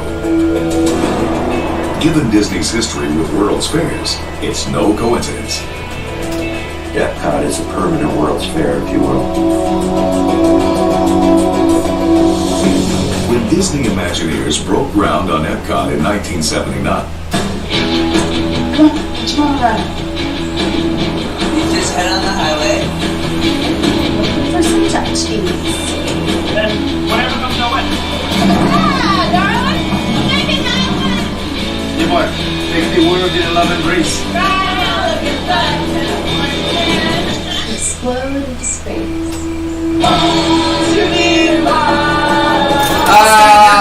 Fucking stop playing music on my goddamn channel. they were once again launched. This, whatchamacallit, headstone turned out really, really good.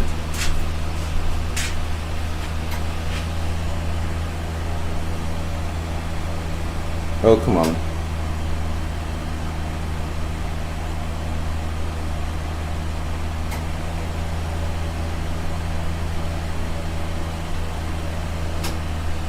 Oh, we lagged. Looks really good, right?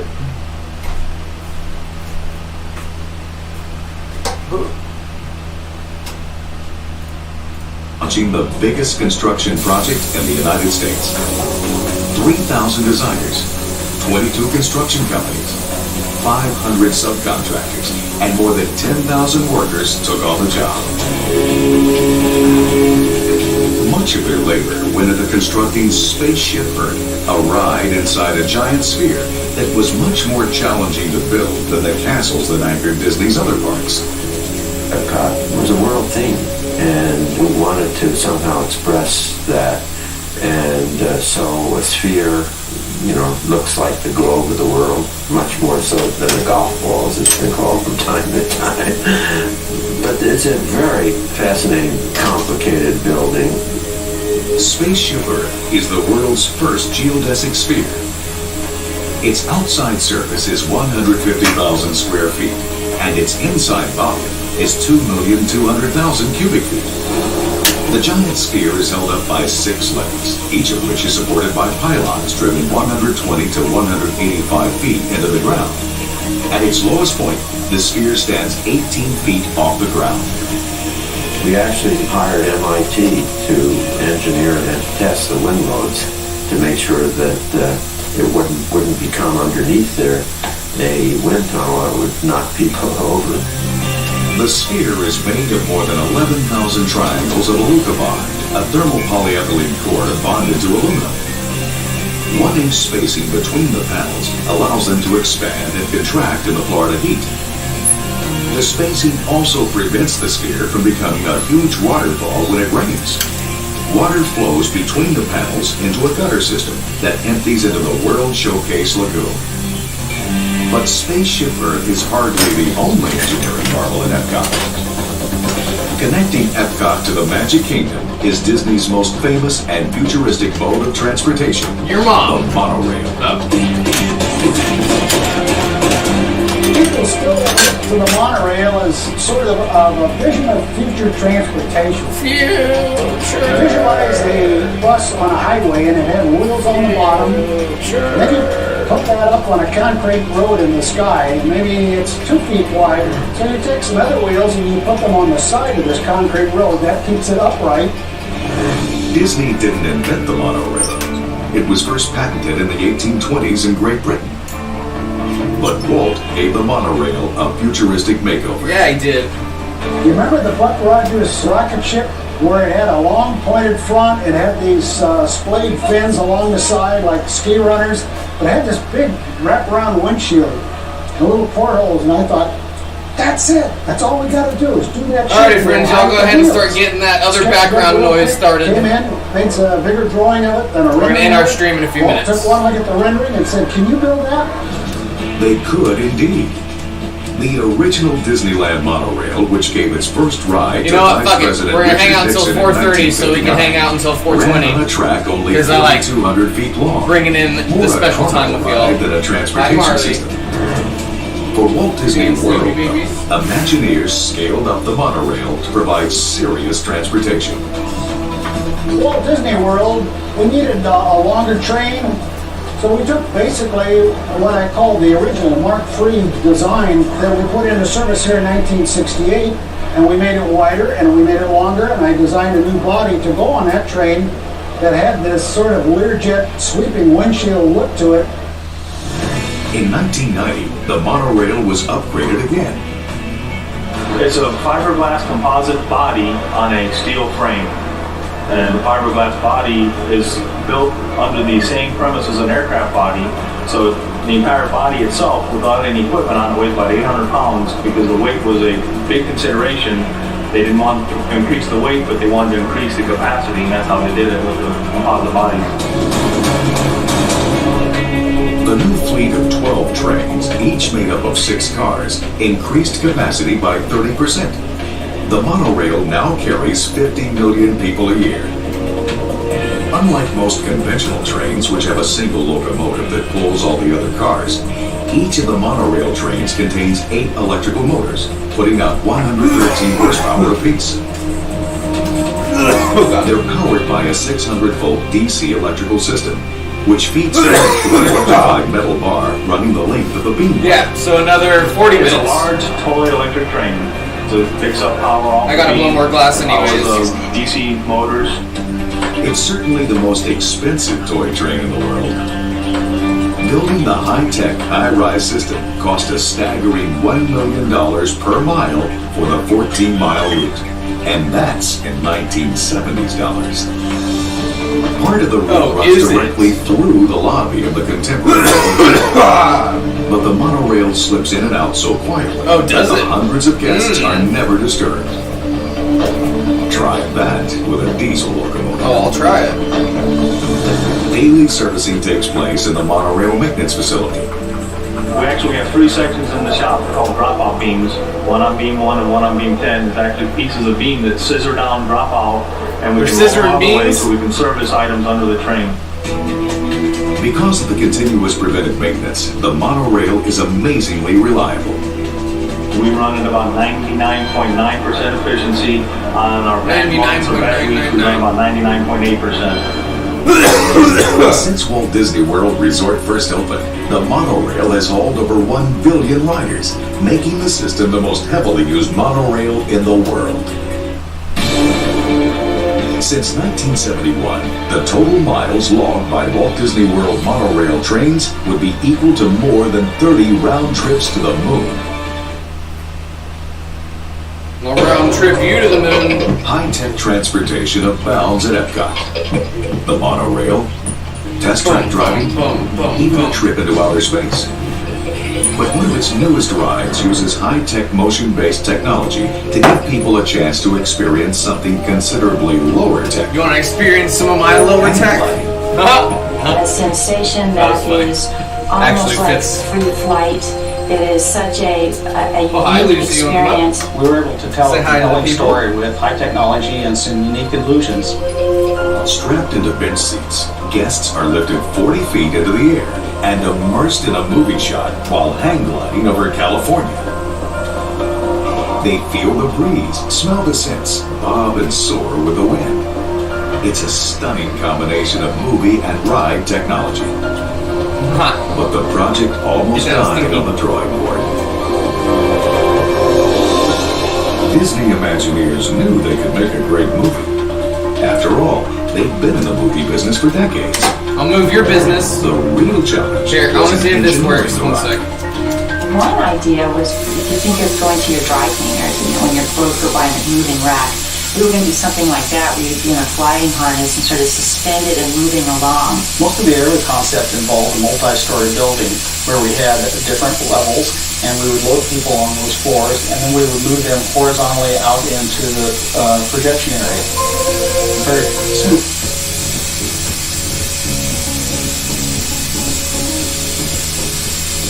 We realized that was going to be too cumbersome. It really wouldn't work. Cumbersome! The attraction. Then, over Thanksgiving weekend, Imagineer Mark Sumner had an idea. To test it, he dug out one of his childhood toys. I came up with a relatively simple geometrical concept. So I went up on my attic and I found an old toy. It was an erector set that I got when I was about 11 he erected years a old. set? And I brought it down the attic, blew the dust off, and in about 3 hours I was able to build this model. Back at work on Monday, he sprang his idea on the planning team. We could load people on one level, we could turn an electric motor, and we could then bring them up into a viewing position. Since we have the motor, maybe we can move them up and down as well. We could perhaps swing them back and forth with another mechanism. Swing your partner round and round. We could simply reverse the motor, bring them down, and let them unload in the normal theater environment. And that's just what they did, on a much, much bigger scale. No, they did it. It takes about 1 million pounds of steel to build Soarin'.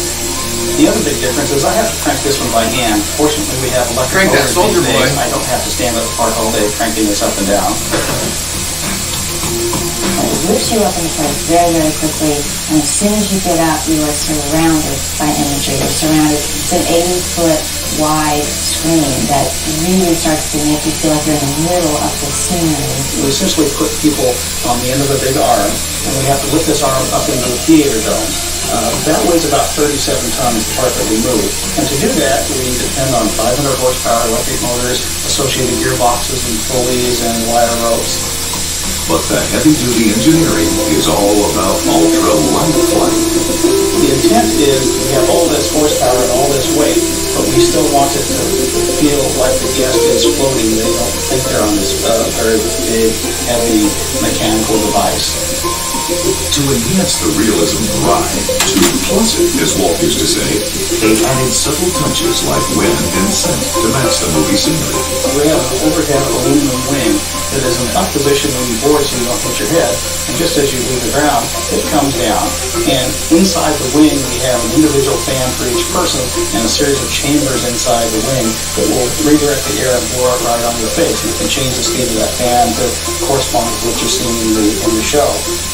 Over certain scenes, you smell the orange groves, you smell the ocean, you smell the pine trees. We really try to work on all your senses, or a lot of your senses. This is not a passive experience, and I think it's good. This sprint actually, this sprint works really well on the surface of glass. A lot better than I thought it would. One of the most popular attractions at Epcot.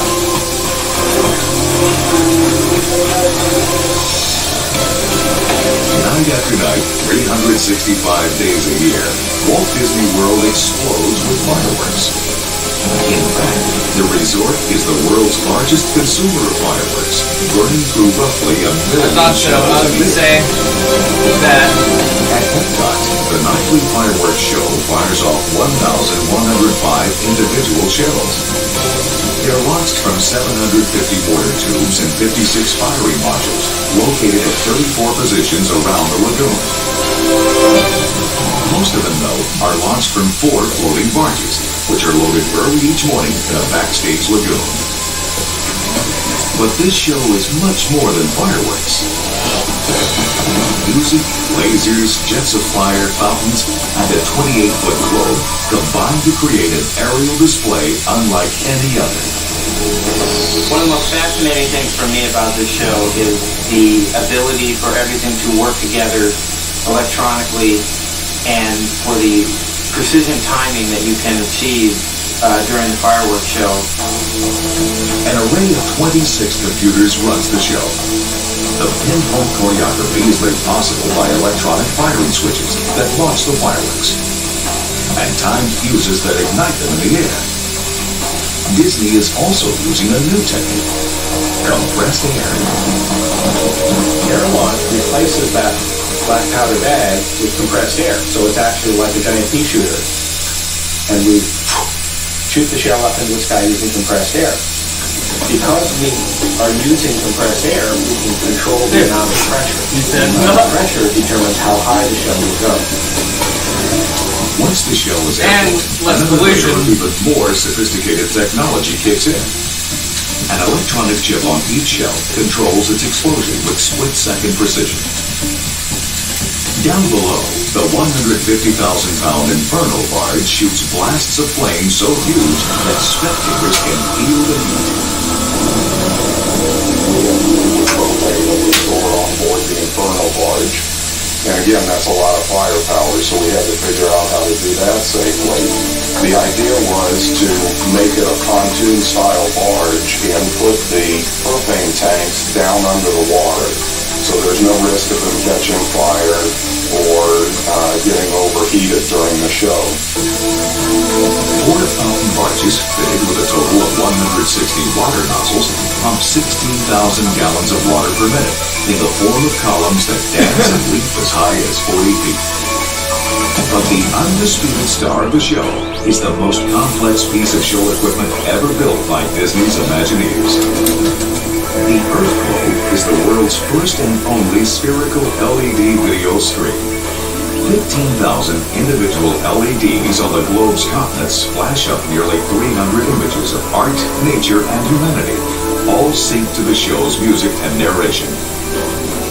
On board the barge are 6 computer processors to generate the video signals, fire off the 258 strobe lights, Solid and control pumpkin. the globe's other special effects. For whatever. The barge Maybe something. in 2000. Maybe just like that.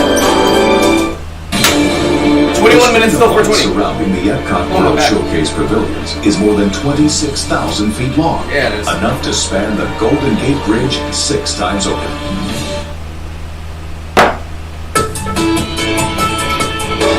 By the 1980s, with the attendance at both the Magic Kingdom Park and Epcot swelling, Disney Imagineers decided to create another theme park. I don't know why the pups They set aren't out to sitting in surpass the, their earlier work, in the to chair they plus it, usually as do. Walt would say. And once again, they took their inspiration from Walt himself. Walter returned to his roots in the motion picture Put your business penis away, Walter. and created Disney's Hollywood Studios. It's everything about show business.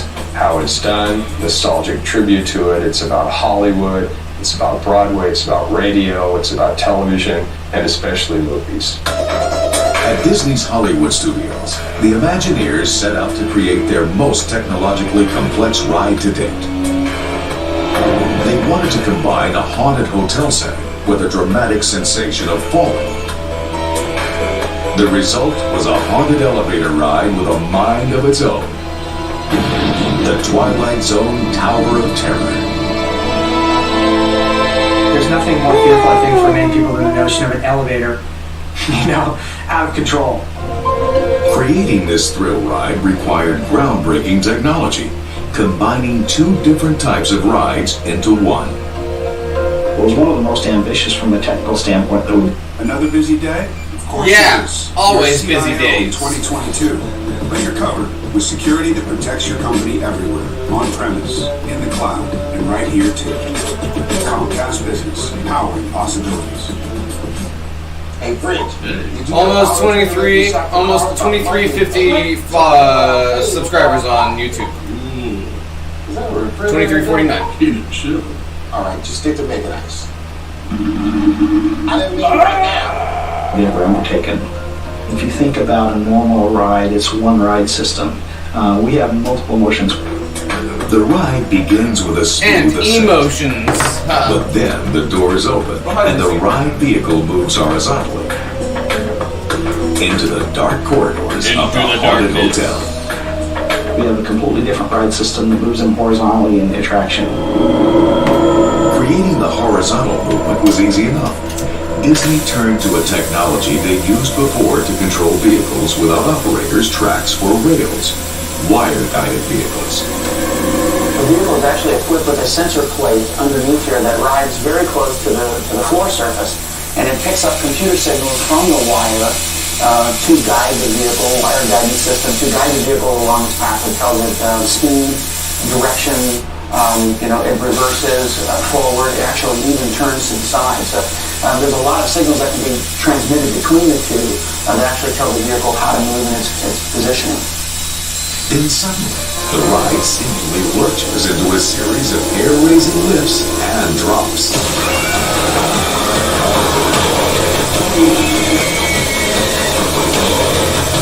We built this ride system that would move you up and down very quickly. We take this very controlled ride system and make you think it's out of control. The Twilight Zone Tower of Terror opened on July 22nd, 1994, to piercing screams and rave reviews. But the designers couldn't help asking, how can we plus it? One of our executives asked how difficult it would be if we wanted to make an adjustment on the ride profile. And our programmer said it wouldn't be that difficult at all. And suddenly a light bulb went off and we realized, wait a minute, we have created an attraction that can be reprogrammed. In 2002, Disney unveiled a fourth version of the ride. They called it T4, adding the ominous tagline, "The tower is in control." 2 years, countless calculations, and several computer upgrades in the making, T4 includes 6 to 8 drops and lifts of various heights. But the exact number and the sequence are generated randomly inside the computer. Each ride is different. Not only is the motion changed, but all the show elements change. You'll see different shows, you'll see different audio, different lighting techniques. The attraction quickly became one of the most popular in all of the Walt Disney World resorts.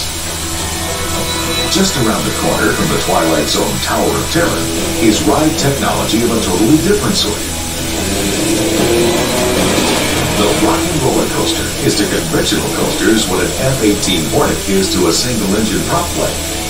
Instead of slowly hauling its way up a long, slow climb, this coaster takes off like a rocket. It launches guests in the Super Stretch limo from 0 to 60 in under 3 seconds. And you're immediately going into an inversion. You got some moves, you got some surprises along the dark, but at the same time you're seeing landmarks as you're zipping by.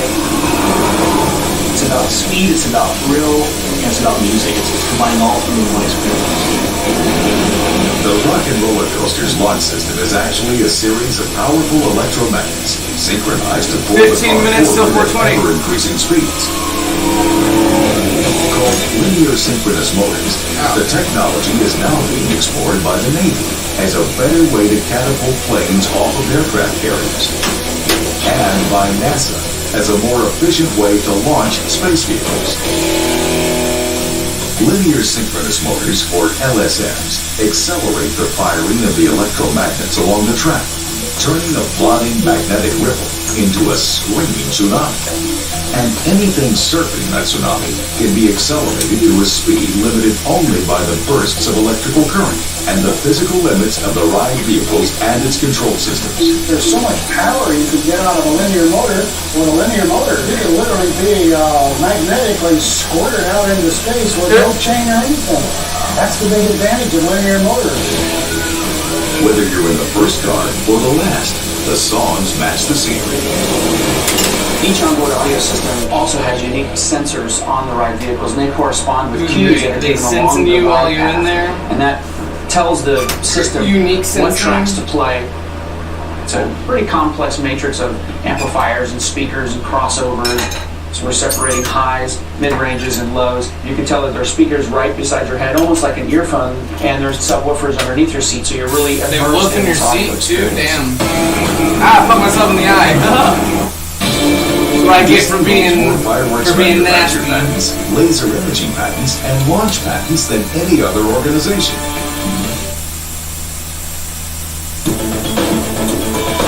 When the Disney Imagineers were planning Disney's Hollywood Studios theme park, they knew they wanted to stage stunt shows. But the question was, how? They had plenty of experience designing and building things like roller coasters and monorails and audio animatronics figures, but those were all pre-programmed and highly controlled. Audio-animatronics. How could they bring that level of control and precision to something as kinetic and unpredictable as a car chase? Pumpkin. How do we make this something that can perform day in and day Dang, out? I poked myself in the eye really hard. And inventing and building the technology to make such an attraction possible was only the beginning. A lot of science went into designing the way we're going to stage everything. The Imagineers began building a 177,000 square foot arena that included a 5,000-seat stadium. First, they poured concrete footers 4 feet deep to support bridges and ramps. Beneath it all, the Imagineers buried a pit big enough to hold liquid propane. We do have a pit that all the accumulators are for the LP gas, which are fed from a fuel farm, which holds propane, which fuel these accumulators. Most of that firepower would be reserved for the show's planned finale, a spectacular display of stunts, thrills, and explosions. We have a finale, which is 6 large compressed LP gas accumulators that blow off that put about a 45 to 65 foot fireball in the air for the finale. Once the stage was underway, the Imagineers went to work on the ride vehicles. Although in this case, the vehicles wouldn't be ridden in by visitors. They'd be operated by stunt drivers. Because of all the jumping I wanna see what's under the they would hood. have to do, the cars needed to be lightweight. Yeah, So they the sound like they have fucking Imagineers took Hayabusa cars and engines stripped in them them. down to custom chassis. Motorcycle engines. The goal was a car weighing just over 1,000 They've gotta be. pounds. Yeah, it is. About a third as much as a regular sedan. To And they keep put a the turbo weight down Hayabusa but engine. provide the acceleration the cars would need, they installed a lightweight 1,300cc motorcycle. Daytona versus Called Honda it. HR-V. Look what Kona has, and what HR-V. Vehicle engine that puts out about 152 horsepower. This all that engine thing provides maximum power at a minimum weight. We have a firewall which protects the driver, as well as we have an external 11 minutes till alternator 420. to charge the system, 2 large fans to pull air from this compartment out the backside of the car, and we also cool our oil to the engine to keep it cool to save on clutches. The engine was put behind the driver to provide greater stability during spins and jumps. The engine had to be behind the driver's seat to make sure the car landed on all 4 tires. For safety, the gas tank was reduced to the smallest possible size, just big enough to hold 1 gallon or 1 show's worth of gas. These cars were not built for comfort. What if they run out of gas? The interior is stripped down much like a race car. You have a stock car seat, stock car steering wheels, control dash, There's none of the normal stuff you would have in a car like air conditioning or radio or any of that stuff that adds weight. It's just the mechanics that are needed to drive the car. Even the transmission was specially designed and is definitely Damn, I bet they're hot as fuck in there. in any kind of car. No That was AC. sedan or Indy Racing. These cars can go up to 60 miles per hour in reverse. The shifters in this car are bump shifts. So we got 4 gears going forward and then 4 gears going in reverse. You just bump the shifter to shift the gears. In reverse, we have 4 gears to give us the torque in the lower end so we can get faster acceleration. And we can increase our speed by shifting to higher gears.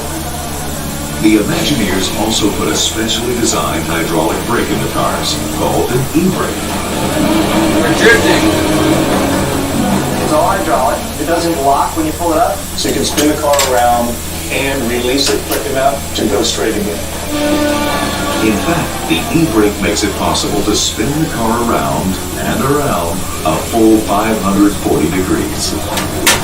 I think the height of the show for the stunt drivers is doing the 540. When you get up into second and third gear and you're doing a high speed and you can spin the car around and then put it into reverse and back, Put it in reverse, Terry. up the car the same speed, it's pretty intense. You feel the force in the seat. Even the tires meet the specific requirements of the show. They're overinflated to 80 pounds of pressure for better spinning and sliding, and so they can travel on 2 wheels without blowing out the sidewalls. I'll blow out your It sidewalls. makes for good stunts, but the tires don't last long. The tires on these cars will burn off like every 15 minutes on a regular surface. Here on the stage, we'll have to change them every 2 shows, so they wear down really, really quick. The stunt drivers' costumes were just as carefully designed as the cars and the set. To make up for the lack of air conditioning and the fierce Florida heat, the drivers wear water-cooled vests. This is that cool suit that we wear underneath our fire suit. It's got It is little pretty hoses cool. that run all through it. They connect to these 2 hoses, which plug into our water system. And through these hoses, it circulates cold water from the cooler. And it's a pretty wild feeling when you first turn it on. It's pretty weird, but it's awesome. It lasts for about 30 minutes and it keeps your Okay, body so it's not hot. cold. You're driving in these cars, so it does the get car. really, really hot. During each show, one stunt person was going to get particularly hot. The Burning Man, who catches on fire when his motorcycle skids through a wall of flames. Hell yeah, Burning Man. The equipment that the guy wears can burn forever, pretty much. It's awesome. First come 4 layers of body armor and Nomex, a fire-retardant thermal barrier. What did they say? And then on top of that Nomac, he'll put on a racing suit like this, 3-layer racing suit that's soaked in cool gel, and the cool gel acts as a really major thermal barrier. Then on top of this, he'll wear a burn suit, which is made of a special kind of denim that's stitched with Nomac. And then that's where we'll put the fuel on and eventually light him up. Light 'em up. The show officially opened on May 5th, 6 minutes till 4:20.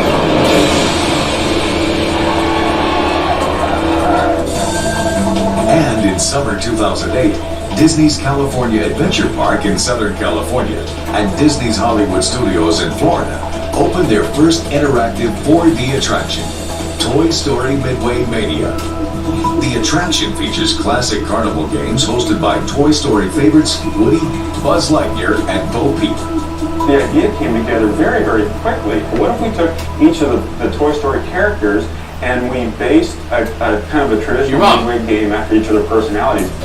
Guests wear 6 3D minutes. glasses and use a mobile spring action Till shooter 4:20. to score 16 points as minutes they left move in our through stream. the attraction. We spent a lot of time in testing what our shooter would be like. We tried different Ooh, trigger good mechanisms, neck buttons pop. and levers. We ended up with the pull string because it feels very visceral. It feels like you're launching something out of your little pop gun. It feels but it also visceral? feels very toy-like. Toy Story Mania provides guests with a sense of physical depth as they play the 3D games. There are hand-painted posters on the sides. Why not a so button? you feel like you're really in a Midway. And also what's neat about the 3D is that you feel like these booths go back Why not a button? 7 feet rather than being right in front of you. During each game, select targets trigger 4D effects. The objects are not only coming into your personal space, but you can feel them. So, for example, you'll see when you're in Bo Peep's Loom Pop and you toss it Oh, over look a at this water little balloon, Bo Peep right you're here. gonna feel that in your face. More than 150 computers interface in perfect synchronicity to keep the attraction functioning. We have game systems that have to run from the vehicle up to computers upstairs that run the game, that run the show systems, that run the lighting and for the effects, and all that has to work together in sync at lightning speed to make sure that the people that can pull that string 8 or 10 times a second don't even see a hitch in their gameplay. During the 2.5-year design phase, Imagineers noticed that the ring toss game was too difficult. Just like in a real Midway game, the rings were bouncing off their targets. We added a level of magnetism to each of the targets so that once you start to ring it, it actually stays rung. And that ended up making the game much more playable and much more fun. 4 minutes till 4:20. But the game isn't the only technologically charged feature of Toy Story Mania. The attraction also showcases a highly advanced audio animatronics figure, co-created by Walt Disney Imagineering and Pixar, Mr. Potato Head. Mr. Potato Head is different than any other audio animatronics figure we've ever done in many ways. He interacts with our guests. He can look at somebody in the queue line and he can talk with them. Imagineers developed and installed guest location screen technology inside Mr. Potato Head's eyes to allow him to accurately identify a human body. The locating technology is precise enough to discern demographics within an audience. He'll zero right in on an anniversary couple, for example, and he'll say, "Hey, we have an anniversary couple in the crowd. How would you like me to renew your vows?" We got an anniversary potato. He says, "Okay, I can do that. I'm Mr. Potato Head. That makes me a justice of the pieces." And then he'll say something like, "By the battery power vested in me, I now pronounce you man and wife." Mr. Potato Head's lips even articulate to form vowels and real words. But Disney's Imagineers didn't stop there. Did they not stop there? Apparently they did. Again, 3 minutes till 4:20, 13 minutes until the end of our stream. Take his ear off and put it back in because he's Mr. Potato Head.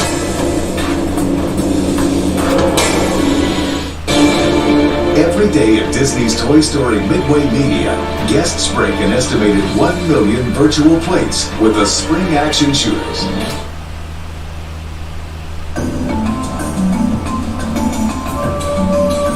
Disney's Animal Kingdom theme park, the fourth and largest park at the Walt Disney World Resort, opened in April 1998.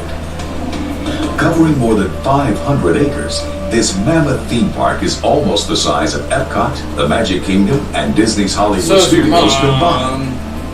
2 minutes till 4:20. This final park would have amazed even Walt himself. Would it have? Here, audio animatronic dinosaurs face cataclysmic extinction hundreds of times a day. And in the park's centerpiece attraction, Kilimanjaro Safaris, wild animals range across 110 acres of transplanted African savanna with what appears to be complete freedom of movement. Look at all them chickens. Kilimanjaro Safaris is a huge dry land version of the Jungle Cruise at Disneyland. Look at those guys. But the way Walt Disney envisioned it a half-century earlier, using real animals. 1 minute. Walt was fascinated with wild animals. When he built Disneyland back in the 1950s, he originally planned to put actual hippos, giraffes, and monkeys along the banks of the Jungle Cruise. Hippos kill people. No, animals do whatever they want, so you couldn't, in the short space of time that people would be on the ride, in these small areas that they would be looking at, make sure that these animals would be doing what you'd like them to do or in a place you'd like them to be. Almost 4:20. So AA figures had to fill the bill at the time. But for Disney's Animal Kingdom theme park, Imagineers finally had the resources and the technology to fully realize Walt's vision. Dang, that's a long ass minute. Gives the appearance, especially since I gotta pee. A wild environment that you drive through in a vehicle and you see these animals roaming around. 4:20 go. Yeah, happy 4:20. Cheers. Ow, my ankle. I gotta pee. I'll be right back. That have been constructed through the manipulation of the landscape environment. There is some edge somewhere that the animals cannot go beyond. So either those edges are invisible to you, the viewer, or in many cases you're looking right at the boundary, but you don't recognize it as a boundary. It might look like a mud earth bank of a river, or a little row of rocks, or you might just notice a little shadow in the grass where unseen to you there could be a hidden moat or trench or fence. Working with wild animals provided some challenges. To encourage the animals to stay within sight of the vehicles, the Imagineers employed creative tricks, particularly for the lions. We do a whole variety of things, from providing artificial heat, artificial cooling, sunlight, shade, shadow, water, food, things to do.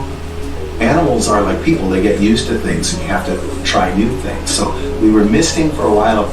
There was this very cool mist that would just land on the rocks up where the lions would sit, and they would like that, and they'd sit there for a while, and then they got bored with that, and we switched to shade. By the time the Imagineers started building Disney's Animal Kingdom, they had a lot of experience at turning Florida's About 9 minutes left on our stream. theme parks. Happy 420 to But you here, all. they wanted to create greater authenticity on a grander scale than they had ever before attempted. This was essentially Marley, a she flat has cow food in her pasture. beard. We actually had cows She's scratching her grazing face the all site. on the ground to try to We get it had out. actually create every hill, mountain, elevation change that you see on the site. 60 dump trucks of dirt were delivered to the construction site every day for 2 years straight. All told, Disney brought in 4.4 million cubic yards of dirt, enough to fill Spaceship Earth 19 I'll times. fill your spaceship, Earth. Oh, Lucy, that's my With toe. the site prepared, Disney Stamps right on proceeded to my install toe. some 4 million plants. 8 minutes left in our stream. Virtually every living plant that you see in the park was planted by us. Some they grew themselves from seed, but in accelerators that produced full-sized plants in a fraction of the usual time. And some they moved from elsewhere in Walt Disney World. There were existing stocks of big trees. They had been planted like 25 years ago. And since they're on our property, we can move them. So we were picking up some big trees. The park's biggest and most Okay, that significant one right tree here. I was gonna measures say there was a pumpkin on the end of 145 that. feet tall. That's 14 stories high, with a Hold trunk on. 50 Tiny feet in pumpkin. diameter. It's called the Tree of Life. But the Tree of Life isn't a real tree. No shit. And it's far from alive. Is it really not even real? Like Cinderella Castle and Spaceship Earth, the Tree of Life is a highly engineered, technologically sophisticated landmark that dominates the park. Early designs called for a tree about 50 feet high, something kids could climb and play on. Gradually, though, the tree Climb on a tree 50 feet high? Ah, to yeah, 3 right. times that height. But as the tree grew, so did the problems. For one thing, the Imagineers wanted to tuck an underground theater into the root system. We needed to create a structure that could not only support the branches and the leaves that you see on the tree, but also to create a 450-seat theater inside of it. So of course we had to have a free-span structure inside, but yet a massive structure to support the tree. One of our engineers came and said, I have a solution to this problem, and it's really easy. The engineering has been done. Well, what's that? He goes, we'll just use the pre-engineered structure for a Gulf of Mexico oil platform, which is pre-engineered to all the stresses we would ever have and is the right shape. It was a brilliant solution. 6 minutes left in our The rig stream. was not only strong, it provided plenty of space at the base for the theater. Space at the In base. short order, an oil Space rig at was the on base. its way to Central Florida. We actually barged it across the Gulf of Mexico, trucked it from Tampa, and erected it in one big They piece erected it, didn't they? down on the foundations, on the anchor bolts, and I'm happy to say it fit perfectly. To transform the massive rig into a tree, steel workers wrapped the structure in a second layer of steel to approximate the contours of a trunk and branches, They which would approximated it? eventually be encased in concrete. They consecrate it. They Besides the consummate it. 12 main branches, the tree has 45 secondary branches, 756 tertiary branches, and some 8,000 end branches. When the wind blows, the limbs sway realistically, thanks to expansion joints at the base of the main branches. 103,000 specially designed vinyl leaves rustle in the breeze. The R&D team developed, working with various manufacturers to withstand ultraviolet light and wind, and as you can see, the tree still looks like it did the day we built it. The tree was also artistically challenging. An intricate montage of more than 300 animal sculptures is carved into the contours of the trunk. It's like a child's Find the Hidden Picture game scaled up to skyscraper size.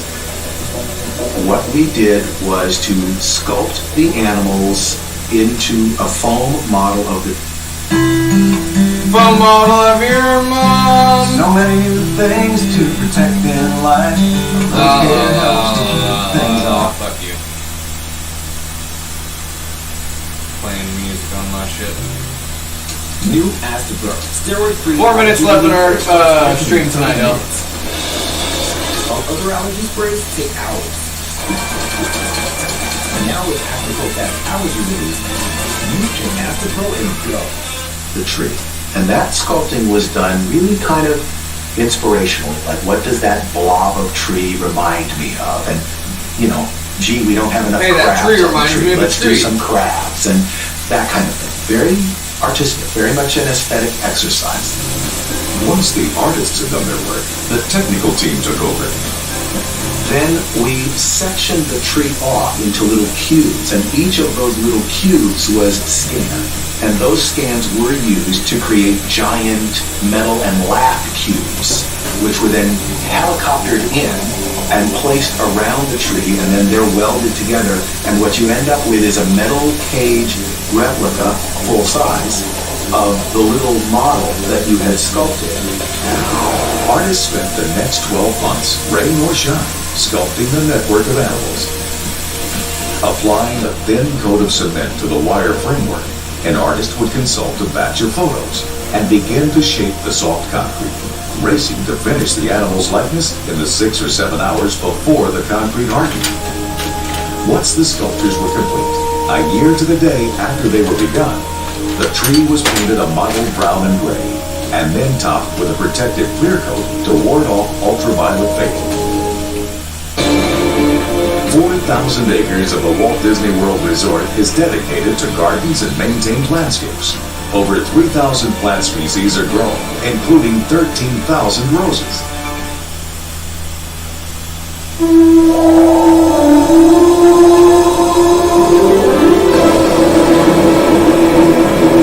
Dinosaurs have been roaming through Disney stories since 1940, when the animated movie Fantasia featured them fighting to the death.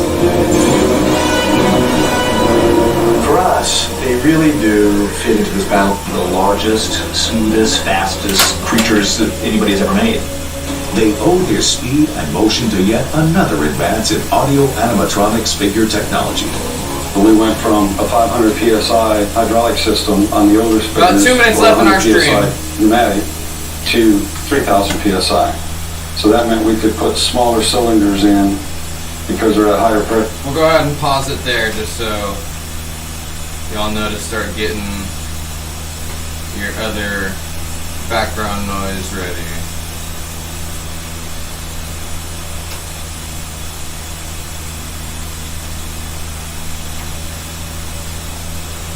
I do want to thank y'all for hanging out. Thank you for being here. We will be back at the same time in the same place on the clock out.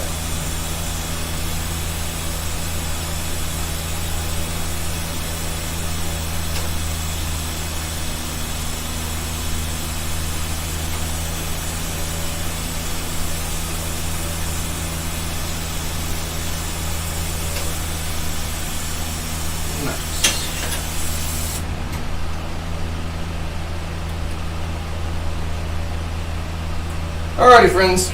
Thank you for being here. Thank you for being you. We will be back later today.